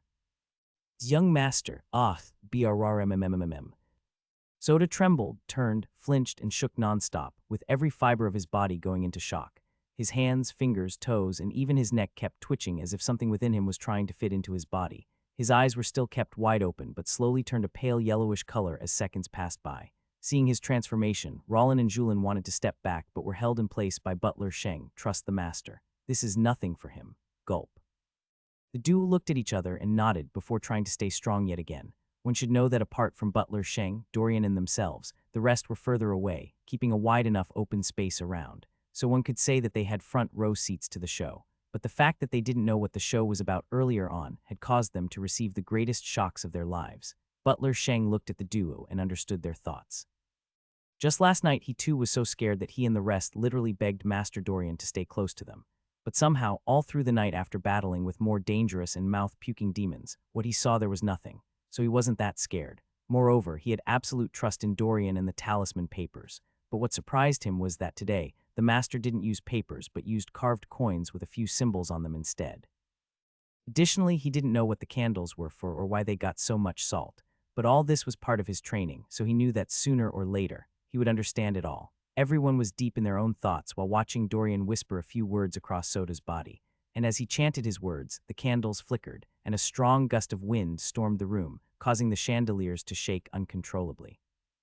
Instantly, the temperature in the room dropped, and the dogs started barking again, causing Windok and everyone else's hair to stand erect. So that night when the dogs barked, could it be? Woo-oh. Ting, ting, ting. The sounds of the world and the chandeliers echoed out across the now cold room for a while until they finally slowed down their pace, matching it with Soda's rhythm. That's right. As Soda's shaking lessened, the lines on his face slowly faded away too, and now the wind finally stopped. Tick-tock, tick-tock. The massive clock on the wall only made the tension in the air grow more as everyone looked at Soda curiously. And when they finally saw him open his eyes again, Guduo and Elvida were ecstatic, as tears pictured out of Elvida's eyes again. Their boy was back to normal. Seeing him like this, the guards also felt glad. Very quickly, Soda turned his head and smiled weakly at his parents. Mom, Dad, son, how are you feeling? Elvida said while rushing towards him in joy, making everyone else smile. But suddenly, Dorian appeared next to her, stopping her altogether. At this point, everyone else was confused. Even Elvida. Why are you stopping me? Can't you hear how weak his voice is? He needs me. Her voice bellowed out in rage, covering the entire room. Dorian looked at her calmly before turning to look at Soda again. He's not your son. What? Everyone's mind turned grim, and instantly Windok retrieved Elvida. He had gotten the feeling that it might be too easy, and sure enough, he was right. This wasn't the young master. Guduo, Leiji, and a few others also had the same hunch as well, but Elvida was still convinced that it was her son. You lie, he. She cursed and broke down even more while being restrained by Windok, and before she could finish her words, Dorian chanted a few words that made the bluish-black lines appear again. But this time, even though his eyes were yellow, his skin was still pearly white, except for the streaks on them. Seeing this, Elvida suddenly paused, and everyone else felt their heartbeats race again when they heard this Soda speak while smiling mysteriously. As he spoke, he only sat up because his lower body had been pinned with the coins. His voice was the same as Soda's, but gave everyone the sensation of spiders crawling around them instead. Now they all had goosebumps. The wind picked up again. And the culprit for their discomfort just sat there with an unnatural expression on his face while staring at them mysteriously. Mother, why are you backing away from me? Don't you want me anymore? Come one, tell me to blow the candles out. Everyone felt their heads pending as they looked between the candles and Soda in horror. Elvida felt her throat tighten. No, you're not my son, not your son, ha ha ha ha. Soda's voice then changed into a deeper and more frightening one. And at this moment, everyone was fully convinced of one thing. Ghosts were real. Ha ha ha ha ha. Soda's eerie deep voice caused them all to quiver even deeper as the cold air in the room seethed into their bones. And instantly the candles flicked once more, but no one was focused on this. No, they were looking at the thing before them in horror. Ha ha ha ha, you're right, I'm not your son, but I do have possession of him, so free me now if you still want him. What? Elvida's whole world crumbled. And when Soda saw this, he smiled even more. Quickly, if you want to see your son again, do it. Blow the candles away. Yes, yes, yes. Elvida pushed the distracted Winduck and made her way to the candles. Elvida, no. Gudwo's voice echoed out, but Elvida gritted her teeth and continued on. For her son, she would blow them away. But her actions only made Soda's yellowish eyes glow even more. Do it, free me. Plop, Elvida fell on bended knees and leaned to the side as if trying to blow as many candles as she could in one sweeping motion. And at this moment, time seemed frozen in place, with everyone having horrified expressions on their faces. Don't do it, madam. Elvida, no. Everyone watched in horror as she began sucking in air onto her cheeks, ready to make her move. And the evil Soda beside her only smiled maniacally. That's it. Blow them away. Do it, Mom, do it. Elvida nodded hard, causing their chests to tighten. Deep down, they knew this was it. That's right. She had doomed them all, or so they thought. Elvida blew hard, but something blizzard happened. View 'em. A thin pink line appeared, connecting all candles with one another, creating a pink circle too. Everyone's eyes opened wide with curiosity. What was this? Dorian calmly looked at the anxious Elvida coldly. Madam, I advise you not to disrupt my work again, or I will leave the patient like so. Yes, yes. Yes, sorry for that, young Master Tian. She won't disrupt you anymore. Gudwo said hastily before turning to Leiji and Windock. You two bring her back. Yes, the two answered in unison before hauling the eager Elvida back. Why? She had already blown the candles away, so why wouldn't they go off? Elvida was distressed, especially seeing the evil Soda keep smiling at her as if saying she had failed, so she should be ready for the consequences. As for why the candles hadn't gone off, as a safety precaution in this world where people were so easily terrified, Dorian had placed talisman coins within all candles. Using them, he could control the space within the circle as much as he pleased. With Elvida finally, he calmly looked at the evil Soda for a bit. It looks like all the evil aura in his body has finally concentrated around the exit channels. Good. Dorian stepped into the circle for the first time, and everyone's heart skipped a beat. Did he actually intend to face the evil Soda so close? They smacked their lips and watched with transfixed horror, unable to look away no matter what. In their minds, the young Master Tian was crazy to get so close, and apparently the evil Soda felt the same too. His cat-like yellowish eyes now curved upwards playfully, not taking Dorian seriously at all. Ha ha ha ha ha. I've been killing for 300 years, and you're the first exorcist that I've seen in this world. And even with that, you're nothing but a weak fly who doesn't know the height of the world. So do you think you can really exorcise me? Hess. I advise you to save your breath, or you'll be my next target. With that, the evil Sato cruelly stretched his hands towards Dorian, but was already subdued before he could even blink. Noisy. Thap, thap, thap. In a flash, Dorian quickly pinned his hands using smaller coins before slapping a large medallion-like coin on his face. And instantly, Soda screamed. Ah! Everyone covered their ears in pain as it sounded like 1,000 hawks screaming right in their eardrums. The eerie sound was too ear-burning that some had to go on the knees with their hands over their ears in pain. And as the coin stayed on Soda's face, they watched as literal steam seemed to evaporate from Soda's face in large quantities as if his face was a sauna. The steam made a loud sizzling sound that sounded dreadful to the ears. It all seemed too magical. They watched as he once again trembled and twitched uncontrollably with his hair standing erect as if he were upside down. Then the winds came once more, and the chandeliers moved even harder than they did before. But that wasn't all. This time, even couches and vases were falling, as if they were just experiencing an earthquake, making their feet wobbly. I'll go. What sort of strong creature did the young master bring from the cemetery? And more importantly, could this young Master Tian deal with it? At this moment, they wanted to say prayers to whatever God existed out there. But in this world, over 98 of people were atheists, and even those that aimed to believe in religion were either killed, later called frauds, and so on. So now they didn't know what gods to believe in at all. Help, we seem to be attacked by strange forces. What do we do? Waiting for the answers from the heavens. Ting, ting, ting, crash the couches, vases, and everything else was either shaking, rolling, or falling nonstop. The more evil Soda screamed and cursed, releasing his terrifying deep voice. Evil Soda was pissed. Damn you, Exorcist. How dare you? How dare you disrupt my plans? This body is mine. Evil Soda screamed unwillingly. And right before everyone's eyes, he suddenly opened his mouth wide, letting out a thick, never-ending cloud of black smoke. Ah. Everyone watched as the smoke left his mouth and hovered above the air within the large circle. And when all was let out, Soda's body fell backwards and the earthquake phenomenon stopped. Gulp. Everyone swallowed hard as their breathing accelerated. Is it all over now? Seeing Dorian carry Soda and place him out of the circle before nodding, everyone smiled. But the most amazing thing was seeing Soda open his eyes in confusion. Mom, Dad, everyone, what is going on?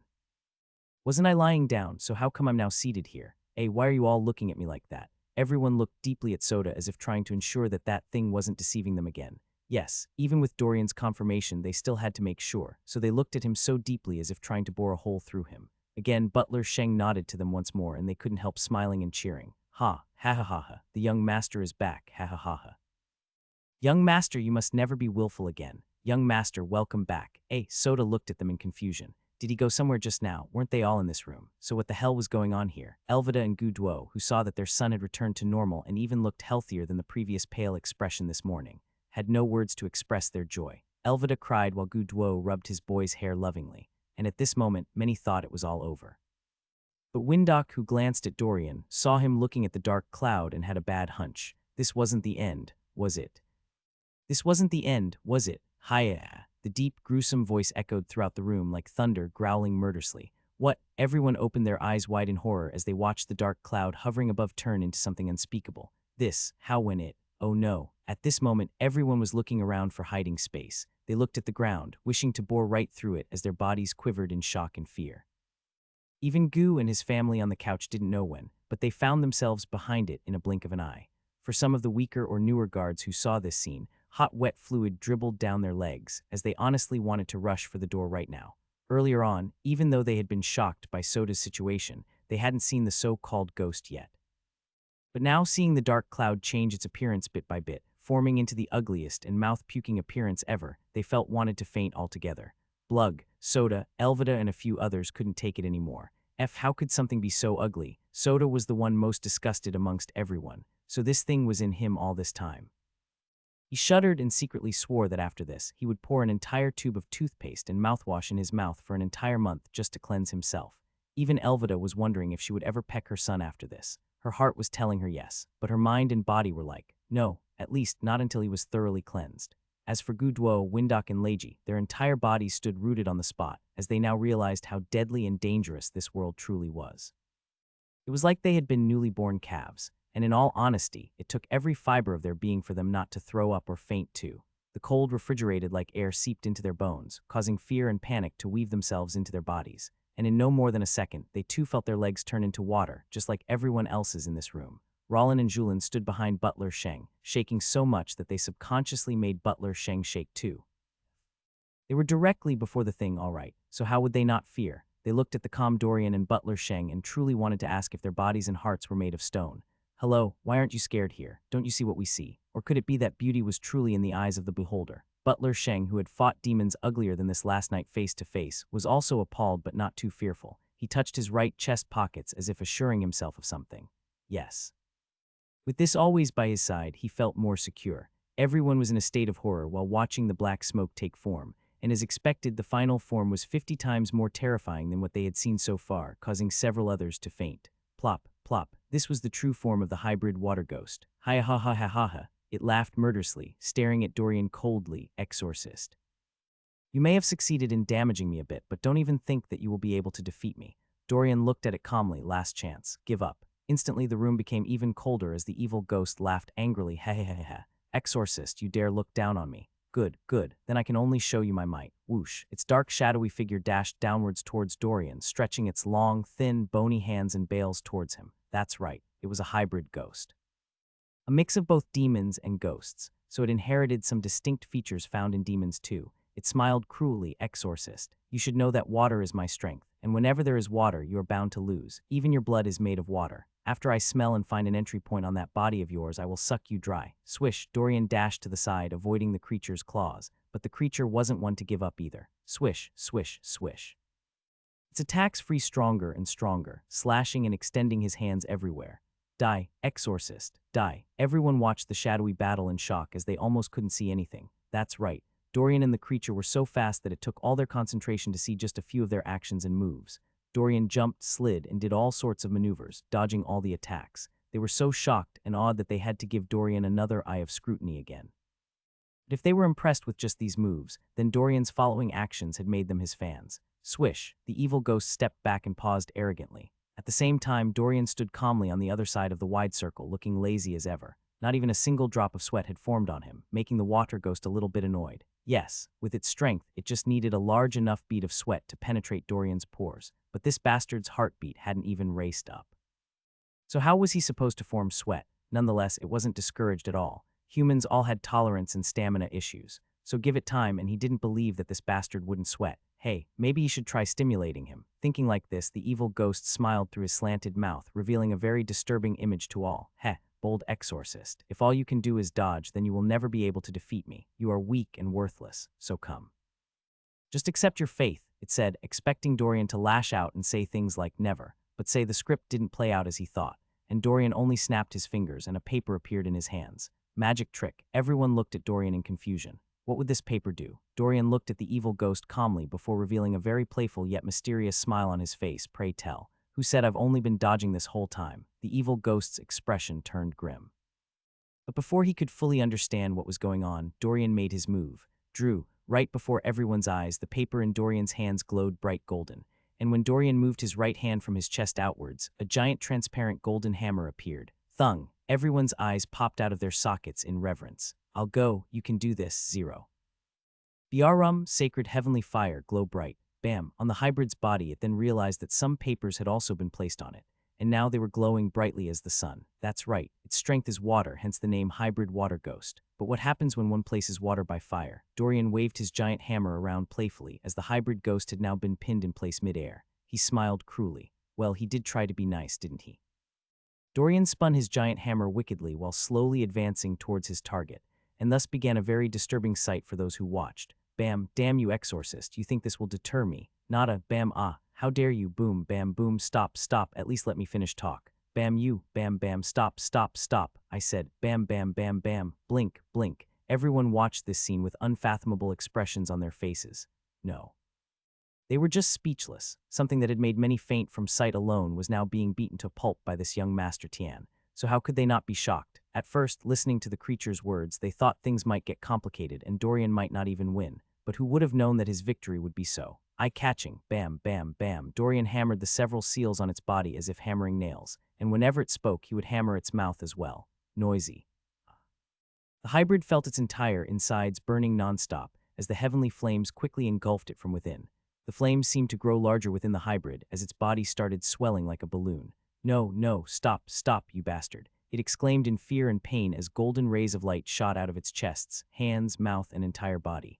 Ah, it screamed and cursed before finally exploding into thousands of water droplets that sprinkled down like black rain. But what shocked many was that before the dark rain hit the ground, it turned golden and faded into thin air. Everyone cautiously looked around, not sure whether this was the end or not. Who knew it, the bastard thing would sneak somewhere else in this room? Butler Sheng, Rollin, Julin, yes, master. All three answered with respect and awe as they watched Dorian float down lightly. After watching the battle, Rollin and Julin realized just how powerful their master was. But more importantly, they also realized that they, combined with several others, might not even be able to leave a scratch on their master if battling against him. Very quickly, they guessed that this must have been what Butler Sheng, Buo, and Haru had been doing that allowed them to grow overnight. Yes, they were still very much afraid, but they also knew that this might be because they were unskilled. Even after everything, they still wanted to join the Tian family. Someone could say they were crazy. But to them, there was always another side of the coin. What if after they left, they met other demons, spirits, or any evil things and couldn't get Dorian's help because he was busy or out? Then what do they do then? They would just have to die and be devoured, right? Additionally, what if the moment the creature wanted to reveal itself to them was the moment when it decided to kill them? Now, they didn't even know if most strange out-of-nowhere diseases were the cause of monsters or just health. In fact, the issue was that they knew nothing, and when one knows nothing, they can't protect themselves or avoid troubles. Thus, apart from their loyalty to the Tian household, those were just a few more of their reasons for staying. They also wanted to be strong enough to protect themselves, their team, and the Tian household. Like so, the duo looked at Dorian in determination while waiting for his orders. Dorian looked at them and chuckled. Smart. Butler Sheng, Rollin, Julin, our work here isn't done. We still have 5 more people to cleanse, and you 3 will handle them. Zap. Dorian quickly threw several papers at them before voicing words that only they could hear. Everyone watched them silently in confusion. At first, they could hear them, but suddenly, it all went quiet. Of course, everyone found it strange that it went quiet, but they seemed to have forgotten that in the first place, for everyone to hear what everyone else was saying in this large room was already an abnormal feat. With such a grand hall, people shouldn't be able to hear each other from that far away or even right at the back without yelling. So now that Dorian was talking directly with his men, everyone else far away couldn't hear a single thing. But when Dorian's group was done, they seemed to be able to hear again, so they must be using magic right. Very quickly, Dorian and the rest stepped closer to Soda's gang before settling their sights at Windok, Leiji, Gudwo, Elvida, and another close guard. And when they saw him, their expression turned anxious. Grandmaster Tian, what's wrong? Dorian placed his hands on his chin and looked at them deeply. You five, roll up your sleeves and place your hands forward. Instantly, they did it without even wasting time. Even Windok was fast as well. Dorian then tapped their hands, revealing an unspeakable sight that caused them all to be petrified. Was that a face? Those who saw this once again felt like puking. Such a thing can really make one want to cut their arms off. Beads of cold sweat formed on Gudwo's forehead as he looked at his arms in horror. He was so terrified that his legs couldn't stop shaking. Those watching would never understand how it felt to see such a thing on your own hand. His eyes darted maniacally as he really freaked out. It wasn't just him, but the rest too. Elvida was just the worst. Get it off, get it off. My eyes are bleeding from seeing it. Please, can you get it off? She felt like from this day forth she would never look at her hand the same again. Ugly. Dorian looked at their hands silently. As expected, they had been marked, meaning after the hybrid devoured Soda, it planned to jump to its next marked targets within the same household, and like so, it planned to finish them all. Of course, with the hybrid dead, the marking's use was no more, but it still wouldn't fade just yet, at least until a few months. But that was the thing. During this time, such markings without an owner were just like dangling prey to fish on a hook. More water ghosts would want to step in and replace the dead one, so he had to destroy it all now. Dorian looked at his men and gestured for them to begin. For marks like these, a few flame talismans would take care of them, so he allowed them to deal with such minor things. Rollin and Julin placed their papers on their victims' hands and watched it glow bright golden.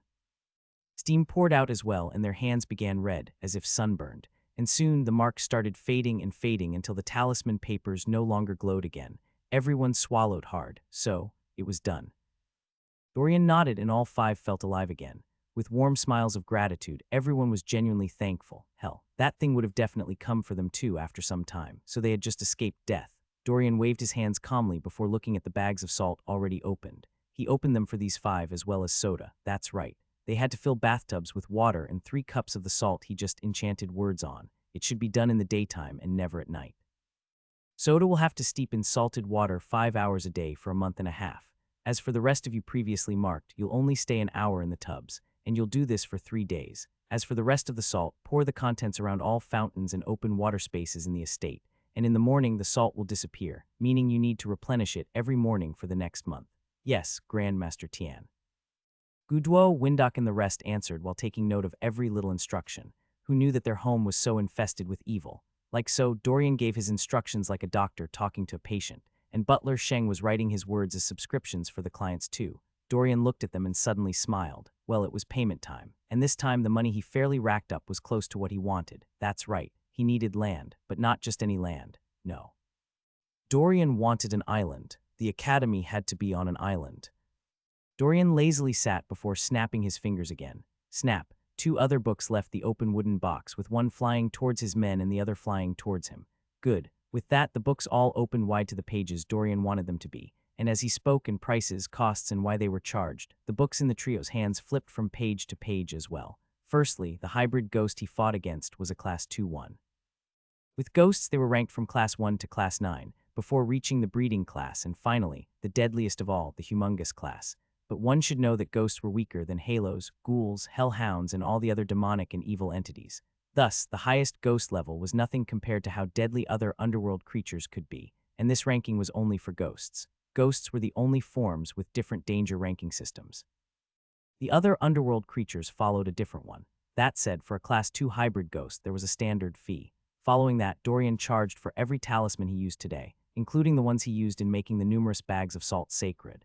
The use of spell energy, and even the clearing of the seals and markings all went into the cost. One should know that Dorian's strength wasn't at his peak, and in truth, he had used a lot of strength to deal with this hybrid ghost.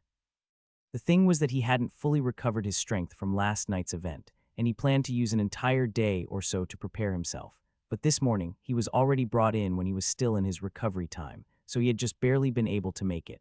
Looks like I'll have to increase my strength fast, he thought while still coming up with the price list. In all fairness, cultivation was expensive, and the energy used up alone, as well as the materials he would need to get himself back on track, were indeed pricey, like the 200-year-old ginseng and so on. As for the candles used today, the Gu household wouldn't pay for the entire thing since not all the wax had melted. No, they were just paying a standard service fee per candle used today. Back in this world, scamming or overcharging was near impossible. Why? Because before one became an exorcist, they had to take a heavenly oath to be fair and just, or they would get killed by the heavens. Now they were drawing powers from above to fight evil, so if they took the powers from above to do evil instead, the heavens were always watching, and because of the oath, they could get struck by lightning and die in an instant. Of course, this was only the case if they took the oath. This was why many organizations in his former world had people take the oath to be fair, just never collude with the underworld creatures or do bad. But as one would know, there were still rogue exorcists that refused to enter the academies, but chose to find ways of stealing exorcist materials instead. Yes, they wanted to learn and maybe even overpriced people, and get rich without worrying about any immediate heavenly punishments.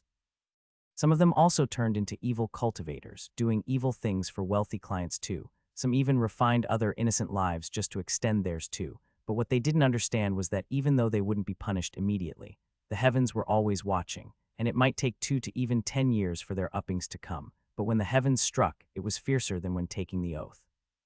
One could get dragged to hell to take on the punishment for millions of years before getting a chance for rebirth.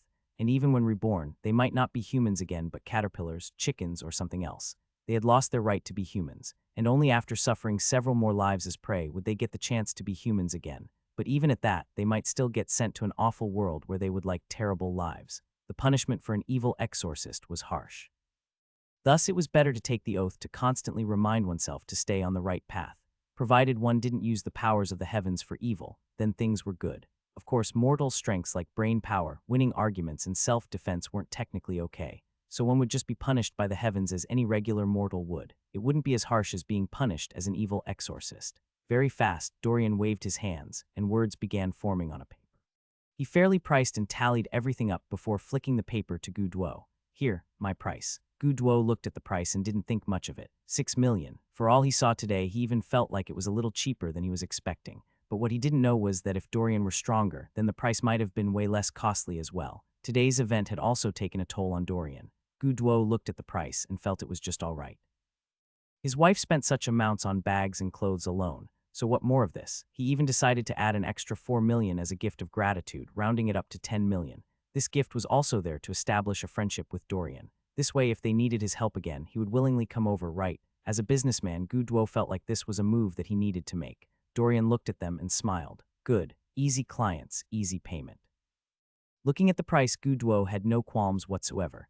Grandmaster Tian, say no more. I'll have my account transfer the money now. With that, he took out his phone and called his accountant. Butler Sheng also stepped forward to provide the information for the transfer too. Good. Once everything was finalized, Gu Duo quickly thought of something else that was also critical too. Grandmaster Tian, is there a better way we can reach you? Click. Everyone's thinking bulbs turned on. Yeah. Is there a better way to reach him? Soda was the first to react. Grandmaster, I still have you on QQ chat, so can we contact you through there? Dorian thought about it more before nodding. You can. HMPH, I have the Grandmaster's QQ account. Do you? Brat. Gu Duo looked at his son and almost shoved the idiot with his shoe. Did this fool forget that he only kept the Grandmaster QQ earlier on to keep his enemy closer?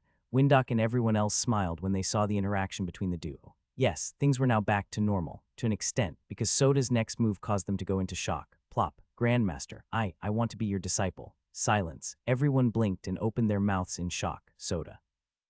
What are you doing? Elvida and Gu Duo were the first to react. Their son had just come out from the hands of that thing, and now he was running back into the fire again. Their hearts panicked as they watched him kneel before Dorian. Son, quit playing and stand up now. Soda looked at them and shook his head. No, I'm not playing. I have my reasons. I want to become the Grandmaster's disciple. Soda said before clenching his fists hard. Dorian raised his brow at the unexpected turn of events. Host, this is a good thing. The more people you gather, the more allies we have to fight in our cause. Dorian revealed a slight smile on his face. Yes, it would. Ah, host, so you agree too. This is the first time the host is being nice to. Shut it, I'm thinking. TT, why was its host always so fierce? What wrong did it do in this cosmic world to get saddled with its host? But, this should be considered progress, right? Yes. It was better than the times when the host didn't even let him say 3 words. So this time, the host actually allowed him to talk this long. That means that their relationship was getting better.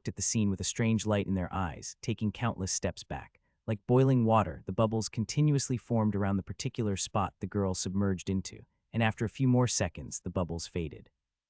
Then the girl who had stayed underwater for what seemed like an eternity finally emerged from the waters again. Tup, tup, tup. Water dripped from her clothes as she calmly walked towards the shores. And this very moment, several voices echoed out from the bushes. She's here, we found her. The nanny and the park rangers continued talking, but the little girl in her nanny's embrace suddenly smiled mysteriously. Diddy was okay. VRRRMMMM. Dorian's team had finally returned home after visiting the famous medicine hall in the city. Dorian thought about the items he bought and was a little bit down. The quality of things here was truly terrible. In future, the alchemy department within the academy will have to grow their own and search for precious ones too, Dorian thought while stepping out of the vehicle. Butler Sheng continued carrying the wooden box while Julin carried the items they bought. As for Rollin, he quickly marked the car before entering the house as fast as he could. The master said he should head to his bedchambers after he was done, so how would he dilly-dally around? Rollin dashed through the corridors and placed the car key back into its storage compartment before heading to the stairs to Dorian's bedchambers as instructed. And with every step he took, his heart drummed heavily, almost leaping out of his chest in one go. This was it, wasn't it? The master. The master was going to tell them something important, right? Rollin's lashes fluttered as he tried to steady his breathing the closer he got to the bedchambers that now seemed so powerful in his mind. It's not that this was his first time seeing Dorian's bedchambers, but now that he understood just how powerful Dorian was, and even looked at Dorian with awe when remembering the battle earlier, he felt his entire body tremble when he thought of entering the Grandmaster's bedchambers. What should he do? What should he do? Should he kowtow several times, just like the cases in the fantasy movies? Or should he miss the floor and roll over? Damn it. After finding out that one's boss was mighty, what was the correct protocol here? The ever-imaginative Rollin had long thrown the blood diamond gangster imagination he had earlier, and now adapted the fantasy world imagination. Yup, he had already inserted himself in some world with flying swords and countless battles daily. His eyes opened hard with excitement. Could this be the start of his fantasy world? Rollin adjusted his glasses and took a deep breath before entering the Grandmaster's heavenly room. "Master, I'm here," he said while going down on one knee with his head down. Dorian looked at him and felt it funny. He felt like Julin and Rollin were a funny bunch. All right, I already got a response from Julin. So now it's your turn, Bubuum. Rollin's heart drummed loudly. Could this be his acknowledgement ceremony? Rollin's imagination sure was rich, but his guess was close enough. He listened to Dorian diligently and nodded his head as hard as he could. "Master, I am willing, and I swear in my life that I will never betray the Tian household." "Good. From this day onwards, you will officially be a Tian member. Now then, arise." With that, he stood up to join the rest standing at the side. All three now stood firmly with their chests out, waiting for Dorian's command. The fact that he requested all three of them to be here meant that there was something else he wanted to say. Additionally, if it were just about joining the household, he would have dismissed them after he was done. But yet they were still here, meaning he wasn't through with them. Dorian glanced at them with a slight smile on his face. "At first, I wanted to wait for you all to be gathered in one place before introducing you all to what it is we will be doing from now on. But as things stand now, I think it will be better if some of you begin your training immediately. From today, you will be exorcists in training." Everyone's heart speeded up. Butler Sheng's throat throbbed when he heard the strange word, exorcists. This word wasn't in their vocabulary, but he recalled that the demons from last night's battle called Dorian an exorcist, and the hybrid ghosts also called him one. But why was it that they had never heard of this word? Did the demons delete the word from the dictionary? The more Butler Sheng knew, the more confused he was. Why did he feel like someone or something was controlling information in their world? Cold sweat trickled down his back when something shocking occurred to him. The presidents around the world wouldn't be demons too, right? Right. For the first time, Butler Sheng felt like they were fighting against the world. He just hoped he was overthinking things, or else things would really be bad. Dorian, who didn't know what Butler Sheng was thinking about, had been talking with the system this entire time. When he first came into this world, the system awarded him a B-grade book on various heavenly talismans and formations, which is a step up from the C-grade knowledge in your previous world. Of course, this also meant that the world he came from was a C-grade level world. He got a B-grade knowledge because this world's difficulty level was high. In fact, B-grade knowledge was just a novice gift. As far as he was concerned, this world's difficulty exceeded all the S-world difficulties and was in a difficulty rank on its own. The system had given him B-grade difficulty information to improve his understanding too, like he said. His previous world was a C-grade low difficulty, so after absorbing the B-grade book on heavenly talismans and formations, one would find that there were more ways of handling things and more in-depth as well. Take for example the case with the hybrid ghost. Back in his world, he learned that there were only 2 ways to exorcise a rank 2 hybrid demon, but after absorbing the B-grade book by the system, he found that there were actually 5 ways of doing so. It was just more advanced knowledge. That said, Dorian still found that the B-grade knowledge was something he had always known subconsciously. Even back in his previous world, it was as if it was rooted in his brain and had been suppressed by something, which in itself was strange. Well, he didn't believe in coincidences, so the only way to find the truth was to grow stronger. That said, apart from the B-grade book, the system also awarded him a secret room in your bedchambers, filled with sanctified candles. And today, he planned to take them into the room. "Host, you don't need to worry. Like I said, anyone you perfect can enter the secret chamber from an entry point which you can set up yourself. so they don't even need to pass through their bedchambers and can also enter through other parts of your home. But they would need your permission seal or something similar to a heavenly ID to enter. Dorian nodded in understanding. He didn't like people going through his bedroom. Getting the system's response, he then focused on Butler Sheng and the rest. Today your training will begin. BRRRMMM. Suddenly the wall behind Dorian started changing, leaving everyone's mouth hung wide open in shock and excitement. Of course, Rollin and Julin were the most excited of all. Fantasy, fantasy. This was the start of their fantasy life. VRRRMMMM. A section of Dorian's wall cracked open in a triangular shape. Each part of the wall seemed to come alive as several jumps quickly stood up and jumped to the sides as if they had thoughts of their own. And following that, a grand light burst through the rectangular crack, causing everyone to place their hands over their eyes subconsciously. The blinding light lasted for just a second before finally dimming down and showing everyone a glimpse of the grand place beyond. Blink, blink. Butler Sheng stood still in a daze, blinking severally, while Julin trembled with his mouth wide open, almost drooling in amazement. As for Rollin, he couldn't help taking off his glasses in the most dramatic way possible. Silence. Error, error, brain cannot process what it's seeing. Mayday, maybe. Brian down, I repeat. Brain down, like so the trio had their brains fly away like pigs with wings because right now their memory chip had been overloaded. Does science actually exist anymore? Everyone just felt like they had been duped all their lives. Dorian looked at the trial and chuckled before snapping his fingers, bringing them back to reality. Snap. Yes, Grandmaster. Dorian almost fell when he heard the way they called him. Okay, Soda started calling him Grandmaster, and now everyone else seemed to be calling him that too. Hello, did he look like an old man with long white beards? His men had switched from calling him Young Master to Master, only to upgrade it even further to Grandmaster. With him taking over, his father's title was upgraded from Master to First Elder, and his mother was also an elder but a matriarch too, but now they were already calling him Grandmaster. So wouldn't this mess up the order of things? Dorian could only shake his head wryly. Sigh, this world was too strange and funny to him. With the trio awake from their thoughts, they hastily followed behind Dorian, passing through the unbelievable doorway that had cracked open like magic. Even when passing through, they subconsciously touched the walls with trembling fingers to determine if it was all real. And what did they see?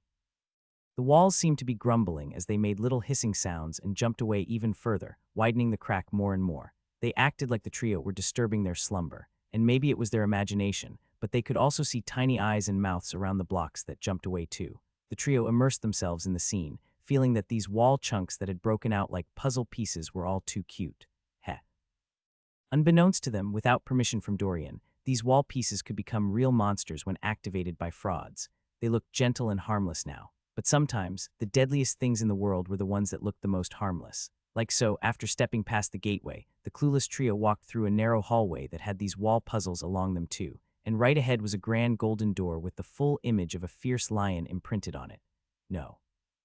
They felt like this beast should be greater than a mere lion just from the aura and air they perceived the closer they got. Then suddenly, the lion's head moved and aimed its focus at them, causing their hearts to skip a beat. Mr. Lion, gulp. Everyone couldn't help taking a step back when facing this giant lion head. One should know that the Golden Gate itself was probably what they imagined a heavenly gate would look like. Right now, standing by the gate, they were like ants, as the gates towered several feet high and also spread very widely too. Hell, only a giant could open these golden doors, and the lion's head on the gates way above them was probably 5 times their size, as it looked down, intimidating all who came. Rollin looked at Butler Sheng and felt aggrieved. Why was it that he and Julin seemed to be the ones who were always more panicked in these sorts of situations?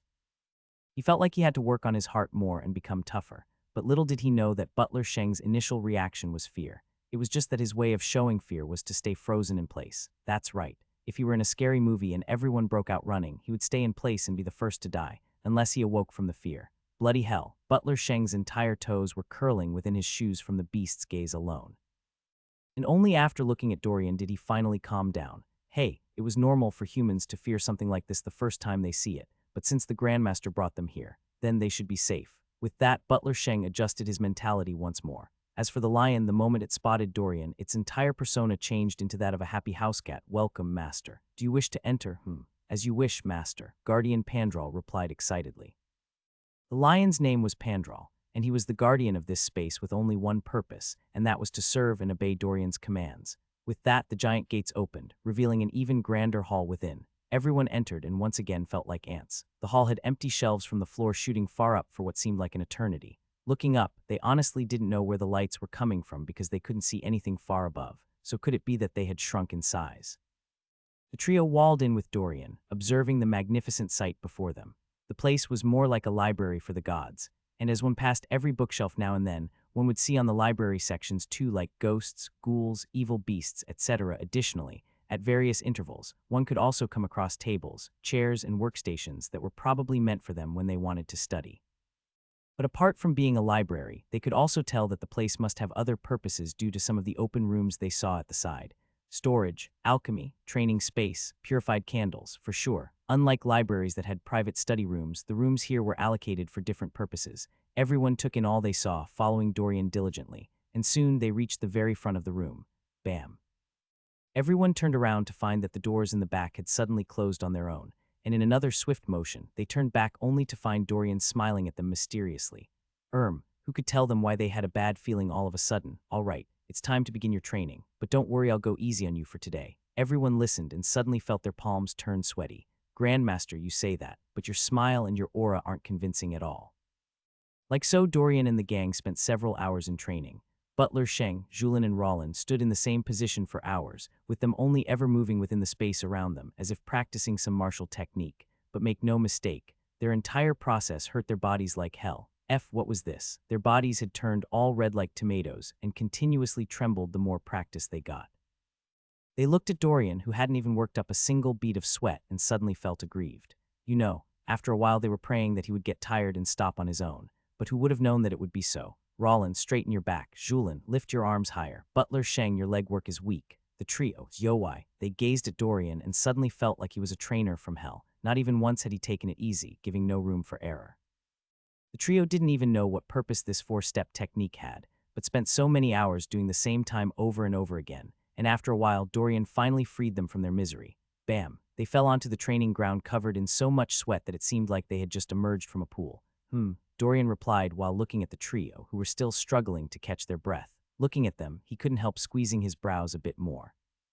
Were they so worn out when he had already taken it too easy on them? Remembering his first time practicing with hundreds of people back in his old world, he remembered that his first day was far worse than this. So their reaction had indeed shocked him a bit, but there was no helping it. This was the path they chose, and nothing in this life came easy. Dorian had no pity for them as he calmly sat down with crossed legs on the training podium, releasing his fierce aura at them. Get up. Yes, Grandmaster, the trio replied as their tired bodies instinctively moved on their own, and before they knew it, they were also seated the same way as Dorian, facing him quietly. Dorian saw this and squinted his eyes coldly, too slow. Gulp. The trio took note of this in their hearts and secretly swore to improve whatever image Dorian had of them in his heart. Who wouldn't want praises from the Grandmaster? Wait. They had made it through the training, even though many times they had fallen and gotten up time and time again. Nonetheless, wasn't it an accomplishment that they could make it through? Yes, the Grandmaster must be pleased with them with such a feat. With that, their hearts suddenly felt a little joyous. Everyone then lifted their haggard face to look at Dorian, only to find Dorian coldly staring at them. Today, you three will begin your journey as cultivators. As of now, you're all trapped within a mortal body. But with these sets of instructions I'm about to bestow on you, you'll break through it and become stronger and stronger the more you train. Shedding the mortal body is an essential part of exorcism, Dorian said in an authoritative voice, stirring countless emotions within the trio. Julin's breathing became stagnant. Cultivators, shedding mortal body, exorcism, this. Words alone couldn't describe what he was feeling at the moment. All he knew was that his buttocks felt like there were ants in his pants. Julin became more and more restless while imagining his future. Dorian looked at them coldly, causing them to suppress their excitement once more. The path to cultivation and exorcism is hard and has no place for the lazy. Doing so might not only cause one a backlash if they remember a method wrong, but might also get one killed for their lack of attention to detail as well. Remember this when you train. Instantly, everyone's expression turned grim. Yes, Grandmaster. Good. Before we begin training, every one of you will take an oath. The trio tilted their heads to the side in confusion. An oath? Dorian looked at them and secretly chuckled. An exorcist's oath was essential. So of course they would have to swear to the heavens to remain on the side of good. Everyone calmly understood what this oath was all about before repeating after Dorian and making the grand oath to the heavens. For sure, if demons existed, then didn't that mean that the heavens were also watching as well? Didn't this mean that angels also existed? From what they just gathered now, they couldn't help shivering a bit when they heard the brief but gruesome punishment that the heavens bestowed on those who went bad.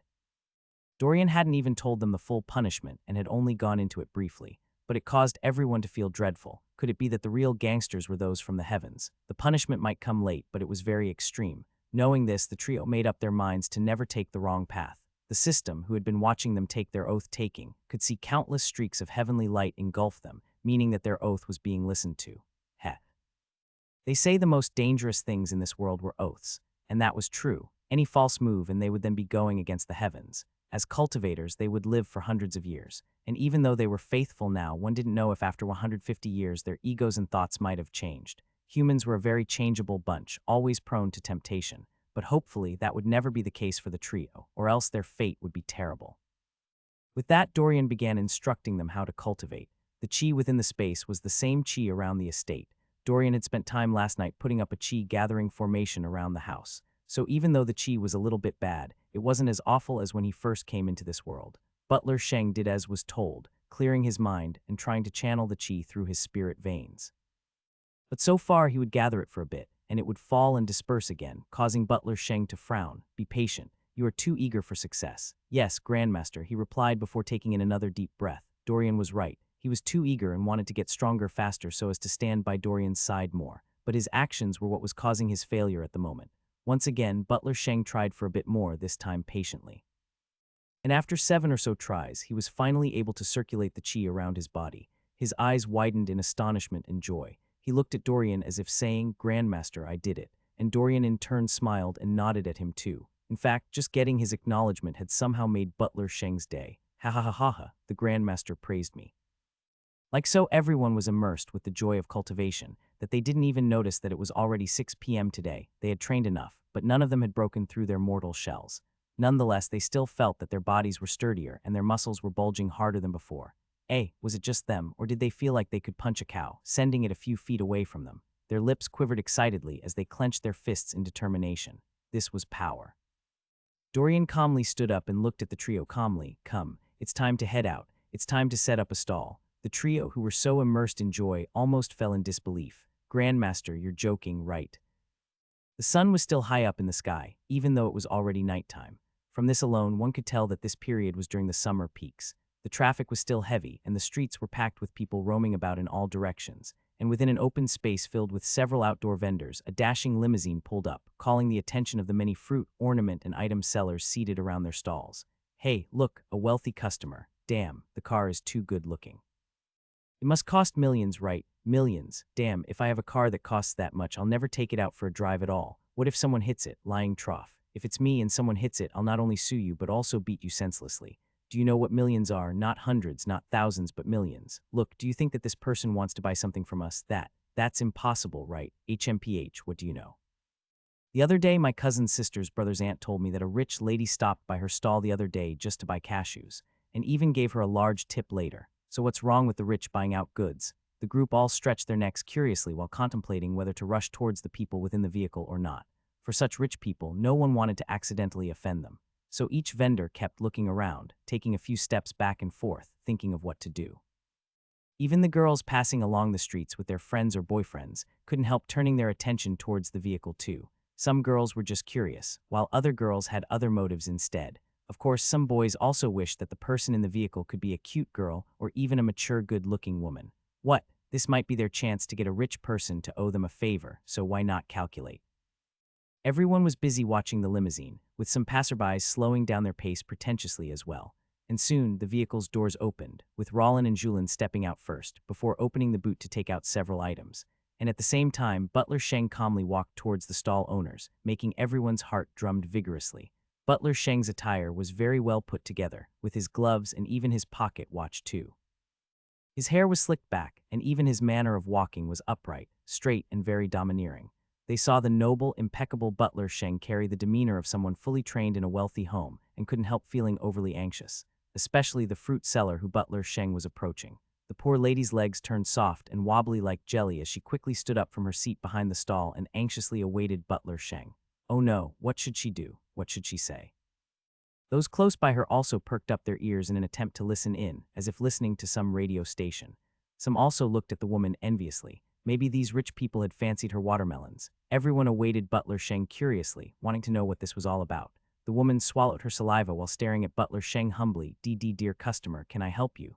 I see that you have such a large stall set up here. These two stalls are arranged the same. So, can I take it that they belong to you? The lady nodded her head in agreement, with a lot of confusion visible on her face. Yes, customer. These two are mine. I work both stalls at the same time. Is there any problem? Butler Sheng looked at her and smiled sincerely. Lady, how much is it to rent your stall? 30 minutes had gone by, and everyone had finally accepted the facts before their eyes in a daze. The lady who had been managing both stalls was the most confused of all. Who could tell her why these wealthy people would come all the way here to rent a stall from her? Everyone thought that they had seen a lot of ridiculous things throughout their years. But this one took the cake. The lady in question removed her fruits from the second stall and combined them with her fruits on her first stall. Luckily, it was already late in the day and not the morning. So many of her goods had already been bought by passerbys and even those on breaks. Thus, she found space a little easier. Her stalls were also quite simple, making it easy for her to pack up and leave. The lady folded the money and placed it close to her bosoms for fear that someone would steal it from her. She had never received so much money all at once. Hell. The money she received for just renting her stall for today was so generous that it suddenly turned her stupid. It was as if a lot of money had fallen onto her lap from the sky for basically doing nothing. And from what these people said, they were only going to get the stall for 3 hours today. Of course, they also told her that in future, they might come here often to rent her stall again. So she was very excited about the money she would also recover in the future too. Everyone looked at the scene and felt very envious, with some regretting why they didn't have two stalls like that lady. Damn it, just look at all the money they had lost. Many had no tears but wanted to cry. After the stall was acquired, Butler Sheng and Julin properly cleaned it up, removing all fruit stains and also placed a blue cloth over the booth and even hung a signboard above it too. Again, they also took out the foldable chairs from the booth, neatly placing them on the opposite side of the stall. And in the meantime, Dorian finally stepped out of the vehicle while Roland drove off to properly park it within one of the high-end hotels several streets away from here.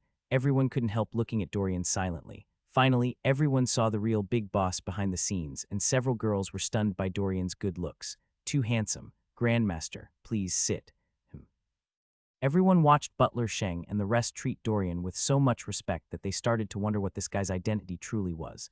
But when they read the words on the signboard, they suddenly froze in place, having another image of him. Hey, could it be that this wealthy master was a little sick in the head, and his family would arrange for him to play like this? The ladies all shook their heads in pity. Divination master, sigh. Who would have thought that such a handsome fellow would be mental? Alas, the heavens were indeed fair. Dorian couldn't care less about their thoughts and calmly watched the passerbys diligently. Host, look, that lady needs help. You need to exorcise more if you want to rank up fast. Then why don't you dealing with the few things around you? Noisy. A strange light flickered in Dorian's eyes while staring at the woman intensely. How odd. The sidewalks heading past Dorian, a young lady was walking hastily, carrying a 3-year-old boy with tears in her eyes. She wore a long yellowish waiter uniform with an apron tied at the front. Her hair messily fell across her face and bounced freely in the wind, exposing her swollen, teary face from time to time as she held the little boy in her arms firmly. Dorian looked at her heading his way from a distance and instantly snapped his fingers at Julin and Rollin. Bring her. Yes, Grandmaster. The duo answered before leaving the stand, making everyone curious as to what they were up to. Even the lady and those in the nearby stalls who heard Dorian's instructions couldn't help frowning a bit. This wouldn't be a lecherous young master who had taken fancy to this young girl's beauty, right? They looked at the girl before looking at Dorian again, deep in thought. But no matter what their conclusions or thoughts were, they dared not stop this young master or say anything to offend him.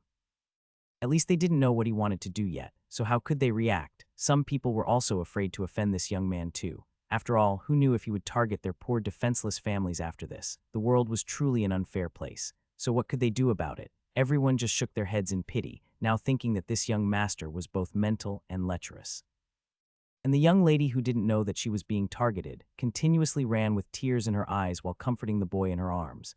Sister, it hurts. The boy grimaced and shook in pain as something seemed to bore into his heart, staggering his breathing. Hush, save your energy. Sister will get you to see the doctor now, the girl said while trying to hold back her tears. Why was all this happening to her? The girl's hands twitched elastically from the weight and pain of carrying her brother, but she just gritted her teeth and blinked away the sweat trickling into the corners of her eyes. She dashed through the crowd in perseverance, but was suddenly stopped by 2 men in black suits. Little girl, please stop. Our Grandmaster wants to see you. What? The girl looked at the very noble guards around her and immediately felt enraged. Her entire body trembled from head to toe as she stared at the bastards before her in rage.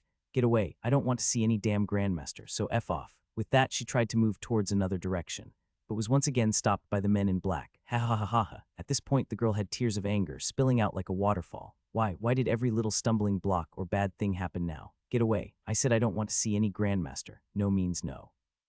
What part of the word no don't you understand? N-O. No, those watching felt pity for the little girl as they genuinely saw that she had an emergency on her hands. Soon an elderly street vendor couldn't take it anymore and smacked his hand hard on his wooden stall. Bam, you rich people are all bullies. Can't you see that the poor girl is in a hurry? Why can't you all let the girl go? Yeah, let her go. Don't think because we're poor folks you guys can bully people like that. Let her go. Said another while waving a broom in the air angrily. Dorian looked at the scene and sighed before chanting a spell only for the girl to hear. And suddenly, the girl who seemed like a tiger that was about to claw Rollin and Julin to death suddenly froze in horror and stared at Dorian with wide, googly eyes while remembering the words echoed to her. I can save him. The muscles in her jaws seized, and her legs now felt 10 times heavier than they originally were. She stood rooted on the spot with quaking knees, and the moment she saw Dorian's mysterious smile, she almost fainted from it all. He was all the way there, and everyone was yelling hard and loud, so even if he spoke, how, was this even real? The girl looked at the signboard and almost fell to the ground in shock. Divination Master. She almost walked away in anger. But when she thought of the way Dorian communicated with her, her legs refused to move. The girl's stomach contracted into a ball the more she stared at Dorian with countless indescribable emotions running through her mind. Obviously, she was frightened, but still decided to take the bullet on this one when she thought of her brother. She swallowed dryly and yelled across to Dorian, curbing all her tiger claws away. CC, can you really save him? Free her. Let her go, let her. Everyone who was busy yelling and standing up for the girl suddenly froze and looked at the situation in confusion. Excuse me, when did that young master say that he would treat the boy? Sister, are you sure that you're not reading the wrong script? Dorian smiled and gestured for the girl to step forward. And very quickly, Rollin placed a chair on the other side of the table and joined Julin, who was now standing close to Butler Sheng. Everyone watched the scene in a daze. What the hell? How could this lady go from tiger to a housecat in a blink of an eye? Hey, would she have split personalities? Of course, some also looked at her in disdain. Heh, women were all the same. She had been clamoring to go, pretending as if she wasn't interested in anything else. But then the moment she turned and saw that this young master was handsome and rich, rather than heading to the hospital, she immediately chose to sacrifice her weak brother in her arms for a few seconds of attention from this sick young master. Pewee. Several people looked at the 17-year-old girl and spat in disdain. HMPH. To think that this was the girl they had been fighting for. Disgusting. Just look at her, no shame at all. Heh. What do you expect from these youngsters nowadays? Such a woman should be very disgusting, right? Oh my, I pity her poor parents instead. If they knew that their daughter could sacrifice her brother for riches, wouldn't they be too disappointed? Who said it's her brother? Shameless girls like this would have already hooked up with several young masters before. That's right. In my village, there are a few of them who gave birth at 15 with no husbands. So I won't be surprised if she's the same as them too. Hey, who knows if she got the child from some old gold master? I bet the man's wife probably kicked her out and gave Bethel after finding out her despicable ways. Presently, everyone was very much appalled by this young girl's attitude. The more they thought about it, the more they felt that it was true. Or how else could they explain the girl's strange behavior? They scoffed at her but still perked up their gossiping radio antenna ears to tune into the frequency and listen in on the gist. What a joke. Even if they were 100% sure, how could they still not listen? Like so, everyone quieted down and started working.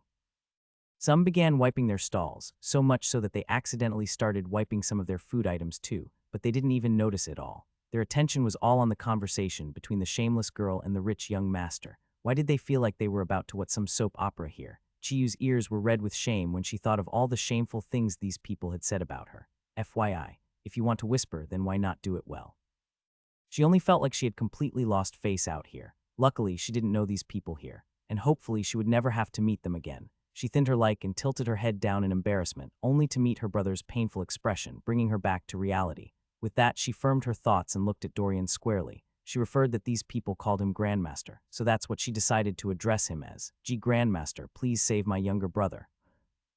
Dorian answered, looking deeply at the boy in her arms before turning his focus back to her. The gray aura around her had a swirling and facing yellow air within it, but again, there were several colors around her that indicating a clash around her. Gray showed depression, and the swirling fading yellow streaks indeed showed the heavy prominence of death looming over her. But what alarmed Dorian was that the other auras contradicted this, showing life instead. It was as if her auras were battling with one another, the yin and yang fighting head-on. and the lines on her face, the clearness in veins in her eyes, furrows above her face, and several other visible traits were also conflicting as well. Again, the lines on her palms and several other points showed Dorian her fortune and misfortunes in this life. But somehow, the lines also seemed forcefully broken too. As for the boy, there was also a problem with his side as well. For now, Dorian couldn't see clearly what the issue was. Name, date of birth, place of birth, Chiyu XX, date of birth, XXXX, place of birth, Nadaji Village, and the boy, Chindu XX, date of birth, XXXX, place of birth, Nadaji Village, the girl said nervously. Could this boy who looked around the same age as her save her brother? Everyone was also watching curiously as well. How exactly was this young master going to save the boy? And what did he need with their date and aces of birth? Looking at the scene, they didn't know if it was their imagination or not, but they suddenly felt that the air around them had turned serious. They didn't even know when, but there was already a massive crowd surrounding the place. Dorian stared at the girl, deep in thought. Chiyu XX, born XXXX. Your father is a factory worker, and your mother is a cook at a restaurant. From an early age to now, though your family is ordinary, you all have never truly suffered any catastrophes, having a somewhat smooth sailing in life. And even with the surprising arrival of your younger brother, things were still going in the right path with almost no stumbling blocks on your way. But just a month ago, everything should have gone wrong for you, right? Boom. On hearing this, the Chiyu's mind exploded in shock as she started at Dorian with big widened eyes. Grandmaster, it's indeed as you said. So what should I do? How do I get back on track? The girl's eyes glowed in shock as she nodded her head severally, in agreement, causing several people to be confused and taken aback as well. They couldn't help rereading Dorian's signboard in silence. Could it be that this fellow was truly a divination master? This thing wouldn't be a fairy tale, right? Everyone scrutinized the young man again while still listening carefully too. Of course, in the back of their mind, this thing was impossible. But what if it were true? Dorian scrutinized Chiyu's face again before rolling talisman paper and taking out a calligraphy pen, as well as some ink too. Miss Chiyu, just a month ago, your father suddenly had a major accident in the factory, and your mother also had a deep-rooted accident while working in the kitchen. Coincidentally, your brother also fell ill too, but no matter how many times you took him to the hospital, the doctors all said he was fine. And presently you also feel weak and heavy from time to time as well, right? Bam, Chiyu slapped the table in acknowledgement. The more the Grandmaster spoke, the more she felt that all these things were too coincidental and too abrupt. What were the odds that everyone in her family would face disasters at once? No, it was too coincidental. So could it be that some family member had secretly instructed or done foul play behind the scenes? Could it be a jealous worker that worked alongside her parents? She had watched such scheming movies before and felt that it should be the case. But what didn't make sense was how her brother had suddenly fallen ill, and how she too was feeling weaker and weaker as the days went by. Wait, could they have been poisoned? Chiyu's mind was going haywire. At present, she was the only one supporting her entire family. Her family's entire savings had gone down the drain, just looking for doctors and doctors to treat her father, mother, and brother. She hadn't even considered treating herself yet, but was already very discouraged. Her family was very ordinary, with her parents working within the newly opened factories and bookings around the village. So she had always paid a lot to come to this nearby city and keep her parents in the hospital. And as time went by, the bills were charging up, with the doctors carrying out all sorts of tests and checking things out daily to treat her parents. But no matter what they did, her parents' condition seemed to be getting worse instead. Additionally, her brother was so ill that even walking was too much for him, so he stopped going to kindergarten and had to stay with her all day. Again, she herself was driven out of school after getting framed, and also found work as a waitress. And typically she would bring her brother and plead with the manager to keep him in the staff room while she worked. But today didn't seem like her lucky day. Her brother accidentally offended the big boss of the restaurant who came in for an inspection. That boss had been trying to get her in his bed but failed, so he used this excuse to fire her, whispering in her ears that she would be back to beg him. She was so angry that she wanted to lash out. But suddenly her brother started feeling bad again. All these things were happening too fast and too coincidental that now, after listening to Dorian, she suddenly felt it suspicious. Chiyu, follow the money, follow the money. Who is behind all of this? Who will gain more without family down? She thought long and hard, but still couldn't come up with any real enemies. Why, what wrong did her family ever do to that person? Instantly, grief overcame Chiyu as her heart stumbled over its own rhythm. She took deep breaths, fighting back her tears while tightening her grip on her little brother. The more she heard, the more she felt like the person behind the scenes must be someone very powerful. Then if that was the case, then what if she failed? What if she couldn't save her family in the end? The weight of it all rested on her shoulders, making it harder for her to breathe. But was she just going to give up? No way. She must find out the culprit behind the scene, even if it's the last thing she did. Grandmaster, do you know who is behind it all? I just received my dismissal fee today and I'm ready to raise and pay whatever amount to find the culprit. I'll also pay to treat my brother as well. Everyone listened and was alarmed by her outburst. They stared googly-eyed at Dorian with their bodies trembling in shock. Wait, so, all this young master said was true. How did he do it? How did he know? Impossible. This must be a game drama set up by the duo. Like so, more and more people nodded their heads when this thought came up. The facts had slapped everyone hard and were already before them all. Yet they still held the highest doubts possible. But whether they believed or not, Chiyu didn't care because she believed in him. No one had heard this grandmaster speak to her in her mind earlier on, so they didn't know just how terrifying this grandmaster might be. Dorian finished drawing up 4 protective charms, leaned back and gazed at her calmly. Your problem isn't a human one. Chiyu and everyone else were confused. Grandmaster, what do you mean? Well, it's simple. Your life, as well as your brother's, was supposed to continue going on straight due to the good fortunes of your parents and even your good doings. In fact, within the next few years, your future was supposed to be brighter and powerful than your current life's worth. But unfortunately, someone has stolen your luck. Boom, I knew it, she exclaimed in rage while gritting her teeth hard, making everyone watching jump in alarm. This was crazy, but to Chiyu it made so much sense. This might sound weird, but she always felt like something was constantly being drawn away from her. She had excellent grades with scholarships. Thus, her parents had never had to pay her tuition. But then, not too long ago, she got involved in a cheating scandal, which was all fake.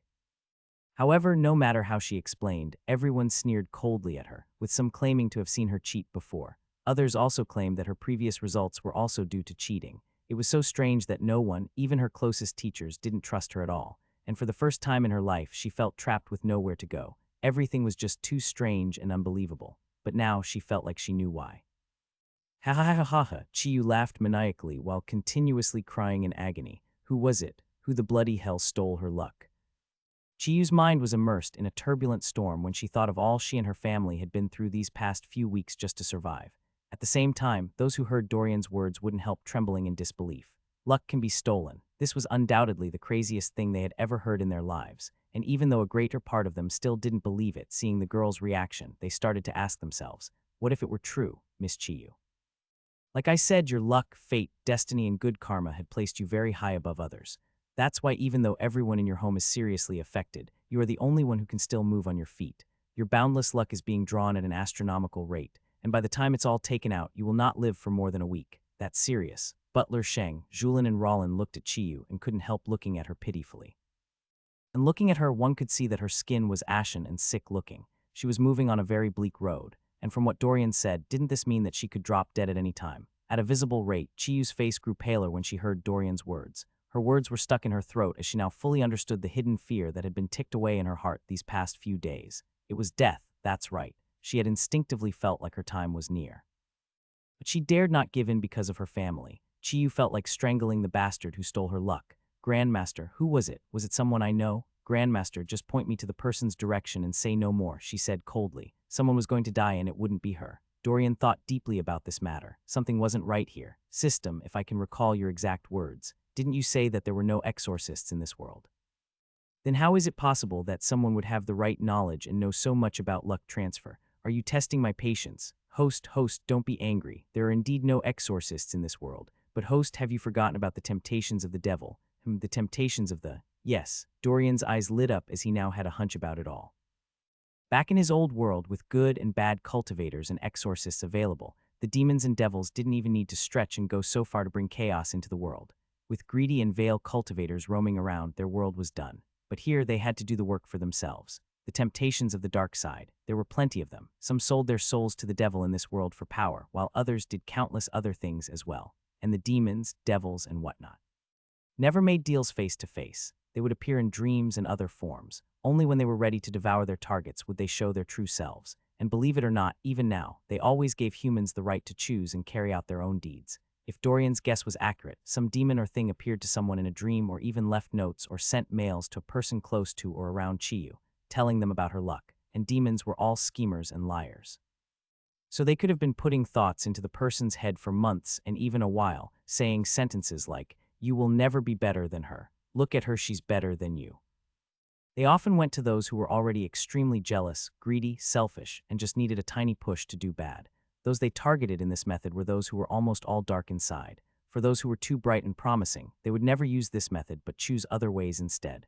Why? Because the good would always be second-guessing and might end up refusing to do bad and die naturally, still not doing what they wanted. Good people were the most annoying to demons. Converting their souls was too distressing.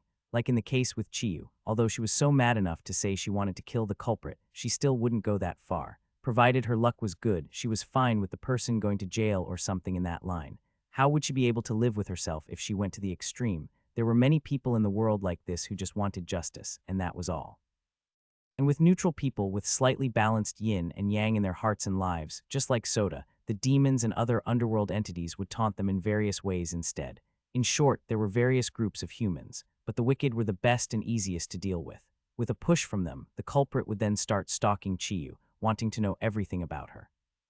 And seeing the enmity and darker thoughts from the person, the devil or demon watching from the sidelines would wait for the opportune moment before, accidentally revealing how to do a luck exchange.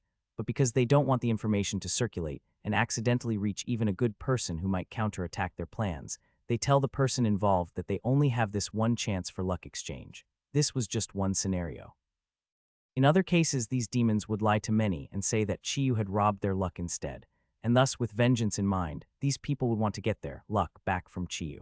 In short, the culprit is definitely someone she knows, the temptations of the dark side. In some other cases, some would be directly granted the ability to do well in business, others would be given the ability to sing and whatnot. But all this would be done after selling their soul out, saying that the heavens had no control over them again. In that case, they would never reincarnate, ever. Dorian analyzed things silently before settling his gaze at Chiyu again. Think hard. Before the troubles began, was there someone strange always around you? Did this person give you anything, take anything from you, or even visit your home? Think long and hard, Miss Chiyu, because that person is most likely the culprit. Miss Chiyu, think long and hard. Yes, Grandmaster. With that, Chiyu fell deep in thought, focusing on the period before it all began. From her life at home, school, and every other place, Chiyu thought for a bit before suddenly frowning suspiciously. Would she be the one, Grandmaster? Before the catastrophe began, one of my classmates, whom I rarely spoke to, suddenly started getting weirdly friendly with me. At first, I felt suspicious, but after several weeks, she did seem very legit.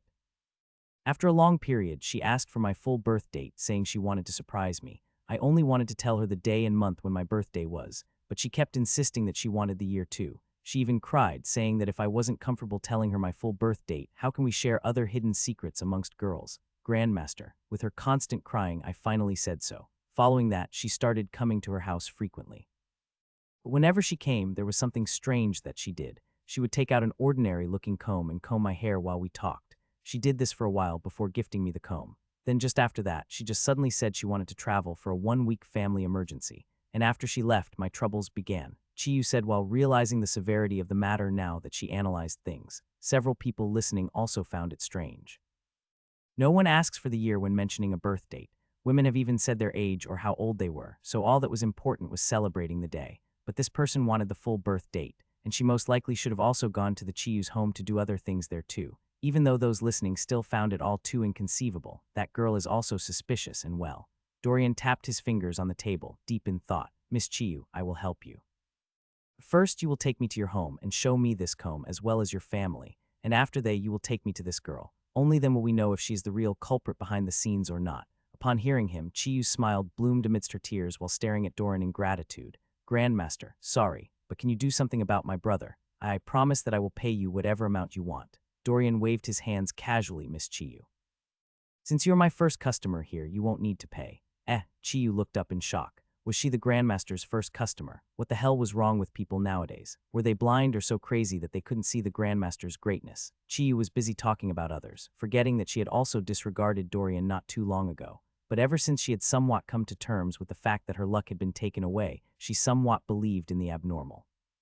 However, she didn't believe in magic and just thought it was something spiritual, like the soul or something of that sort. Well, what she believed in was far less than Dorian's capabilities. Dorian glanced at her brother before flicking his wrist hard, and before Chiyu and everyone could even blink, a talisman paper was firmly planted on the boy's forehead. Hoo. The boy's breathing slowed down, regaining a steady pace, making him flutter his eyelids and open his eyes heavily. SSSS, sister. It doesn't hurt anymore. Chiyu looked at her brother in disbelief before finally letting out the waterworks again. It was a miracle. Her eyes couldn't help glancing at the ordinary paper on his forehead too. Could it be the reason why his body temperature and everything else was returning to normal? At a very visible and alarming rate, several people directly beside Chiyu watched the boy's whitish-pale face change back to a vibrant one in disbelief. I'll go. What sort of paper was that? One could fake an act, but changing one's skin or blood flow the way they wanted was impossible. Everything made many gaze at Dorian with various thoughts of their own, especially the lady who rented out her stall to Dorian. Oh my god, she had rented it out to a master, and it should also be a kung fu one. Hey, they all saw how he flicked his wrist like nothing and threw that paper on the boy's head at a speed she couldn't see. So if this wasn't kung fu, then what was? The way she looked at Dorian changed. Now she and many people didn't think he was crazy or lecherous again. Don't thank me yet until this is all done, Dorian said calmly. In truth, he hadn't fully treated or aided her brother yet. If he did so, the enemy would be alert, so for now he could only mask things up until the end of the show. Miss Chiyu, it's already late, so tomorrow at 10 a.m. come to this address. Also, take these and place them on your parents and yourself. Chiyu nodded and stretched her hands forth to receive the remaining paper charms with trembling hands. She felt like she was about to touch gold. Hello, don't you see the power of this paper from her brother's case? She dared not play, twist, or even hold them carelessly. She was like a person who had just bought a new phone or something. She even felt like her hands were too dirty to come in contact with them. Many who saw the scene had started changing their minds, but were still more inclined to not believe it all. And just when everyone thought the show was over, Dorian suddenly turned towards a lady who had just now joined the crowd of watchers. She didn't understand what was going on and had only stopped to see what the small commission was about. Dorian turned his head and looked at her grimly. Someone in your home isn't what they are supposed to be, and tonight your deaths have all been sealed. Silence. The scene turned ghastly silent as tension quickly covered the air around them. Now everyone's attention was on the lady. Even Chiyu looked at the woman deeply, feeling fear for the woman's case. Tonight, she murmured to herself.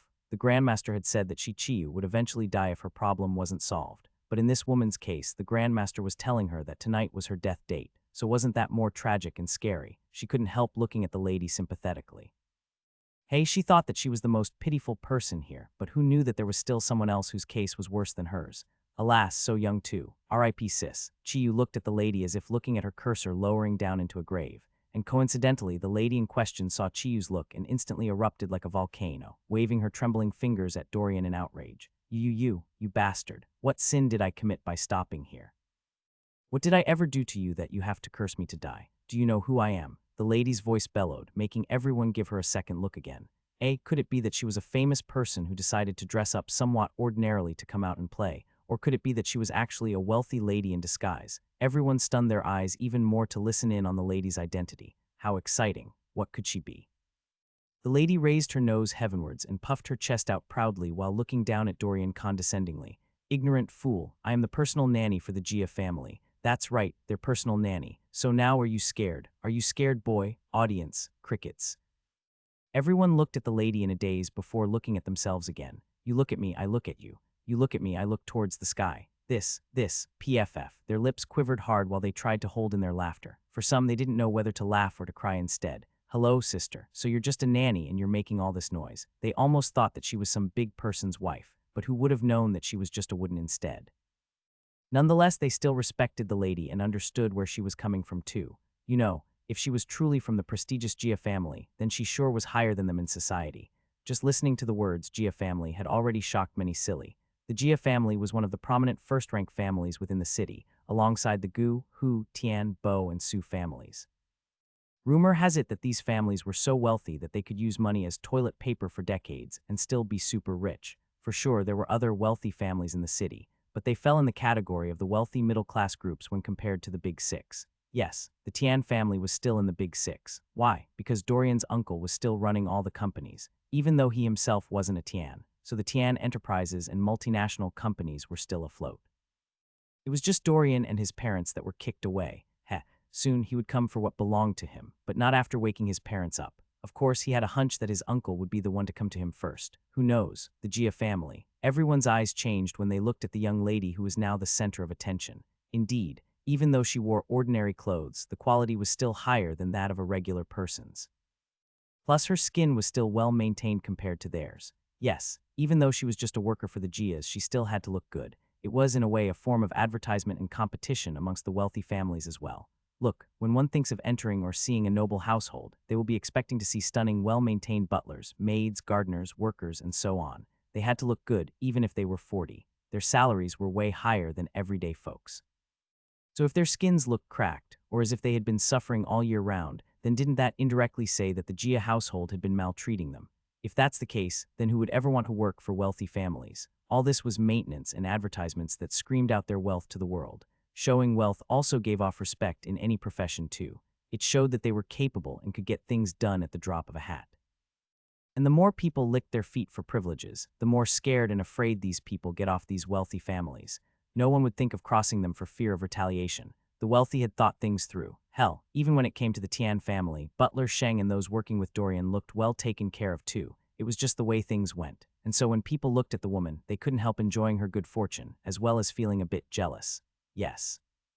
They also wished that they could work in such families, even if they were to be gardeners across the many estate fields or those in charge of cleaning some gigantic fountains around. The pay was all high, and seeing the way people stared at her, the lady in question started being overconfident as she squared her shoulders and tried to imitate the demeanor of how the noble ladies in the Jia household stood. Looking at the awe, envy, and countless emotions the crowd faced her, the lady couldn't help smiling viciously. "Brat, see if I don't clean you up today and make you kneel before me in apology. How dare you curse this lady?" Everyone watched the scene as if watching some intense drama show. Hey, the lady versus the boy, who would win? Everyone watched as the last continuously sprayed her words around like a machine gun in rage. "Look here, boy, this lady is just in her early 20s and is a vibrant lady, so I have more than 70 years ahead of me before I die. And if you keep talking about death, then don't blame me for showing you the power that I, a Jia nanny, holds," the lady said while trying to intimidate Dorian. Of course, she hadn't seen his limo earlier, or else she might have never spoken out like this. Additionally, Butler, Sheng, and the best stood around Dorian, making her think that they too were just spectators. Again, she didn't see any fancy watches or something that would say that Dorian was rich. Sure, his clothes did look high quality, but who knows, maybe he should be a new worker in some noble estate instead. Why a new worker? This was because of his young face and age. And coupled with the fact that he was setting up a booth here, then didn't this mean that he was right on the money and might not even be favored at his job? He probably offended his master, leading to a sharp cut in his salary. Or maybe he was a newbie corporate worker who got laid off recently. Either way, the more she stared at Dorian in scrutiny, the more she felt that he was a person swimming in poverty but pretending to be rich. Could it be that he had received a lot of people because of his stunning face? Dorian was too lazy to pay attention to her and just gave her one final warning: whether you take my advice or not, that is your problem. But your death is sealed. Heh, are you threatening me with death? No, it's a guarantee. A guarantee? Why, you little. The lady choked in rage as she started making her way towards Dorian with her hands stretched out, thinking of choking the little imp to death. But just as she was about to move forward, her phone began ringing vigorously. Ring, ring, ring. The lady looked at Dorian unwillingly before answering the call. In her mind, he had been saved by the bell. Her phone suddenly rang, giving her no time to respond to Dorian. She answered her phone, and in a blink of an eye, her expression turned grimmer. Yes, I'll be right over, boss," the lady said hastily before making for the hills, but not after cursing Dorian a little. As for her, she had only come out for a bit of fresh air. And now she had to go back to work as a live-in nanny. One should know that just recently, she and the guards had somehow lost the little miss. And by the time she found the little miss, they realized that she was wet and dripping off water from head to toe. The revelation made them turn pale when they realized that she had been in the lake. At that time, the hidden guards were also shocked because during that time, some commotion happened around them that caused them to turn their attention away from the young miss for no more than 3 seconds. And by the time they looked back, she was gone. But luckily they found her, or it would have been their heads. Thinking of Dorian's words, the lady scoffed in disdain. Bastard, the last thought while marching and stomping away on her low-inch heels in rage. Everyone watched the lady's silhouette fade away with countless thoughts in their minds. As for Chiyu, she only felt pitiful for the woman before getting up from the seat and bowing towards Dorian. Good, now go. With that, Chiyu took her brother and left while still trembling at all that had happened. Okay, the show seemed to be over, so everyone dispersed from the scene, and from time to time the other booth sellers glanced at Dorian inquisitively but dared not speak or say anything to say anything. Hey. Many of them had seen his kung fu skills, so who would dare open their mouths carelessly? The air around the stalls was very tense, as everyone now felt like they were walking on pins just being around Dorian. Could luck truly be drawn out? Would his booth really be a divination one? In that case, can they ask about the marriages of their children or grandchildren? Everyone's lips thinned helplessly as they suddenly found that their legs seemed heavier all of a sudden. Sigh. Well, since this Grandmaster said he would still be coming here for a while, then they would have more to see him and also assess his skills to find out if he was a fraud or just someone who was using kung fu to impress and wow them into giving him money for divination. But then again, why would a rich young master do all this when he had money? Or could it be that everything he had was rented only to put out this show? there were too many doubts and ideas within their hearts. They could only swallow them all and watch the actions of this Grandmaster during the next few days or weeks. They would want to see what this guy was really up to. Like so, Dorian and the rest stayed at the booths for a few more hours before packing up and leaving things to the lady who owned the booth. Remember, we will come on Tuesdays, Thursdays, and Saturdays. Yes, yes, yes, yes. Everything will be arranged before you arrive, the lady replied cautiously, causing Butler Sheng to ease up and smile. Good. With that, Butler Sheng entered the limo, and the vehicle then left the scene amidst all the curious eyes. What a day! Looking at the limousine drive off, everyone could only say that from today onwards, this place would become bubblier than it usually was.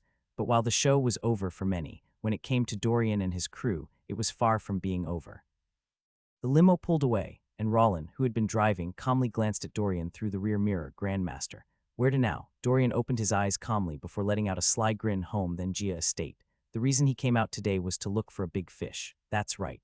For the land he wanted for the academy, the 10 million deposited into his account wouldn't be enough, so he needed to find another big fish before the land auction tomorrow evening.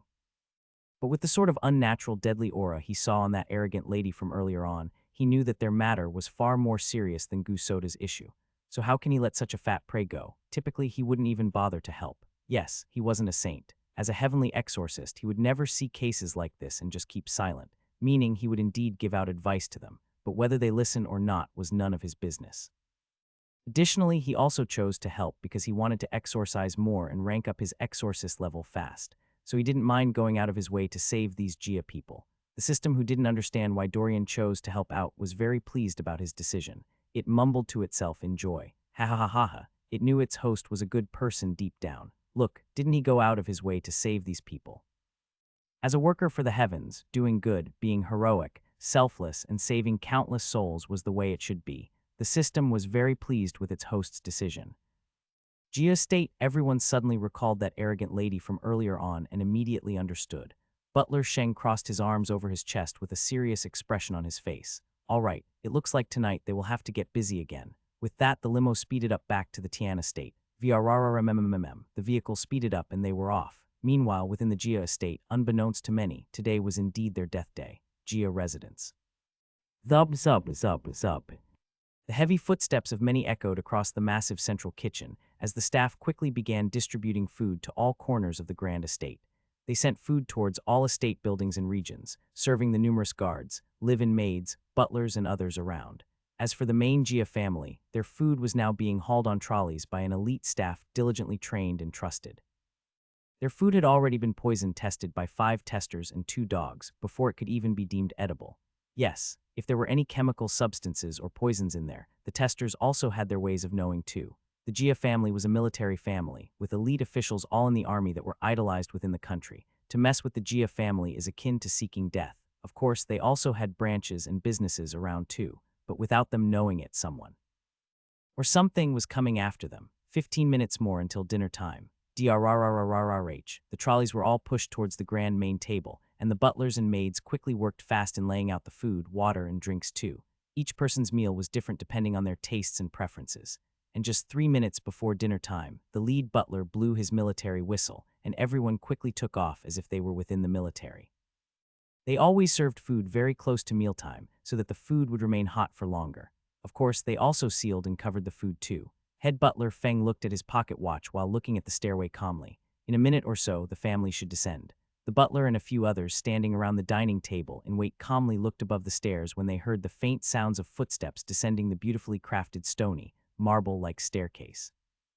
It was all so grand and picture-worthy, lined with golden rails. Today was a very special day within the main Gia household. The old marshal, who retired a while back, had finally returned from his 5-month vacation abroad, so his oldest son, who took care of the family business and lived full-time in the main estate, had of course prepared for his grand welcome. As for the marshal's other children, they had their own estates and were mainly within the army all the time, either being soldiers, marines, or navy officials. Of course, his other sons were out in the army, but their wives and children had to come over to welcome the old marshal. Thus, they had long arrived during the day and were all upstairs in upper guest rooms.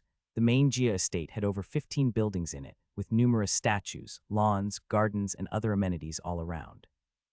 That said, there were indeed separate guest buildings, but those were used for non-family guests. Typically within the main building that was as wide as a commercial building, there were over 3 grand guest rooms on the second floor, 8 first rooms on the third floor, and 12 guest rooms on the fourth and highest floor. Thus, when the family arrived earlier, they were all shown to their rooms on the third or fourth floor instead. The old marshal had no daughters, just sons, which made him a little sad. So when he finally got a granddaughter, he treated her like his world. Who didn't know that the old marshal's only granddaughter was the apple of his eyes? All his other grandchildren were boys, except the little baby that miraculously graced their family some years back. For her, he could even give all his wealth to. Luckily, the old marshal's children were all wealthy, having their own separate resources and things going on for them. They were all very independent and hardly used anything from the old marshal. If not, maybe they would have been greedy and jealous of the little granddaughter ages ago. The staff kept their heads bowed while listening to the several footsteps that echoed out louder and louder as the family descended. The head butler in turn walked closer to the family and gave a very low, but noble bow with one hand on his chest. "My lords, madams, young masters, and little miss, dinner is served." Old Gia nodded with his usual cold gaze before turning his attention back to his little granddaughter at his side. His expression changed so much from cold to worry that one would even doubt that if he had a split personality or something. "Little Diddy, are you feeling uncomfortable anywhere? Do you need grandfather to carry you?" The little girl who now had the undivided attention of everyone was called Gia Zadidi. After listening to old Gia, she only looked at her grandfather and gave a mysterious but chilling smile at him. For almost everyone in the house, the little miss had turned into a gloomy person altogether, who hardly spoke and would only smile crookedly from time to time, making them all feel uneasy. But the family wasn't too fazed at all. They were a family of warriors and people who had been in the army and had been brought up to accept all challenges in life. They got a psychiatrist, who found that the little girl was just passing through some unknown trauma. But the problem was that they didn't know what she saw that could dramatize her so much. Yes, what exactly caused it? Everyone's expressions were cold when thinking that the only princess of the Gia family had experienced trauma. Even the little girl's cousins, who had been long taught to protect the little princess, were also very concerned about it all too. Since they arrived, she hadn't played with them or even greeted them surely the way she typically did. And though they might be young with their family training, they instantly knew that something was wrong. For them, someone had clearly bullied their Gia princess into the way she was. As for the adults, their thoughts were somewhat on that line, but more deeply rooted than the youngsters. What exactly caused the trauma? Did the little girl get molested? The guards said they searched the entire scene, but who knew if the culprit had long escaped before they got there? Or could it be that the little girl saw something she wasn't supposed to and cocooned herself into her shell? Was she threatened with a knife on her throat or a gun? Their minds were all stunning with theories, which made them all distressed for the princess even more. But what worried them the most was that the little princess began smiling and chuckling at herself all alone at times, making them fear that her mental state was collapsing. Will their little princess be bullied and laughed at? Maybe she will, but their strength was enough to cover her for a lifetime and hopefully get her treated. That said, the culprits that did this shouldn't even think of escaping. Hehehe, mess with the Gia family, how bold. Old Gia thinned his lips worriedly. According to the report, it's been almost 2 days since his granddaughter had come back soaking, but since then she hasn't consumed any food at all. If this continued, then wouldn't she just end up starving herself? No, he would never allow that to happen. Old Gia threw away his negative thoughts and gave Diddy a warm and encouraging smile. "Come, little Diddy, come, let's go eat. For today, you don't need to follow the sitting rules. You will seat my grandpa." How does that sound? The little girl tilted her head to the side before broadening her smile even more, making old Gia feel pumped. "Ha ha ha ha ha, good, good, let's eat." With that, the old man returned fiercely at those standing around the table. "Well, what the hell are you all waiting for? Didn't you hear what I just said? Bring Diddy's food and cutlery to the seat on my left. Hurry up before I grind you all to dust." "Yes, Marshal," they replied before swiftly taking off. Meanwhile, Diddy's parents, the old marshal's first son, Wei Jia, and his wife Payakai, only looked at their daughter, feeling a sharp pain within their hearts. In fact, everyone else also felt it was unfortunate. Mrs. Paya took out her handkerchief and secretly patted her eyes as fast as she could, wiping out the tears that succeeded in escaping her eyes. "I must not cry, I must not cry, I must not cry," she chanted, trying to hypnotize herself out of her blubbering state. At the moment, she had used makeup to cover the red skin across her face. Her eyes were moist and teary-looking, and her whole demeanor felt depressed, but she knew that she had to be strong for her daughter. Additionally, the old marshal didn't like others crying so much close to his granddaughter. The fear was that their sorrow would also affect the little girl, making her fall into depression as well. "You want to cry? Then cry far away from his granddaughter, please. For now, yes." The girl suffered some trauma. But they, as her family, had to pull her out of her depression and bring warmth to her, so he forbade them to cry as if the little girl were already dead. In the meantime, the old marshal was also concerned about something else as well. He came back from his trip just for this. He looked at his little angel lovingly while transferring more food from his servings to her plate. Eat, eat, eat up, little princess. Look, Grandpa's eating it, so it must be good, right? Try it, little princess. Come on. Eat up for Grandpa's sake, okay? Old Gia begged the girl to at least eat something, but she only just shook her head stubbornly before giggling and smiling like a silly thing instead. Crack! Something within old Gia's mind broke as his hands started trembling in rage. He thought he could bear it and handle things after dinner, but as it stands now, he was afraid that if he didn't solve his anger, he might end up growing insane too. Swish. He turned his head like lightning, staring at Butler Feng with a murderous, scorching stare. Where is she? Where is that incompetent nanny? Butler Feng, who was also a powerful military personnel, felt his heart skip a bit when he saw old Gia's fierce eyes. Yes, these were the terrifying eyes of the old marshal he remembered. It has been a long time since he saw the old marshal this pissed. In his heart, even though he had no pity for the nanny, he couldn't help secretly lighting a candle for her. Sigh. She had just one job, and she messed up. Her ending was already certain. Replying to the marshal, I had already called her and informed her about your arrival and summoning order. The head driver has specifically gone to locate and pick her up from whatever she had been, and they should be arriving at the estate in no more than 8 minutes. Old Gia's eyes glowed fiercely. Good, good. Upon arrival, get her in the main hall immediately. And as for the hidden guards who were supposed to be guarding her, I hear that they have already begun receiving their punishment. Butler Feng nodded. Yes, Marshal. They have already begun receiving punishment as per the first master's orders. Old Gia turned to his first son sternly. What were your orders? Wei Jia pared his meal and raised his murderous eyes at his father as well. Of course, he wasn't annoyed or angered by his old Gia, but was also waiting to strangle the nanny to death as well. As the first son who oversaw all Gia businesses for the entire family, he was indeed a busy man. He had been away for a business meeting and had also arrived not too long ago. When he heard the report over the phone, he gave his orders and had been waiting for the nanny to get back. They hadn't punished her along with the guards, making her feel that she was off the hook. But in reality, they had been waiting to punish her face to face. Wei Jia squinted his eyes coldly at old Gia. Unlike his father, he was indeed a man of very few words. They received twice the load for the abnormal family punishment. Old Gia sneered, only twice the load. Why not 5 times higher? Since when did you start getting soft? HMPH, Butler Feng, pass down my order. I want them to bleed 5 times more. Butler Feng had goosebumps imagining it and could only tap the device in his ears and relay the order. 5 times more. Even he didn't know if he could survive that. After all, the punishment class rank was the abnormal one. That's right. Within the Gia family, there were 4 different classes of punishment, with the most terrifying one being the abnormal one. Firstly, if one were sent for abnormal punishment, only 5 of those sent their make it out with their tanks intact. Of course, the Gia family was a military family that did their best to abide by the laws if they wanted to remain on top. Their enemies were constantly watching their every move. So unless necessary, they wouldn't just be killing off their subordinates who served them locally like that. No, if one couldn't finish the punishment given to them, they would be sent back to the lowest guard rank ever. They would sometimes be sent back to other third-world countries to do work there for years and years without coming back. It was almost the same as being exiled, and they would only come back after their exile phase had passed. Some got sent for 3 years, others 15. They would be placed within the country's armies, spies or troops stationed out of the country, and would follow the jobs assigned to them directly. At the same time, there was always someone to monitor them, so trying to escape was futile. In short, here in the Gia estate, they did live well, received so much money to take care of their families, received scholarship opportunities for their children, and several other benefits. So leaving the country to go out and suffer was something that no one truly wanted to happen. That said, when the first master doubled the abnormal punishment, Butler Feng felt it hard for him to imagine what those who endured the punishment would look like at the end. But now, listening to old Gia's order requesting that the punishment should be 5 times heavier, Butler Feng was in a state of shock and horror for those already undergoing punishment. Like so, everyone on the table hardly had any appetite since the little princess herself didn't want to eat.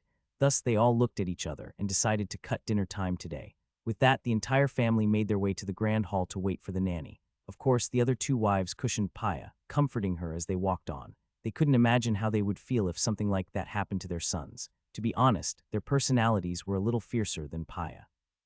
So if it were them, that nanny might have already received hell from them. I tell you to watch over my daughter, and you focus on reading some stupid novel while my daughter gets traumatized.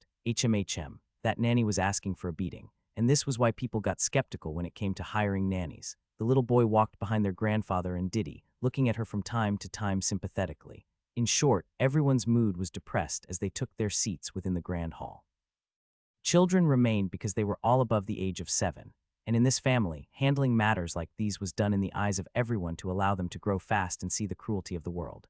Well, only Diddy had been sheltered. The little boys had long been exposed to the family rules and ways. So they took their seats, folded their legs, and leaned back silently, waiting for the main star of the show to arrive. And right on cue, the main doors at the extreme end of the hall were forcefully pushed open. Bam, she was here. Bam, the doors opened, and everyone's expression grew cold while watching the nanny get dragged in. The lady's disheveled hair covered her face, and from a single glance, one could see that she had lost me of her shoes too. Her breathing grew heavier as she tried to shake off the firm hands gripping her harshly. And the moment her eyes came into contact with the cold people seated within the hall, the blooming fear within her grew even more profound. Yes. Before the driver picked her up, she thought that something might have happened to the little miss since the miss is a little mental. So she thought that maybe they were summoning her urgently to look after the miss. But after entering the vehicle, she realized that seated by her sides were 2 guards, blocking her from fleeing. Additionally, out of nowhere, she then saw 3 other black vehicles chasing behind them too. And at the same time, 3 other vehicles appeared ahead of the vehicle she was in too. Even if she was dumb, she then understood that the summoning order wasn't entirely about the little miss. Ha ha ha ha ha. She was so stupid to believe that they wouldn't punish her for what happened a few days ago. The soft-hearted mistress just told her to go back to her duties after the incident, and she secretly heard that the guards who were supposed to be protecting the miss were punished instead, so she felt that things should now have come to an end. After all, if one looked at it deeply, it was the guards who failed to do their job of protecting the miss and not her, right? Yes, yes, yes. Thinking like that, she had been very lax since then, and everything had returned to normal for her too. So she didn't think much of things, but who would have known that it was all a lie? They clearly knew that they still came after her for the incident, so why did they give her a false sense of security? How wicked. The nanny grumbled with anger in her eyes as countless seeds of hatred were implanted in her. Of course, over the time working with the Gias, Hyolyn had also envied her mistress too. That useless woman was too foolish and weak-hearted by nature, and was nowhere worthy of being the first mistress of the Gia household. If not for her background, would she even get the chance to marry the first master? Hyolyn couldn't lie. When she took on the job, she was also looking for the opportunity to seduce the 29-year-old first master. To her, how could that useless Paya be worth the first master? Hyolyn just couldn't control her envy when seeing a woman similar in age to her marry rich, while she was always finding stingy men who couldn't even buy her expensive cars and villas. And subconsciously, even when watching the little miss, she wouldn't do a good job at it because of jealousy. But she dared not overstep her boundaries, yet because she knew that there were always guards watching. Thus, to keep her job, she had to act as the kind and gracious lady that she was. She knew that everything probably get reported back to the first master, so she had to give off her best performance at all times. And secretly, she had long taken the first master as her husband. Yes, she should be the one living this lavish life and not that stupid vase. So subconsciously, she started thinking of Paya as her stumbling block. To her, Paya's act of always seeming kind and always offering her more money was a way of showing off wealth and looking down on her. To her, the first master must have wanted to forgive her, but it should have been that BCH that talked him into punishing her. After entering the vehicle and relaxing Jur predicament, Hyolyn blamed everything on that scheming BCH. Pay. So the question now was whether that White Lotus mistress would use this opportunity to make the first master kill her. Boom. A fearful explosion erupted in her mind as she tried to flee countless times before they got into the estate. She tried screaming through the window to ask for help from passerbys, and even began crying, pleading, and begging the guards to let her go. The old marshal was back, as well as the first master. Because of how busy these two were, even if they were around the estate, she might not even be able to see them for months. In fact, some people have worked here for years and have yet to see their employers' faces once. Even if the first master and the rest still decided to sit in one place and never left the estate, only the top or most qualified people could see them. And she, as the nanny, had only seen the first mistress, the little Mrs. Mother. She only kept in contact with that BCH, the first mistress alone, which to her was because Paya didn't want her to see the handsome first master, whose handsomeness was typically the talk of the entire country. But even though she hadn't seen the old marshal, the first master, or all the other masters of the Gia family, she still heard about the rumors about their brutality. There were rumors that they had dug out the hearts of many and even fed them to the dogs out of spite. Hyolyn didn't believe the first master would hurt her since her delusions told her that the first master must be secretly in love with her. To Hyolyn, her issue was with the old marshal and that scheming Paya. Yes, because of family duty, they might force the first master to punish her heavily, killing her and burying her where no one could find. Then if that were the case, wouldn't her long-time plan to enter the Gia household fail? Hyolyn's chest grew tight with unwillingness. No, no. She can never die without enjoying all these riches. They should be hers, all hers. Hyolyn was going crazy when she thought about how unfair the world truly was, and it was now and then that Dorian's words echoed in her mind. Someone is claiming to be what they aren't, and tonight your death has been sealed. What? She felt her mind going haywire in dizziness as her pupils dilated heavily. He knew, ha ha ha ha ha ha. That bastard was cursing her to death but warning her of the Gia family's plans to kill her. Hyolyn grabbed the carpet with trembling hands as she felt a wave of regret, hatred, fear, anxiety, and countless emotions engulf her entire being. If she had just listened, then she might have had the chance to flee right, tusk, as expected, before pride came fall. Blame her for being too prideful to listen to the youngster. But she didn't listen, and now she had fallen victim to this bee-cheese scheme. So even amidst her fear, how could she not be angry?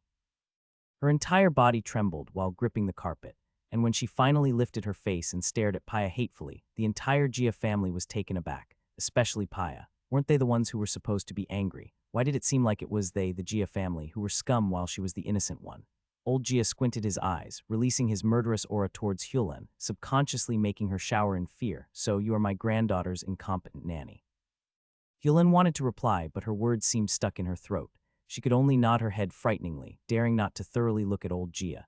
Old Gia looked at her and sneered. I heard you're a very chatty person, so why don't you speak? Bam. He tapped his cane hard on the floor, making Hyolyn's heart jump in fear. Well, what's the matter with you? Can't speak now. Cat got your tongue. Paya looked at the old man stuffing his chest and hurriedly tried to calm him down. Father, please. Remember your condition. Anyone who saw her actions knew that First Lady Paya was indeed a gentle soul, but her actions in Hyolyn's eyes were that of a scheming lotus. Hyolyn looked at the first master with deep-rooted lust in her eyes while also trying to look as pitiful as possible to him. She was also so blown away by his awesomeness that her envy of Paya was even more radiant than ever. Heh. Old Gia saw through her subtle movements and now had a hunch what sort of person this Hyolyn was. He scoffed at the thought of her whimsical fantasies. With his years of experience in this world, what had he not seen? Such a person was definitely unworthy of looking after his precious granddaughter. Father, please, your health. You need to. Old Gia raised his hands to silence Paya's concerns before getting up from his grand chair like the overlord he was. Thup, thup, thup, thup. Step by step, the old marshal made his way towards the disheveled Hyolyn, making her mortified.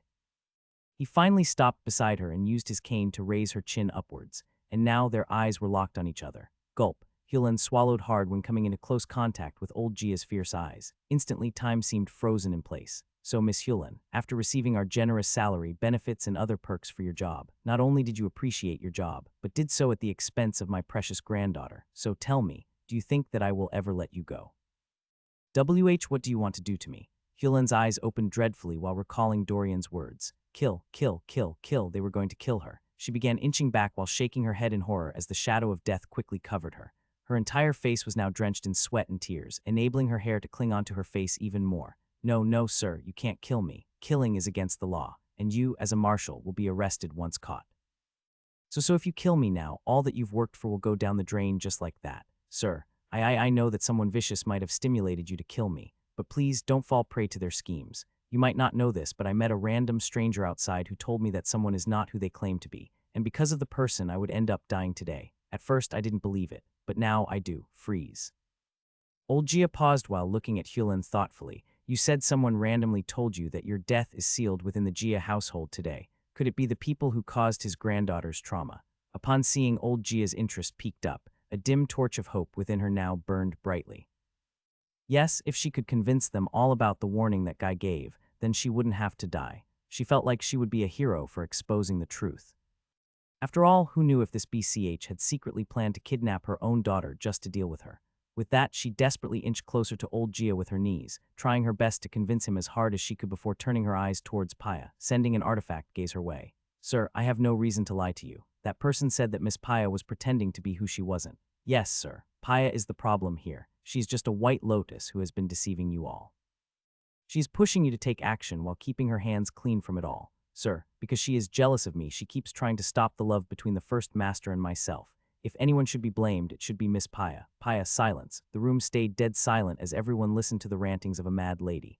Paya was shocked, confused, and angered by the turn of events. She had never been pretending at all, and she sure as hell wasn't any damn white lotus.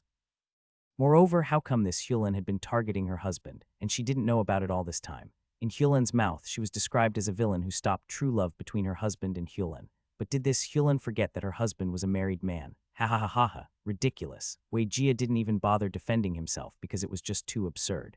Even though he had only seen Hyulin's photo from her file, he had never met the lady in person. So what was the love affair between them? Wei Jia's face was a man of few words, so unless necessary, he would never bother talking. The only thing that piqued Wei Jia was that some random stranger had told this whimsical nanny about her death being sealed today in the Jia household. But the issue was that even with the mistakes Hyulin made, they never thought of actually killing her, but making sure that her life was hell instead. So, who was going to seal her death? Who was the person in their home pretending to be what they weren't? Could it be that the trauma incident was just the beginning of some elaborate scheme by others? If so, then could it be that the culprits had already initiated the estate and would take action tonight?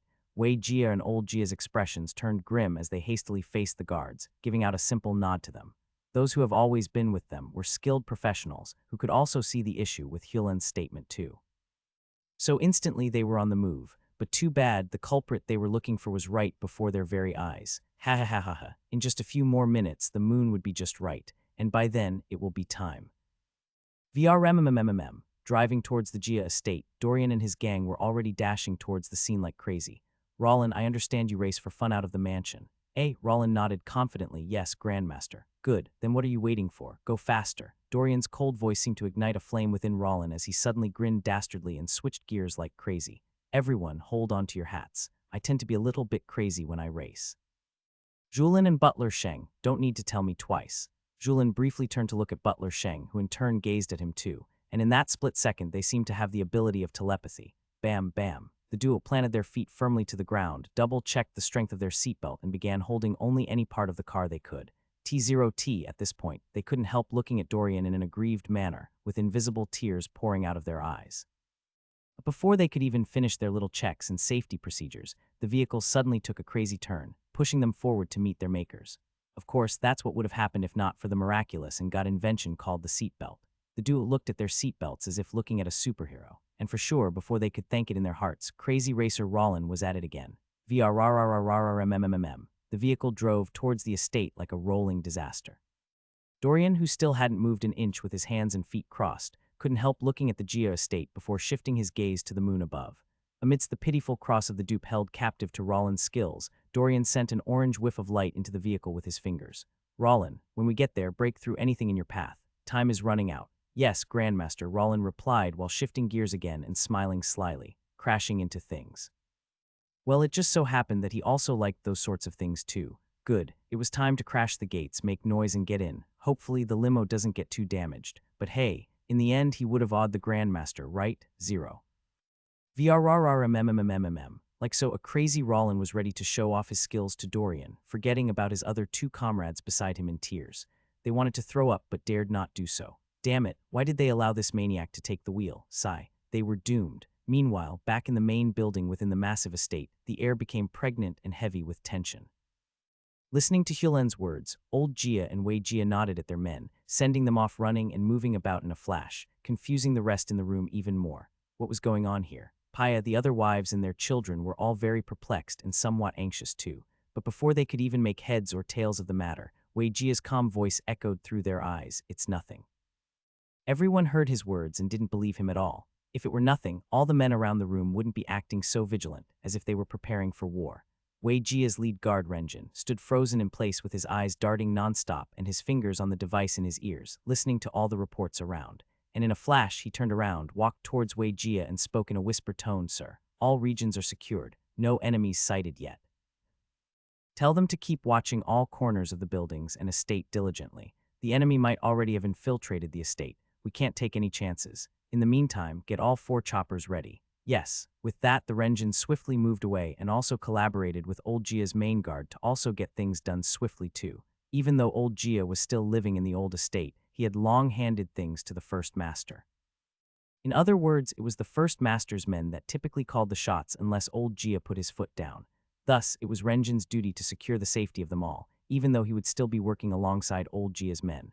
With that, the massive hall had now been thrown into even bigger chaos than before. Hyulin, on the other hand, was in hell when she realized that her situation was still a delicate one. Her nails dug into the flesh like daggers, the more terrified she was. How can this be? When she passed on the message and saw them move around, she thought it was because they believed her. But now, with no one even bothered to talk to her, or more specifically, tell her that she was free from death, she became even more anxious, waiting for some sign from them. However, how did it look like these people weren't playing according to the script she had in mind? Damn it, Hyolyn gritted her teeth angrily. They must still not believe her fully because of this BCH and her cursed White Lotus powers. Everyone was faced with their own little thoughts and dilemmas, but suddenly something bizarre occurred. Blink, blink, 2 blinks from all the chandeliers, everyone froze in place in shock. This had never happened before and was a disgrace within a home such as theirs. They paused all their actions, even while talking, as their words now seemed to be caught in the back of their throats. Blink, blink, there it was again. Everyone, as if on cue, frowned deeply as they slowly raised their heads upwards to stare at the many chandeliers positioned in different regions above the massive hall. Before only 2 chandeliers flickered, but now all of them flickered spasmodically. How odd. Several people thought this, but only old Jia, Wei Jia, lead guard Renjin, butler Feng and a few other guards felt something was wrong. Call it training instincts, but like animals in the wild, they could sense that it wasn't all just a coincidence. Their hearts sank deeply as the thought penetrated their minds. Damn it, the enemies were here, weren't they? Kachak. As if in an old Western movie, everyone took out their weapons, stood with their feet open, back hunched and sent forth their eyes in different directions, up, down, left, right, and even the ground below too. Seeing their actions, the ladies also stood and enclosed the children vigilantly. They weren't fools, their Jia family members were warriors and skilled professionals, so if everyone brought out their weapons, then there was something bizarre about the scene. As for some of the guards, without wasting any time, they surrounded the ladies and children too, while others focused on old Jia and Wei Jia instead. When everyone was immersed in finding the culprit, the little girl suddenly slipped through the cracks of people protecting her, as if she were a ninja, and made her way closer to the large floor-to-ceiling glass wall, staring at the moon outside intensely. Old Jia and those who spotted her didn't even think of how she escaped the military barrier of men surrounding her and the others, but were more focused on getting close to her. Little Diddy, it's not safe, it's not safe. Come towards Grandpa, okay? Old Jia said anxiously while making his way to his precious granddaughter. At the same time, 2 other guards moved quicker than his old bones, trying to dash towards her too. Of course, Butler Feng also clapped his hands thrice, making the automatic blinds go down. Yes, it was dangerous for the little girl to be so close to the glass walls. The enemy should already be lurking in the buildings, and even the outer estate paths too, so what if some sniper shot her? Well, it was indeed true that the glass was bulletproof, but one shouldn't forget that a few years ago, the latest high-tech vibratory sound bullet was created. That bullet would at least produce a crack on their windows, and as everyone knows, if one shot a regular bullet on that same crack, it should form a big enough hole that would go straight into the building. These new bullets were only permitted to be used by the military. However, they were still also illegally sold at black markets too. Typically, they wouldn't be worried that the little girl was this close to the glass walls. But since they didn't know the enemy they were with, who knew if their enemy might have the bullet? He, Butler Feng, and the entire Jia family might never be able to forgive themselves for such a blunder. Thus, Butterfeng closed the thin shield-like blinds while the other 2 guards rushed towards the little girl who was still staring at the moon like crazy. Little miss, it's not safe. Little miss. The girl had her back facing them and acted as if she was deaf. But since she had trauma, they felt that she might just be in a daze or something. However, something even weirder happened. The blinds that seemed to be lowering now stopped abruptly, and finally the lights began flickering. Blink, blink, blink, PFFF. Blackout, everyone's heart was in a mess, as the only light source that now illuminated the entire hall was that coming from the gigantic moon that, for some reason, now looked like it was way closer to their home than before. But as logical humans, their thoughts weren't on this, but on a potential sniper or enemy attack lurking in the dark hall. The 2 guards making their way towards the girl finally reached her and stretched their hands forth to turn her around. However, what happened next was something the Jia family would never forget in a million years. The little girl looked at the moon and giggled playfully. The night was hers. A chill wind engulfed the entire room as the moon illuminated the scene, giving it a bluish undertone to the scene. Everyone's heart fell deeper in place as their eyes scanned the room vigilantly, but no matter where they looked, nothing was more eye-catching than the ominous scene ahead. Flutter, flutter. Everyone looked onto the long, fluttering hair of the little Jia princess, who still has her back against them while holding a pink doll, and the duo who was reaching for her didn't know why, but they suddenly felt their hands tremble the closer they got to her. Their fingers felt frozen to the bone as the chilly air forced itself into their very beings, deep-rooting itself in them, and when they finally turned the little girl around, their eyes almost bled out blood from the scene before them. Oh my God, the face was just 2 gruesome words alone. It was like staring into a deep, never-ending abyss of death that made their throats constrict in horror. How? This? What? No. Plop. The duo fell backwards, pointed their trembling finders at the little miss, and began using their butts to move back in fear. Monster, monster. Their words echoed across the scene as everyone then looked at the scene in confusion. But of course, it wasn't long before this confusion turned into something unfathomable. Little miss, everyone's face turned pale. Imposter, it was then, and now that old Gia recalled the lines that the stranger told Hulan, someone in your home isn't who they were. Thus their deaths were sealed. Finally understanding the words, old Gia's bones became wobbly in despair. Even the guards recalled the words and couldn't help shivering from the revelation. So the enemy was the little miss. Then, what do? How do they fight this thing? Mother of mercy. The small hairs across their bodies stood up as they could feel themselves now rooted on the spot, unable to move. But in their hearts they were still screaming in tears, monster, monster, monster, monster. Plug, in no more than 3 seconds, the floor was now covered in vomit, as countless people threw up just from a single glance of the thing. They felt like if they had to continue looking at it for long, they would rather commit suicide instead. Just looking at it gave them a sensation of thousand spiders crawling, entering and exiting their insides at will. And just when everyone was still digesting the scene before them, they soon heard a loud cry from one of the ladies. Plop. Haya fell to her knees in tears as she stared at the thing in rage and hate. No, my baby, my baby. What have you done to my baby? You give her back, Uo. Paya's chest grew tight with grief. Of course she was scared and terrified to death. But do you know the love a mother had for her daughter? She might be soft-natured, but when the going got tough, forget it. She would be more brutal than any soldier if needed. With her hatred stronger than her fear, Paya took out her safety knife murderously. She had somehow always known that this wasn't her daughter. The connection between mother and daughter was no more, which was too bizarre. At first she thought it was because of the trauma, but now it all made sense. Even the thing's nature of standing in her bedroom at night, appearing in countless unforeseen regions, not eating for days and doing other weird actions were all clues to show that her daughter hadn't been with her for a long time, but she as a mother hadn't fully noticed it. So wasn't she a disappointment? Ha ha ha ha ha ha. Paya clenched the dagger in her hand in pain when she thought of how much her real daughter might have needed her when this imposter thing took her away. Diddy, Mommy is so sorry. Please forgive Mommy for leaving you alone. Mommy promises you that even if she has to die, she will bring you back safely. With that, Paya steadied herself, secretly planning to make her move on the thing. As for Wei Jia, old Jia and the rest of the family, they too had the same thoughts as Paya, but another shocking thought embedded in their minds made them grow numb. So all this time, they had been living with this thing. At this moment, even though they were a military home, the level of terror that engulfed their hearts from the sight before them was so intense that they too couldn't even move a muscle. The fear was too crippling. However, they knew that if they didn't do anything, then their fates might truly be sealed today. If they wanted a chance for revenge or to understand it all, they had first to flee the scene since the enemy had long prepared. You look at me, I look at you. Everyone gave each other a brief eye before Weijia began screaming orders out. Evacuate the room, take the children to safety. Run, run, run. In a flash, almost everyone in the room dashed towards the doors as if it were their only salvation. Be it by chopper or vehicle, they didn't care how they escaped, provided they fled the gruesome scene. At the same time, old Jia, Wei Jia, Butler Feng and a few others stood firm with quaking legs while trying to buy time for others. They looked at the thing before them and took big gulps of saliva. May the heavens help them all. They only wished to buy more time for the rest, and for a moment it all seemed to be working and going according to plan. But, too bad, the little girl had long prepared for them. Bam, bam, kachak. All doors and windows magically closed themselves shut with several loud bangs, making everyone stare at the scene anxiously. Oh no, it won't budge, it won't budge. Then slam into it for heaven's sake.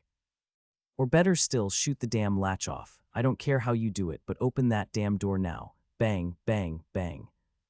Everyone's mind was clouded heavily as they stared at the doors desperately. Blow them away. Bang, bang, bang. The thundering bullets flew out from their weapons as if it were a war zone, and the sparks and flashed from all the firing seemed to illuminate the dimly lit room from time to time. Destroy, destroy, destroy, destroy. They didn't dare to slow down as they fired uncontrollably at the only thing now standing between them and freedom. And after firing for what seemed like an eternity, they suddenly froze, looked at the doors, and almost burst out into tears. Damn it. How did they forget that these doors were reinforced and sturdier than ordinary ones? The doors and even the latches were made for keeping the enemy out. They didn't even do any major damage to the doors after all that firing. One could only find scratches or marks here and there instead. Dread grew within their chests as everyone tried their best to pry the doors open. No matter how sound and bold one was, ending up in such a situation, trapped in a room with an unknown thing that they didn't know how to kill, would inevitably make terror bloom in their hearts as time passed by. And without a doubt, even the guards who felt courageous before were shaken to their core with the turn of events. Their breathing grew hoarse as they raised their legs and kicked or slammed the doors with a crazed look in their eyes. Open, open, why won't you open for me? Bam, bam, bam, bam. Tensions were high and their veins were already bulging out in desperation. But how could they have known that this was just the beginning of a fun night? BRRRMMMM. The chandeliers began shaking greatly, and the couches began floating and spinning around the room as a crazy gust of wind fumed in, creating a storm within the hall. Everyone's body went numb with shock. They saw the scene before them. Too strong.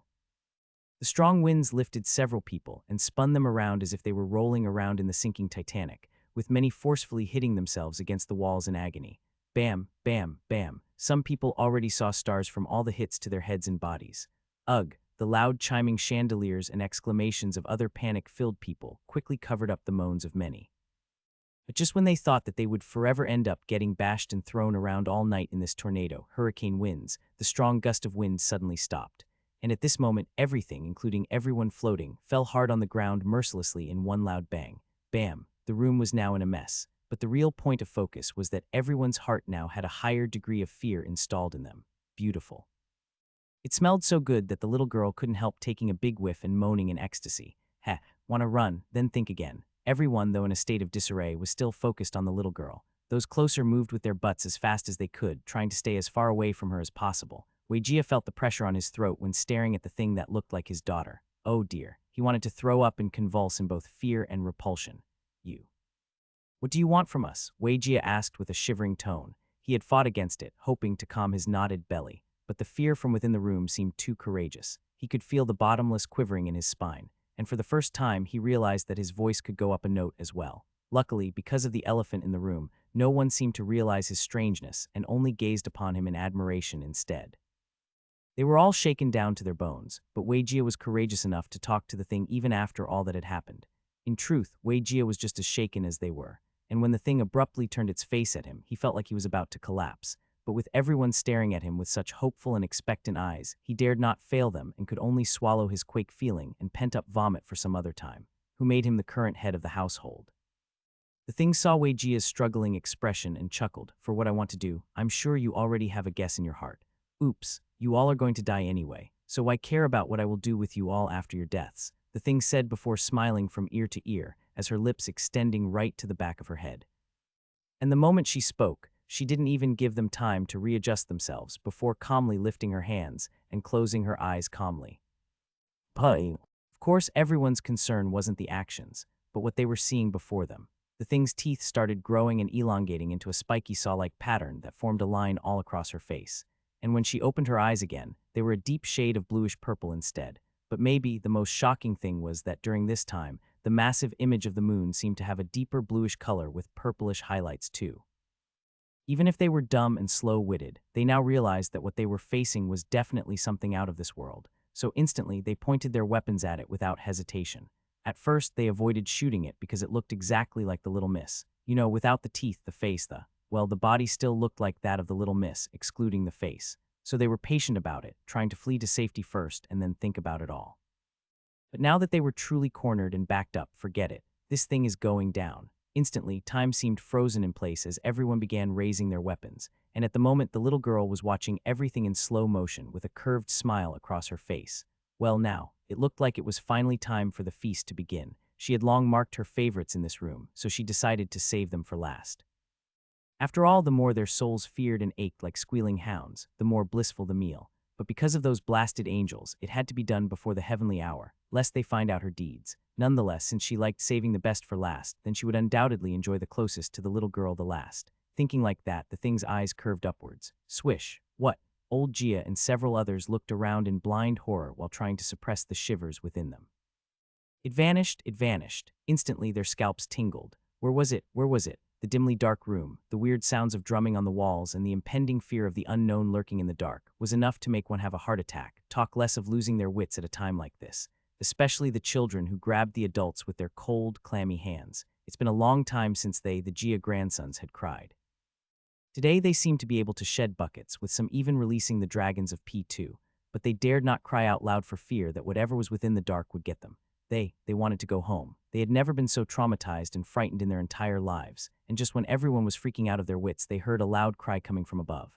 Everyone looked upwards, and Butler Feng also flashed a torch there too. It was on the ceiling. It was on the ceiling. Yes. They found it, but it was just that the image they saw was enough to send them into cardiac arrest. They watched as the thing stood upside down on the ceiling, and in one single bite, it bit off a guard's entire head after its mouth expanded into 10 times its regular size. Blood smeared its mouth, leaving the most horrid image to them. Crunch, crunch, crunch. In just 3 more bites, the entire human had been swallowed. Plug. She burped out the person's clothes and every other indigestible item. Tonight she could eat both flesh and soul. Everyone watched her crunch the bones, not even daring to breathe, speak, or call its attention to them. The amount of fear wired in their bodies made their eyes eclipse and roll to the back of their heads. But little did they know that this was just the beginning. Tonight the blood bath began. Run, run, pry open the doors again. No, no, save me, it's got my leg. Shoot, shoot, waste the bullets on it. Damn it, where's a missile when you need one? Help, help, save me. Bang, bang, bang, bangs, bangs. Where did it go? Look, over there. Shoot, shoot, bang, bang, bang, bang, bang. The loud sounds of bullets fired in all directions as the now hunched thing suddenly jumped around the room, picking its meal at will. The night weather was indeed a hot one, but at present, as they only felt the coldness of the eerie winds that massaged their bodies, stretching its claws deep into the very fibers of their bones. Plop. The slimy items of the dead were continuously spat out the mouth of the thing. And in a second after spitting out, it would vanish and appear in another location with yet another victim in its hands. Like so, the feast became one to die for, and the poor chickens began running up and found, backing each other in circles with their guns pointed about in full panic. Where was it? Where was it? Front, back, up, down, sideways. Good heavens, where the hell was the thing? Bang, bang, bang, bang, bang. They could only see flashes and after images of it once they finally managed to spot it. And they didn't know if it was just them, but the more it ate, the uglier and gruesome it looked. Its eye sockets, its nostrils that now looked modified, its entire body, and the fact that even its hair had started changing made several gasps of panic leave their curved, open mouths. But while the thing was having its meal, Dorian and his gang had finally entered the estate. VRRRRMMMMM. Ba-bum, ba-bum. Butler, Sheng, and Julin were thrown up and down their seats, even with the seat belts on. Can you take it easy on them? Rollin, who was driving, was in a Mad Max state. He clenched the steering wheel passionately while avoiding all obstacles in his way. Bang, bang, bang, bang, bang. The automatic defense system within the well-equipped military Gia estate was one of the fiercest in the country. No other estate in the city had such a devised mechanism. This only went to show how big the Goa household was. When they first reached a certain distance and crossed a laser, warnings did go out, telling them to halt and wait for guards to get to them. But of course, in this emergency state, they continued, and after several distances, 2 more warnings went off again. At any rate, the mechanisms were typically placed after the Gia family closed their doors. That's right. In a family such as theirs, following schedules, just like in the military, was a must. They ate at specific times and did other activities at other appointed times too. Of course, the hours when their schedules were free were typically used for their private times. And in such a household, at 9 p.m. prompt, the gates would be closed and the defense activated. Of course, if one came later than that, follow protocol after the first warning and stand there and wait for guards to view one on camera. From there, they would also head towards one and search them, as well as their vehicles too, before any guests or people dared to even pass the first hall. With how big this estate was, there were sectors and various checkpoints one had to reach before getting to the heart of it all. But of course, since Dorian and his gang were unwanted guests, they drove past all the warnings, triggering the automatic safety procedures. And wouldn't you know it, over 200 automated machine guns popped out from the lawns. At this point, needless to say that their detection capacities and other features made them perfect killing machines at this moment. And if this first fail-safe doesn't work, don't worry. The Gia residents had others. Bang, bang, bang, bang. The special bullets were made to penetrate 20 of the standard bulletproof window with a single shot. So imagine having hundreds of them shoot at the vehicle. It seemed like a nightmare for many if caught up in a wave of these monstrous bullets. But because Dorian had previously inserted his chi into the vehicle earlier on, the vehicle was still without a scratch. And the Gia detectors, which were also supposed to analyze the damage done, saw this and immediately signaled for another procedure to get launched.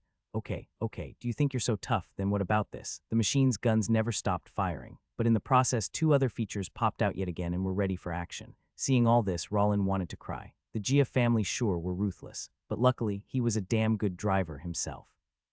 With that, Rollin prepared to drift as if in a movie, but who could blame him? In a blink of an eye, the path was suddenly covered with spikes and blades strategically. But that wasn't all. Large holes also began opening up on the floors like trapdoors, which only made everyone's eyes widen in alarm. Why? Because the trapdoors opened whenever the vehicle was extremely close to it, and if one weren't careful, their vehicle would crash in just like that. And at the sides, Rollin saw several mechanical arms pop out, holding something in their hands. Were those hand grenades? Everyone's face turned grim. Boom. A small yellowish mushroom cloud flamed up and Roland's heart fell into his belly after dodging the attack. Yes, he swirled the vehicle to the side, missing the grenade by inches. The grenade then flew a distance forward and exploded on the lawn at the sides. Roland was relieved. But what he didn't know was that the arm could calculate and estimate enemy moments too. It was like playing a game of chess with the computer. It would calculate based on what moves one made and make adjustments to counterattack and win. So make no mistake, this was just the beginning. But fortunately for the gang, they had Dorian with them. Dorian, who hadn't even shaken a muscle since this whole charade began, only stared outside, looking at the large moon deeply. Tonight, he had to go all out. Bang bang bang bang bang, boom boom boom boom, vrrrmmm. The saga continued until finally the gang had made it past the last defense, and only after stepping into the innermost sector of the estate did they freeze in shock. This, Grandmaster, what is going on? Awu. Everyone's heart skipped a beat after hearing the far cry of wolves from heaven knows where, but it didn't make any sense. The Gia estate was far from the famous Wuffle Mountain or other forest regions, so how was it possible that they could hear it? Dorian glanced at the magnified moon for a bit before diverting his attention again. Sure enough, tonight was filled with power, and even though ordinary people couldn't see it, when Dorian looked at the moon, he saw something completely different from what they saw. Butler Sheng looked at the scene deeply. The entire place was too quiet and silent, with not even a single sound from an owl or even a bee buzzing around. But that wasn't the real reason why his hairs at the back of his neck were all standing at attention. Julin also saw the seven and was gravely disturbed as well. How could he not be? Countless bodies were lying around in strange positions, and after cracking down and vigilantly placing his hands on their neck pulse, he couldn't help releasing a deep sigh from relief. Good. They were still alive and breathing, but the strange thing was that they had all fallen into some deep slumber all at once. The scene they were witnessing was too hard to describe. Countless bodies lay around every path and region, making them all stand on high alert. Who knew if someone or something would sneak attack them and put them to sleep just like these people? Instantly, they all took out a talisman paper in one hand and a gun in another. Whether human or creature, it was best for them to be prepared. As ever, the overly animated Roland began moving as if he were Indiana Jones or something. He stepped over several guards, looking for places to put his legs without smashing the bodies. That's right, he didn't want to smash the faces of these Gia guards, who knew if they would get up and bite him like zombies. He had watched too many movies to know that in situations like this, don't try to poke the lion and avoid stepping on people, even if they looked dead, asleep, or even paralyzed. Roland's imagination was just too great, but he wasn't wrong in taking precautions. The entire scene looked like the enactment of Sleeping Beauty, except the focus was more on the kingdom people who were put asleep while waiting for the princess to finally wake up. There were some sleeping while leaning in the walls, and there were also some sleeping on board in positions too. How can someone sleep in a squatting position? Roland didn't know how long that person had been put to slumber like that. But he was sure that once the person woke up again, their knees would have been killed to death by them. Sigh, how tragic, and so young too. Faster, right. The rest responded before picking up their pace, leaping over the many sleeping beauties scattered around. They finally ascended the grand stone stairs at the front and passed through the open doors vigilantly. And the moment they stepped in, they were immediately bombarded with a sort of chilly cold that made them shiver uncontrollably. The further in they went, the colder it became. No, the cold this time was fiercer and more penetrating than what he had felt during the other battles. Butler Sheng looked at the winding hallways and felt a little shaken. There was something big in here. Boom. Dorian began throwing talismans on any closed doors, forcing his way through without mercy. Butler Sheng didn't know how Dorian knew the way or even knew that they were supposed to stop at the building they did. But the fact that the cold air was growing more and more choking showed that they had indeed come to the right path. And when everyone was still immersed in their thoughts, Dorian squinted his forward eyes as if having laser vision. Assignments, Roland. Gather the survivors and protect them if need be. Julin, set up the formation according to the instructions. Julin nodded diligently while tapping his breast pocket that had everything he needed. Yes, Grandmaster, I will do my best. Dorian hummed before focusing his attention on Butler Sheng. Protect him while he sets it up. Yes, Grandmaster, but what about you? I fear that this time we might be facing something more disastrous than before. Oh, Dorian glanced at Butler Sheng briefly and was once again impressed by him. Good observation skills and a calm mind even at dangerous times. Butler Sheng looked at Dorian a little worriedly. Should he volunteer to assist him? After all, his gut was telling him that today's matter wouldn't be smooth, so how could he not be concerned? Of course, Dorian understood his worries and couldn't help smirking dangerously. Assistance, he did have to go all out today, but when did he ever insinuate that going all out meant being overwhelmed? In his opinion, it was just a little more troublesome. Dorian's gang continued advancing through the labyrinth hallways, moving past several twists and turns at every point. And within the room where the feasting was taking place, the little girl suddenly paused her bone crunching before revealing a frightening grin. How interesting. So the world wasn't so clueless after all. For them to walk amidst her sleeping enchantment showed that they did have some level of skill. Too bad the smell from them was just too weak. The little girl's head suddenly elongated like a giraffe, twisting and nodding in glee. Ha ha ha ha ha, more food for her. And right on cue, the doors suddenly opened. Boom, the gang was here. Boom, Dorian and his gang burst into the room, completely stunning the frightened survivors who felt that only a breath away. Who was this? Some of the guards didn't know. But the Gia family members, who sometimes held parties and invited all the top big families and clans, instantly recognized Dorian in disbelief. They must be dreaming or something. Or else how come this person looked a lot like that Tien boy? Of course, Dorian did catch everyone's attention. But sorry, he wasn't the star of the show now. Nope, everyone was more focused on the open doors behind him. Instantly, their eyes shone in determination as they started at the doors with shocked eyes. Ha ha ha ha ha, it was open. It was open. Hurry, hurry. Everyone, flee now. Flee, flee, flee, flee. Those were the only words running through their heads when starting at the doors.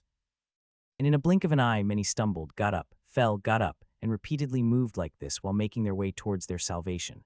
At the moment, they didn't even think or want to understand how Dorian got the doors open. Please, their minds were focused on staying as far away as possible from this creepy monster, all right. But unbeknownst to them, at the moment, the safest place for them would actually be in here.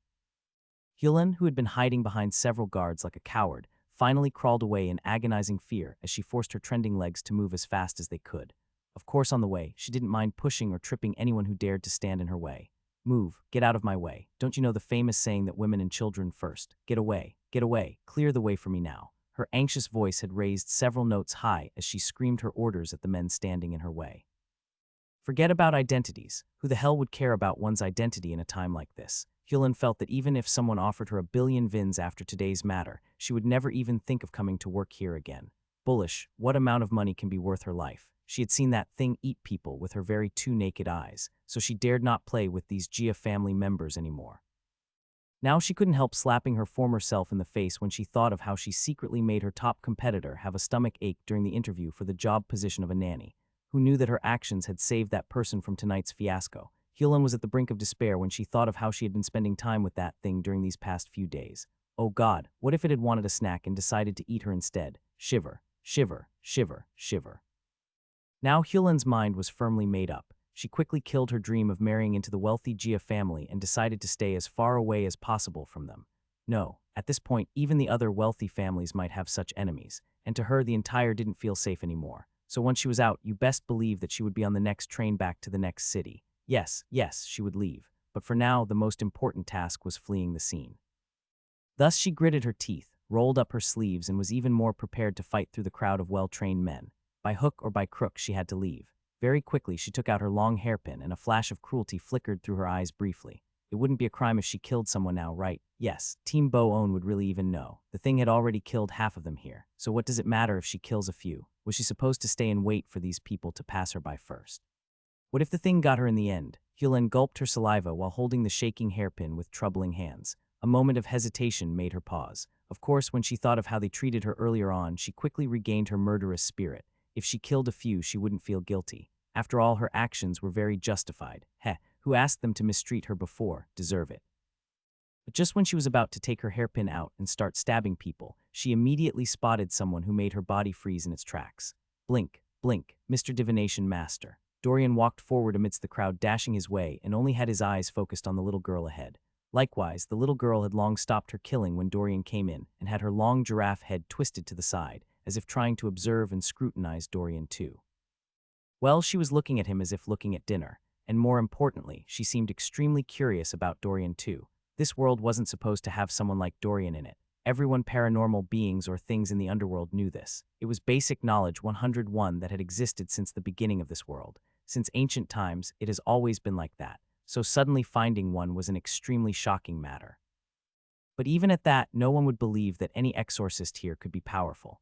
Why? Because they would need the guidance of the heavens if they wanted to understand the profession's real essence and grow stronger. The underworld beings weren't fools. For centuries, they had been monitoring the heavens and their influence in this world. In short, once an oath gets taken, the underworld leader had a risky and taboo way of feeling the impending danger.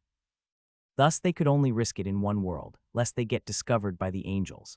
Anyway, they had been monitoring things and found that no oaths had been taken, so it was impossible for this world to ever come up with a powerful exorcist, even if there was one. It was just that they failed to know that with the system's private space and functions, for some reason, things were going to take a different turn in the end, and this was why the heavens sent the system to assist in doing the job instead. Of course, the little girl had no idea of this and could only look at the wannabe exorcist in disdain. Without a doubt, she felt like it was a weak chicken. While Dorian was still making his way towards the enemy, chaos once again reigned supreme when everyone came face to face with a hard reality that knocked them off their shoes. BRRMMMM. The shattered pieces of the door floated from the ground and instantly fitted themselves to the missing parts of the doors as if they were puzzle pieces. What? Everyone's eyes widened, almost jumping out of its sockets from the sight before them. How, who, when, what? Slap. Some people slapped their faces in disbelief, while others only felt the door of opportunity closing in on them instead. No, it's forming. The door is rebuilding itself. So once it's finished, how will we get out of here? Boom, like a missile, the heavy words did the trick, and those who marveled at the magical sight were quickly awoken with only dread on their faces. Magic. Who cares? They had to get out of here first, okay. One of them, who was closest to the doors, quickly grabbed onto a large broken door piece on the ground and was now fighting against the invisible force that was trying to lift it up. You let go. I said let go, damn it. The scene was both funny and pitiful, as the poor Fit gripped it hard with non-existent tears in his eyes. What the hell, they just wanted to leave the room. So was that too much to ask? The guy held on for not more than 2 seconds before the strange force shook him off and did its job. The door had now been rebuilt, and many instantly fell on their knees in dismay. No, everyone's heart fell into a state of shock, unwillingness, and pain. It was like seeing food brought to you when one was starving, and then told that one couldn't even have a single bite from the food. No, that was even mild. It was as if someone had then taken the food away, and even found a method of retracting the food sent to. It was better they didn't see when the door broke down. Do you know how much hope they had built up Anki within these few moments? They slumped onto the ground like puppets when they felt the fires of hope extinguish within them. But just when the last burning candle within them was about to be blown out, Roland's words made them feel on top of the world again. Everyone gather around, follow my instructions, and you'll be safe. Weijia looked at Roland curiously while trying to confirm the shower in his voice. Who are you? And how did you know about this matter? Roland pushed his glasses back calmly before turning around to face everyone as if he were a school lecturer of some sort. His confidence and the way he acted, as if not scared of the scene, made everyone feel like this was just a walk in the park for him and those he came with. Of course, Roland was inwardly frightened too, but after the event this morning at the Gu residence, as well as visiting the secret room for training, setting up the stall, and even the fielder trip to get into this particular Gaul in the Jia residence, all made Roland have a better control over his fear. For example, he found that he wasn't as scared as he was when he first saw a monster at the Gu residence. So compared to these newbies, please. He wanted to believe that he had seen and grown a little more. All right. The Jias and the guards all looked at Roland cautiously before suddenly hearing a yell from amongst them. I know you. You're with that guy that warned me about tonight. Instantly, everyone's eyes moved between Hewlin and Roland as if trying to get the real inside scoop. Hewlin stared at Roland deeply and only connected a few thoughts in her brain. Earlier on, she thought these people standing next to that divination master were only there to watch, but seeing them here with Dorian made her understand that they were his men. She gritted her teeth and stared at them hatefully. These bastards knew what was going to happen tonight, so why didn't they tell her? If she had known, she would have fled before the Jias caught her. Yes, who the hell cares if everyone within the Jia household died? She would have left them and ran, taking herself alone to safety. But no. These bastards only vaguely mentioned the matter, causing her to suffer such a loss today. Hate, she hated them but dared not show it too much. After all, they might be the ones to get her out of this mess in the end, so she could only wait for this issue to be dealt with before exploding and extorting them for money. That's right, she was going to threaten and sue them. Whose fault was it that she was here in the first place, heeling out all her blames on them without a second thought? It was all their fault. Well, while the dead-brain Hewlin continued to plot and scheme, Dorian's gang continued to fulfill their assignments. But as for the big bosses themselves, they were now in their own little world. Swish! In a flash, she appeared very close to Dorian, floating in the air and giving off a very intimidating aura. She stretched her giraffe neck towards him, leaving it close to his left ear instead. And you, who are you supposed to be? Dorian lazily lifted his head to the side with a faint smile on his face. You seem smart. So you figured it out already, right? The little girl looked at Dorian, grinned, and finally retracted her neck playfully. Yes, I have. Both sides stared at each other with deadlocked gazes as if they were the only ones in the room. You look at me, I look at you. Suddenly, the little girl burst out into a gruesome laugh that sounded like goats being throttled. Ha ha ha ha ha ha, Exorcist. You've truly impressed me. I can't feel a single wave of fear, discomfort, or even repulsion emitting from you. So tell me, is it because you've finally realized the hard facts? Are you now willing to die peacefully? Die, Dorian chuckled. Enough talk. Either fight or stay quiet. You're boring my ears. Bastard. Boom, the fight was on. In a flash, the little girl vanished, only appearing before Dorian murderously. Seeing that Dorian hadn't even reacted to her sudden move only made her feel more and more confident that he must be a waste of an exorcise. Boy, blame yourself for not knowing how big the world is. You are destined to become my meal. With that, she raised her elongated hands upwards before quickly sending a powerful slash towards Dorian. And when the attack was just a few inches away from its mark, Dorian suddenly vanished as well. Heh, two can play this game. Swish. The air whistled hard just from the fierceness of the attack, and before the little girl could even question what the devil was going on, Dorian, who was now standing on her elongated hands, smiled cruelly. Bam! The thing's body flew backwards, rolling for a bit before finally slacking a wall hard. What? The thing stared at Dorian in disbelief. How could he be this powerful? Its gloomy face grew even more frightening as it stared at Dorian as if wanting to laser him to death. But soon after, the thing suddenly revealed a confident smile while staring at Dorian deeply. From the attack force, it could confer that Dorian in itself should be of equal strength, meaning if it played its cards right, it should be able to take care of this exorcist without taking on too much damage. Yes, it can be seen that if there was a monster stronger than itself, this exorcist would definitely die tonight. Tusk. If its older friend had accompanied it, then this exorcist would be a tiny insect in today's matter. That's right. Itself and its other friend had long been planning for this night. Too bad its friend couldn't go out tonight after the underworld summons, thus making it head out to feast on its own. Well, even without its friend's aid, now that it had a grasp on this exorcist's matter, it felt like victory was very close. Looking at matters more clearly, the thing felt that the only reason it got attacked earlier was that it had underestimated its opponent's strength. But not anymore. Now it will be unless its full strength, embodying today's magnificent moon. Oh, and at the same time, why not summon a few of its minions to take care of the others? The little girl was talking about Butler Sheng, Julin, and Rollin. At present, couldn't feel any powers coming from them, so maybe they weren't even exorcists at all. But since it misjudged Dorian's matter, it didn't want to take the risk, lest it made a mistake of misusing these people only to fail in the end. And that's why it decided to summon forth its minions to do the job. But no matter how its minions acted, they were not to eat or taste its food, or else it wouldn't mind slashing these hungry demons to bits. Thinking like this, the little girl suddenly laughed hysterically as her entire body started breaking and expanding into a hunched, gruesome figure. And at the same time, all around the scene, several reddish puffs of smoke began appearing and the minions finally revealed themselves to all. Things were about to get heated. The little girl, no, the now 10 feet tall, hunched figure calmly took in a whiff of energy from the moon's essence and felt its entire body boiling with glee. Exorcist. Now you will feel my full wrath. Dorian looked at the thing calmly, took out a talisman paper and created a giant saber 5 times his size while looking at the thing lazily. You need mouthwash. Your breath stinks. You, damn you exorcist. Boom, both sides were now prepared to go all out. But while the boss leaders vegan their works, the audience and Dorian's gang also had things cut out for them too. Rollin looked at the dreadful rotting minions around and also felt pressure build up within him. He didn't know what they were until Dorian's words echoed in his mind. Morbid demons. They have 3 hearts and can regenerate rapidly. Kill the hearts, kill them all. Once one heart is down, the regeneration process slows down too. Morbid demons. Rollin's muscles stiffened while gazing upon the rotting faces of the gruesome fiends. His hands trembled with the sensations of 1,000 spiders crawling on his back, and the moment he stared at these demons, a wave of acid would form in his belly too. He was trying so hard not to throw up. Ugly, too ugly. Rollin's entire body felt repulsed, but who could blame him? Earlier on, during the goose soda incident, it was Dorian doing the battling. And even at that, he felt like the hybrid water ghost demon. He saw there was far better looking than any of these minions.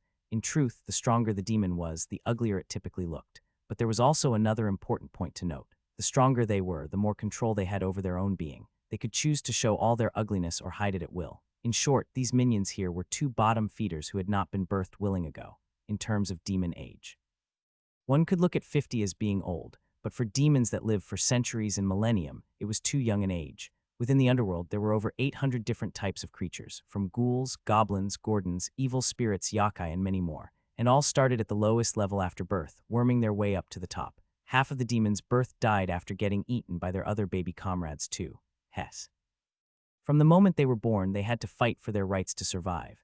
Join a fraction, do something, or overpower one's enemy with raw strength. Whatever it was they did, they didn't care. They lived off fear, destruction, and loved deceit, and so on. To them, this was the true meaning of life itself. At these times, who didn't want to be a top or leading power in the underworld? In fact, many would have wanted to become ruler themselves, but the current ruler was just too strong. Unlike the heavens where the creator was in charge since he in turn created the angels, the underworld wasn't the same. So far, there have been many rulers governing it over the millenniums, and it's not that they abdicated or anything, but that their competitors killed them. And if a demon kills another demon, they will be reborn from scratch again and have to work their way up the same way they did before. Of course, if an exorcist killed a demon, the demon's entire existence would be no more. Meaning it would never be a demon again. But funny enough, it will get the chance to be reborn as an object for 200 lives. And as an object, it wouldn't have a brain or thoughts or even know that it used to be a demon. Stone got turned into boulders, while others got turned into grains of sand instead. And after 200 lives of being an object, it would have the chance to be reborn into the countless millions and billions of worlds as an animal for another 100 lives. Of course, how it acted as an animal could also be a deciding factor for its future. In short, it was a long process before it could ever be reborn as a human. If it were still too terrible, then it would pass through more processes before getting to be a human. Cleansing an underworld entity and making it normal was a rigorous process once killed by an exorcist, angel or any heavenly being. Morbid demons. Parts of their faces seemed missing, as if someone had taken chunks and bits off them. Their faces were rotten with all sorts of bugs dropping from them. And worst of all, even their pieces of flesh started dropping off too. They were about 4 feet tall, with some colored red and others colored green. They also had long devilish tails that had bladed ends too. Rollin looked at them and recalled what Dorian had mentioned. Apparently these demons were too young 50-80 to develop or grow any true attacks, so they only had strength, razor-sharp teeth, agility, and their spiky tails. I'll go if this was what they had when they were young. Could they develop something like acid spits or fireballs when they grew older?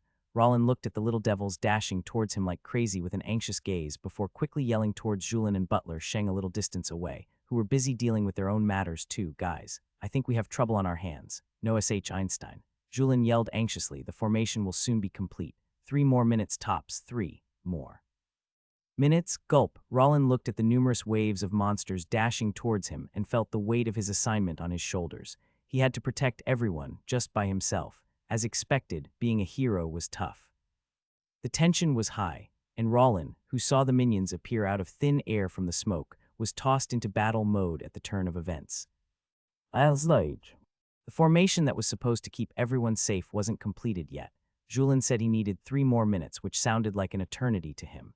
And during this time, Butler Sheng would be busy protecting Julien, while he would have to protect everyone else until the formation got done. After all, what if those things tried to eat someone? Rollin looked at the scene in slow motion as the vile creatures dashed towards him with all their might. Luckily, they were still baby demons. And in turn, their speed was similar, if not a little slower than a regular healthy adult's. But make no mistake, they were a tricky and sneaky bunch, so underestimating them would be terrible. Rollin quickly pushed his glasses in, popped in a piece of gum from his pocket, and steadied himself for the fiasco. Well, the hall was just too grand, so the distance was indeed a little far apart. It was a habit of Rollin to chew gum when nervous. It always seemed to distract him from any anxiousness welled up within him. And just like old times, he popped in his trusty banana-flavored gum and reached for his pockets to get his weapons. Now, taking his cool, domineering hero-like pose, Rollin was ready to flick any of these bastards that came his way. 3 hearts, 3 hearts. He had to kill all 3 hearts. As for the morbid demons, they smiled cruelly while dashing, jumping, and running like little Tasmanian devils. Instantly, the little beast started foaming in the mouth, while making exciting sounds like a leopard brutally chewing its prey. Grop, grop, grop, grop. Their rotting saliva, mixed with crawling creatures, began oozing from the sides of their mouths. And the closer they approached, the more they lost their sense of reasoning after seeing so much food around. Yes, their boss did signal them not to eat the food here and only wait for after the battle before they could feast. But if they stole an eye and ate it now, how would the boss know? How can the boss prove that the person didn't originally come here with 1 eye? Of course, baby demons were somewhat stupid too. They hadn't even thought about the blood oozing out from the person's eyeballs to prove them guilty. For many, this was actually their first time in the human world, and they were just more than excited to move about. Moreover, even if their boss did tell them not to do something, be it demons or humans, when have children ever obeyed instructions wholly? The more one grows, the more lessons one will learn. And for these demons, they thought that even if they did commit a crime, they would be smart enough to get away with it. After all, they were natural-born demons, so scheming, betrayal, and all those things were part of their nature. Only absolute fear could suppress them. It was just that even though they feared their boss, one shouldn't forget that their boss was still a lesser demon too. That's right. Their boss was indeed within the top people within the lesser class rank of underworld creatures. Nonetheless, it was still a low-level demon, so how much respect and fear could they have for a low-level monster? The morbid demons licked their drool with expectation and felt that it wasn't fair that they had to wait for the end of the battle before feasting. Deep down, they secretly looked down at their boss even though they feared it. Their boss came out tonight to gather enough souls, feast enough, and rank up too. So many of these demons were still obedient because once the boss ranked up, they too would have benefits. In short, the whole thing was a contracting and contradicting aspect. They wanted the glory of their boss after ranking up, but were now secretly trying to disobey their boss and taste a little piece of food. Some underworld creatures sucked their victim's soul clean, while others did so by various other means. But morbid demons could only taste one's wood by brutally eating the flesh like a wild animal in the woods. They had eaten other underworld creatures countless times since demons fought day in day out to rank up. But now, seeing all this human flesh before them, how could they not want to taste or nibble on a bit? Flesh, flesh, flesh, flesh. Their mouths watered and validated at the scene before them. Of course, they first decided to take care of the people their boss mentioned before secretly taking a piece of flesh from the many food options available. Or wait, to make it more disguisable, could they secretly eat off the people they were attacking instead? Yes, if they bit off a chunk of his legs or something, their boss couldn't fault them for that, right? Ha ha ha ha ha. The demons, who were all still within the demon brain developing stage, very proudly praised themselves for how smart they were. Yes. If they acted like that, their boss would never know. Grop, grop, grop, grop. Panic filled the air as several people took steps back in fright while pointing their guns ahead. Rollin watched the grueling beasts rush towards deeply and began yelling at the audience with his eyes still staring at the front. Everyone, no shooting. You'll only make things worse. Guns had no effect on these beasts, so once regenerated, the positions of their hearts would change. This per se wasn't the main issue since Dorian had told him that their hearts could only be in 3 out of 5 positions. And after regeneration, the hearts would shift to any of the 5 positions, so things should be okay for a while. But what happens when they keep shooting and making these things regenerate over and over again with no heart killed? Remember, bullets wouldn't do anything, so they would just be regenerating them countless times, and that was the problem. You see, just like the case of Hercules slicing off the head of the 3-headed snake, the matter here was very similar to that. After regenerative severely in a short span of time with no heart killed, morbid demons would grow 10 times their size and have 10 heads and hands as well. So this went without saying that guns were definitely not allowed here. It was just that even though Rollin gave an order, some people were just too anxious to live. Helen looked at the gun held by the guard by her side and anxiously reached for it after watching the overwhelming storm of morbid demons reach them. No, she didn't want to die. She bang. With all the gathered force within her, Helen's mind thought fast. As she swung her body to the right, banged it against the man close to her and seized his weapon in panic. The scene before her was too terrifying, so the man had kept a majority of his focus on the elephant in the room, and this was just what Helen needed. Swish, the warm gun was now in her trembling hands as she pointed at the things dashing their way. She was actually along the second line of people at the forefront, facing the monsters. So for her, she felt like those at the back, close to the doors, wouldn't know the terrifying facts she had to face at the forefront. Was she just going to let these creatures pounce on her like that? Sure. She had some faith in Dorian and his team, but there were just 4 of them, and these creatures were a lot. A whole lot. So how could they be enough to overpower these creatures? She hadn't seen anything they had done since they got here, so excuse her, but she was beginning to doubt their actual capabilities. Don't shoot. She saw the armed guards lower their weapons and felt that their brains must be filled with toothpaste. But she had forgotten that earlier one. Didn't these guards already rain bullets on the scene? Of course, that was for the big boss himself, so maybe it might not be effective at all. And since Rollin said not to, didn't this also show that it would be a bad thing instead? She felt the cold arms of death gripping her tightly, the closer these monsters got. No.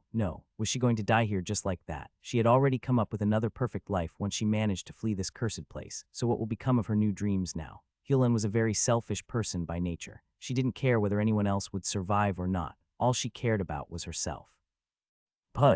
She was the type of person who would lead with these creatures to join their side and do harm to the world if it would guarantee her being alive. For now, she hadn't even thought of that and was only focused on shooting these mother-of-king creatures to death.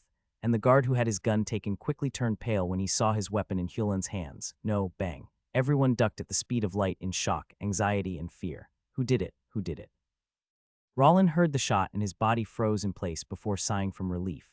Why relief? Well, because the guard next to Helen had managed to push her weapon upwards, making the shot hit the ceiling instead. And like a swarm of SWAT soldiers, the guards quickly disarmed and subdued the crazy woman. You let me go, or I'll sue you all. Shut it. the guard bellowed in rage. No one listened to her banter as they mercilessly handled her in disdain.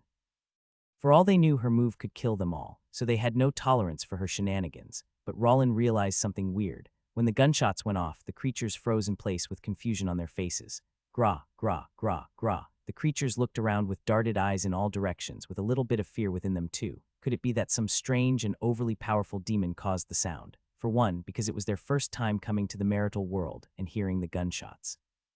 So they thought it might be an enemy coming at them from somewhere. But even with all the commotion, everything seemed to work in Rollin's favor instead. So maybe he should thank the crazy lady. Rollin looked at his digital watch and realized that 2 whole minutes had already gone by. Good. Now if he could stall or keep them away for another minute, the formation should be up and ready to go. I've said it, and I'll say it again. No guns, disobey, and you'll only end up digging deeper holes for us. Everyone replied with shaky voices while nodding their heads like obedient toddlers. With that, Rollin was too lazy to bother with them and faced the gang of little monsters who were now mid-air, close to him. Grop, grop, grop, boom. Rollin controlled his internal energy and flicked several talismans at the devilish fanes towards any of the 5 locations where their hearts might be in. PFFF, Grawawa. The creatures screamed in pain and agony as their hearts heated up from the inside and suddenly burst as if overcooked in a microwave. The feeling of one's heart exploding out of its body was terrible. Their breathing became heavier, with countless beads of blackish sweat oozing out of their bodies like crazy. They clutched the part where their hearts exploded, with hate and pain in their eyes. Before, if they had only been trying to take care of Rollin because they were told to. Now, with their newfound hatred for him, they wanted him dead. The bastard had to pay. Instantly, the creatures gazed at Rollin with flaring hatred as they started at his body, looking for a juicy place to bite. And now they meant business. Of course, it just so happened that 3 minutes was finally up. Julin smiled while putting the last stone in place. Mission completed. BRRRRRMMM. The formation took form, and a pink layer quickly engulfed the position where Rollin had gathered everyone. This move shocked the Gia family silly. Just looking at the strange layer, everyone knew that this must be to keep them safe, so they dared not step out. All they could do was marvel at the sight before them, and for the first time they felt that their Gia family wasn't as strong as they thought. Now, with the formation up, the trio finally teamed up to fight the monsters. Dorian saw this and grinned in satisfaction. With the civilians out of harm's way, he wouldn't be concerned if the demon he was fighting asked its minions to take a hostage when cornered. With that, he could finally go all out. Good. It was time to end it once and for all. After all, they didn't have all night here, right? The gang of 3 began fighting the many minions as swiftly as they could. And just like them, Dorian and the big boss reached the crucial part of their battle too. Bam, bam, bam, bam. Tension filled the air as Dorian found himself evenly matched against the creature. He couldn't lie. Just holding on for this long at this speed was very risky and self-sabotaging. Since coming to this world, this demon was the first to make him go above his overall method of fighting. Dorian took a deep breath and called himself while thinking of his plans. If he was going to defeat this demon, he needed to conserve his strength for his last move. The boss demon swiftly moved across the scene, stretching her lengthy limbs towards Dorian as fast as it could. Boom! Its hand pierced through the ground, instantly creating a massive crack on the floors. And Dorian, who avoided the attack by a few milliseconds, now hovered in the air like a feather.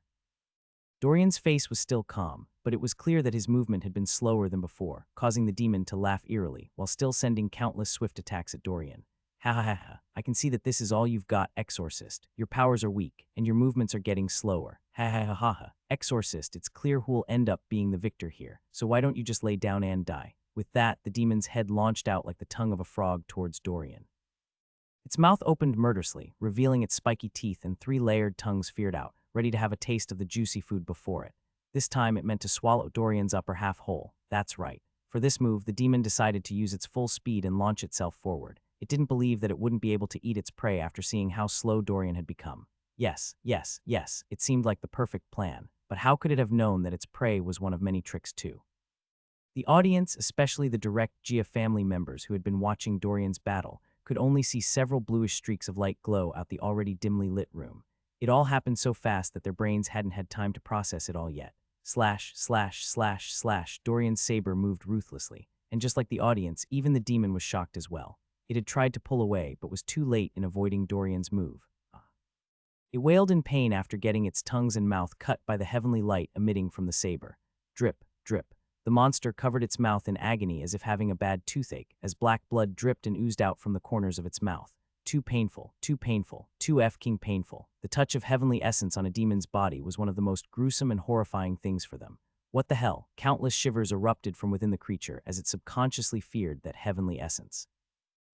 Those in the underworld weren't lying. The pain was too unbearable. You have to know that even though the underworld was chaotic, it was still somewhat systematic. If one wanted to go to any of the billions and gazillions of human worlds, it wasn't their call where they would go. They needed permission, and then they would randomly get sent out to any of the worlds.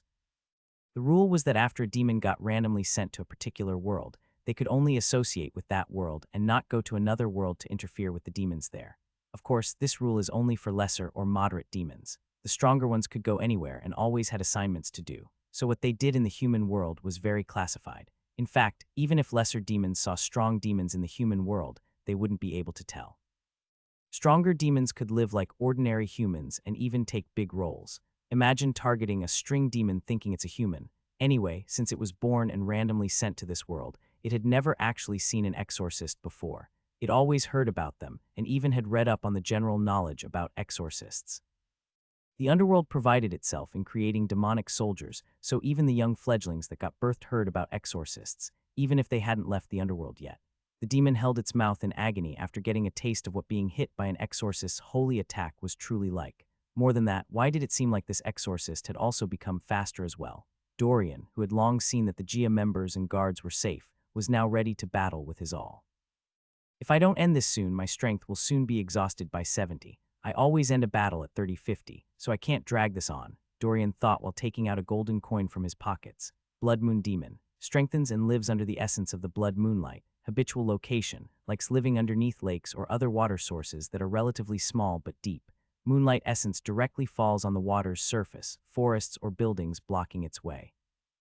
Weakness. After revealing its true form, it will wither and die within 3 minutes without moon essence, just like a flower withers and dies without light.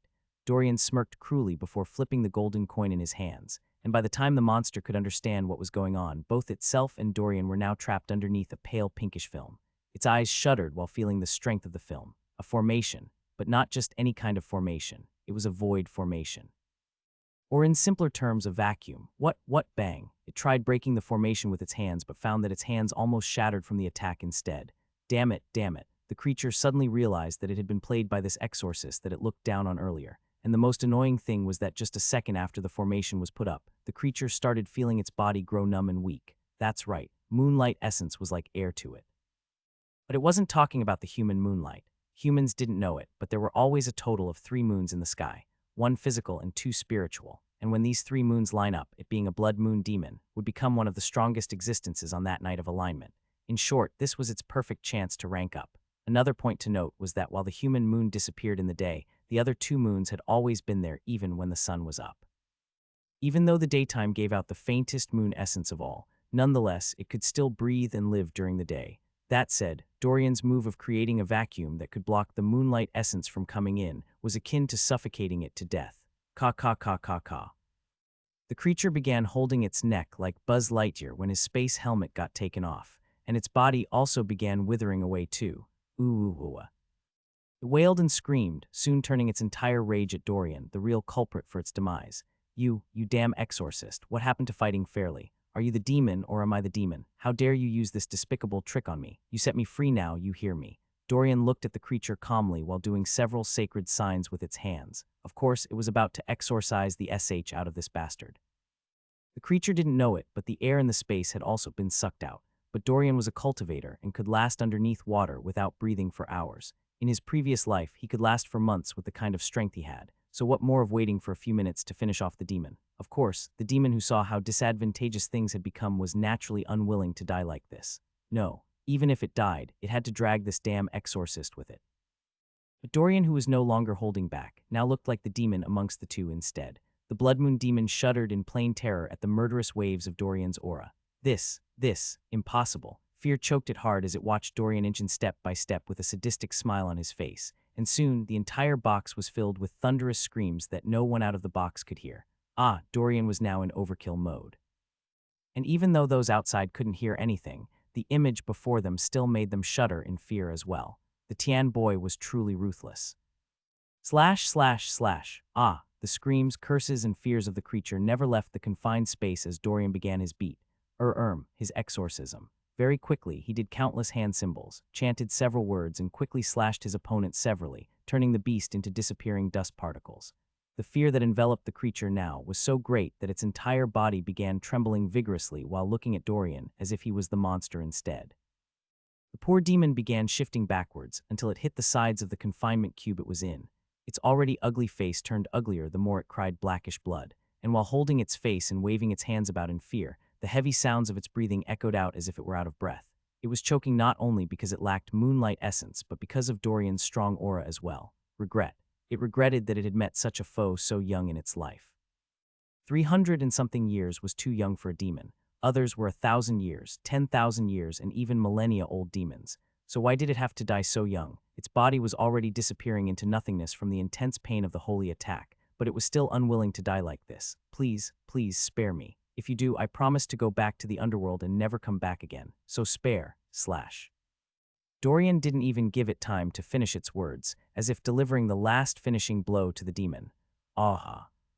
Everyone in the room could now hear the creature's cries as Dorian calmly withdrew the formation. Unlike the other formations, this one had to be maintained by himself. That's why he only set up the formation during the last few minutes of the demon's life when it was getting desperate for survival. If other exorcists saw this, they would undoubtedly open their mouths wide in shock and awe when looking at Dorian. You have to know that most times, those maintaining formations couldn't get distracted. Hence there would always be another cultivator protecting them. It was possible to maintain and fight simultaneously, but only the rarest and rarest of talents with a strong soul force, a steady mind, and a solid cultivation level could do so. But Dorian was still a weak chicken, so how could he do this? Dorian frowned. It looks like I've drained too much energy this time, he thought while feeling the changes within him. Luckily, he had flipped the coin at the right time and not at the very start of their battle, or else he would be the one who perished tonight. The battle looked short and straightforward, but it was actually a brutal one. The creature's every move was ruthless and meant to take him out at a single hit. If he didn't play on the creature's intelligence while conserving his energy and acting worn out, there would have been no way to kill the demon. They might have had to fight all night and day long until they died. The creature kept replenishing its energy from the blood moonlight essence, so it would have been him that died in the end. It took a bit of his energy to carve it, but while passing through the many security systems in place, he had continued cultivating and steadying himself for what was to come. These particular rune symbols he carved on the coin were unique and a little burdensome from the rest he had set up before. Ah, everyone shivered while listening to the dreadful sounds of the dying demon.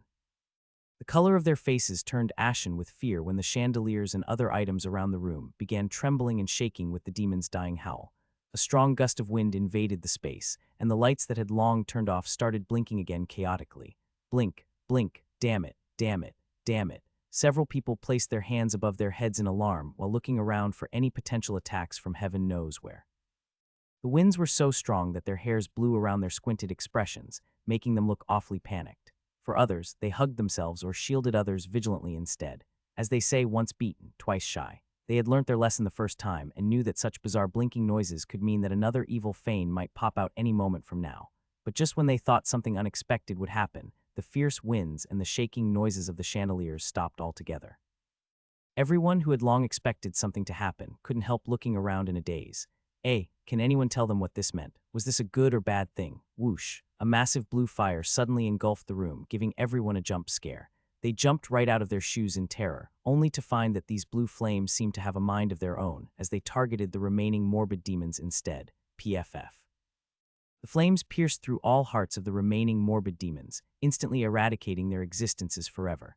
The holy power of the flames first took care of their hearts before fully engulfing their entire bodies, and right before everyone's eyes, the demons began fading away as the flames turned smaller and smaller, until they finally extinguished themselves. This time, it was the cries of the pained morbid demons that bellowed out, Grawawa. Everyone stared at the scene, not daring to take their eyes off the horrid but satisfying images before them. They had no pity for these demons because if the situation were reversed, it would be them who ended up screaming while chewed raw by these demons. Thus, they watched the demons fade into disappearing ashes with a satisfied look on their faces. Good, drrrrr. Magically, the pinkish formation around them began fading away, and in the end, the only ones left in the room were themselves and their brave heroes. Is it over? The battle had indeed been won, but not everyone had come out as spotless as Dorian. Old Gia and Wei Jia quickly stood up and bellowed their guards to act fast, quickly, get medical help. Can't you see that they need their injuries taken care of? Boom. As if receiving a cosmic order, the guards all acted sharply, trying to get medical supplies as fast as they could. They weren't fools. In matters like this, going to the hospital might raise suspicions. For example, with the teeth marks and other bizarre injuries on Rollin, Julin, and Butler Sheng, what would be their response if asked what they were beaten by? No animal in the country could cause such injuries, so it would raise suspicions and would also be very troublesome to deal with. That's why it was better to get help to deal with this privately instead.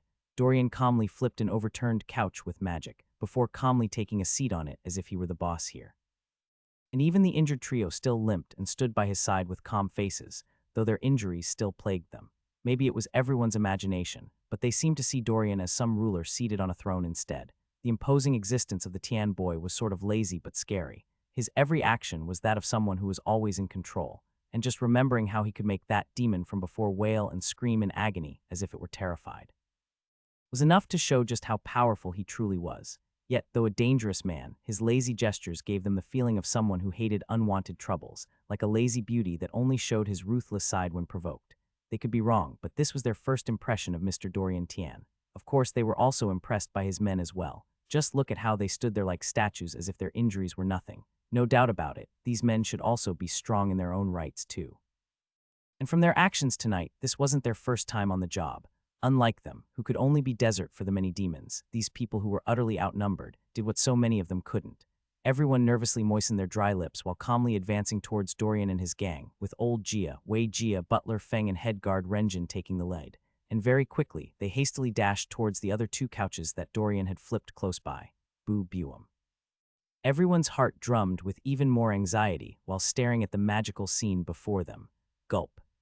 Old Jia and Wei Jia sat on one separate one, while the ladies and children sat on another one. They stared at Dorian with awe, gratitude, and all sorts of countless emotions in their minds, and even the youngsters couldn't help clenching their fists, wanting to follow Dorian's footsteps instead. No matter how grown and disciplined they were, as 7 or 11-year children were, seeing such a fantasy-like scene had already started swaying and broadening their minds to other possibilities that existed out there. It was clear that from today henceforth, their outlook in life would be completely different from before. They were Jia men. They didn't back down from troubles but faced them head-on. So even with the fear of the unknown, it was better to be prepared than to end up as prey just like today's situation. What if the same incident one day repeats itself? Dorian revealed a slight smile while staring at the famous Jia family members that he already knew of. It was just that the former Dorian used to be on his own and never truly mingled with anyone during major parties and events held by the Jia members. Yes, just say the word and they will do it. Dorian looked at everyone and waved his hands casually. I'm only doing my job. You see, this is the job of my Tian household, so I will only charge you according to my principles. Everyone was taken aback. Was this the real job of the Tian household? 0. Old Jia and everyone else fell deep in thought from Dorian's words. Wait. So was he saying that all these years while they had been attending events with the Tian couple, they had been demon slayers then? Damn, this revelation was just too shocking. They, the Jia family, thought that they held all information and had eyes everywhere within the nation. But who knew that all of it was just their wishful thinking? Looking at today's matter, who knew if there were other strange and bizarre things happening around? What about the strange deaths around the country? What about the unusual sightings that everyone typically brushed off with a scientific explanation? Yes, after today, they knew that the supernatural did exist. So now, how could they not look at things from that perspective too? Their Jia family had a sworn duty of protecting the entire nation. And they also had ties within the Navy, police, military, and every security region you could think of. So after today's discovery, they had to find a way to join the supernatural sector too. For the safety of the entire nation and the protection of their household, it was paramount importance that they got in. Like so, countless worries flooded their minds deeply. But just when they were about to find out about today's affair, Dorian's following words made them freeze in place. Your Jia daughter is still alive, but not for too long. Instantly, the Jia members all stood up abruptly. Boom, what did you say? Boom, the Jia family members stood up abruptly. What did you say? Everyone stared at Dorian as if trying to tear open his head to see if he was lying or not. Dorian calmly stared at them before nodding lazily. She's still alive, but not for too long. If we don't save her before sunrise, I'm afraid it will be too late by then. Instantly, everyone gaped, uncertain whether to breathe or scream in shock, glee, and fear. Mother Paya burst out into tears of joy and worry when thinking of her little girl.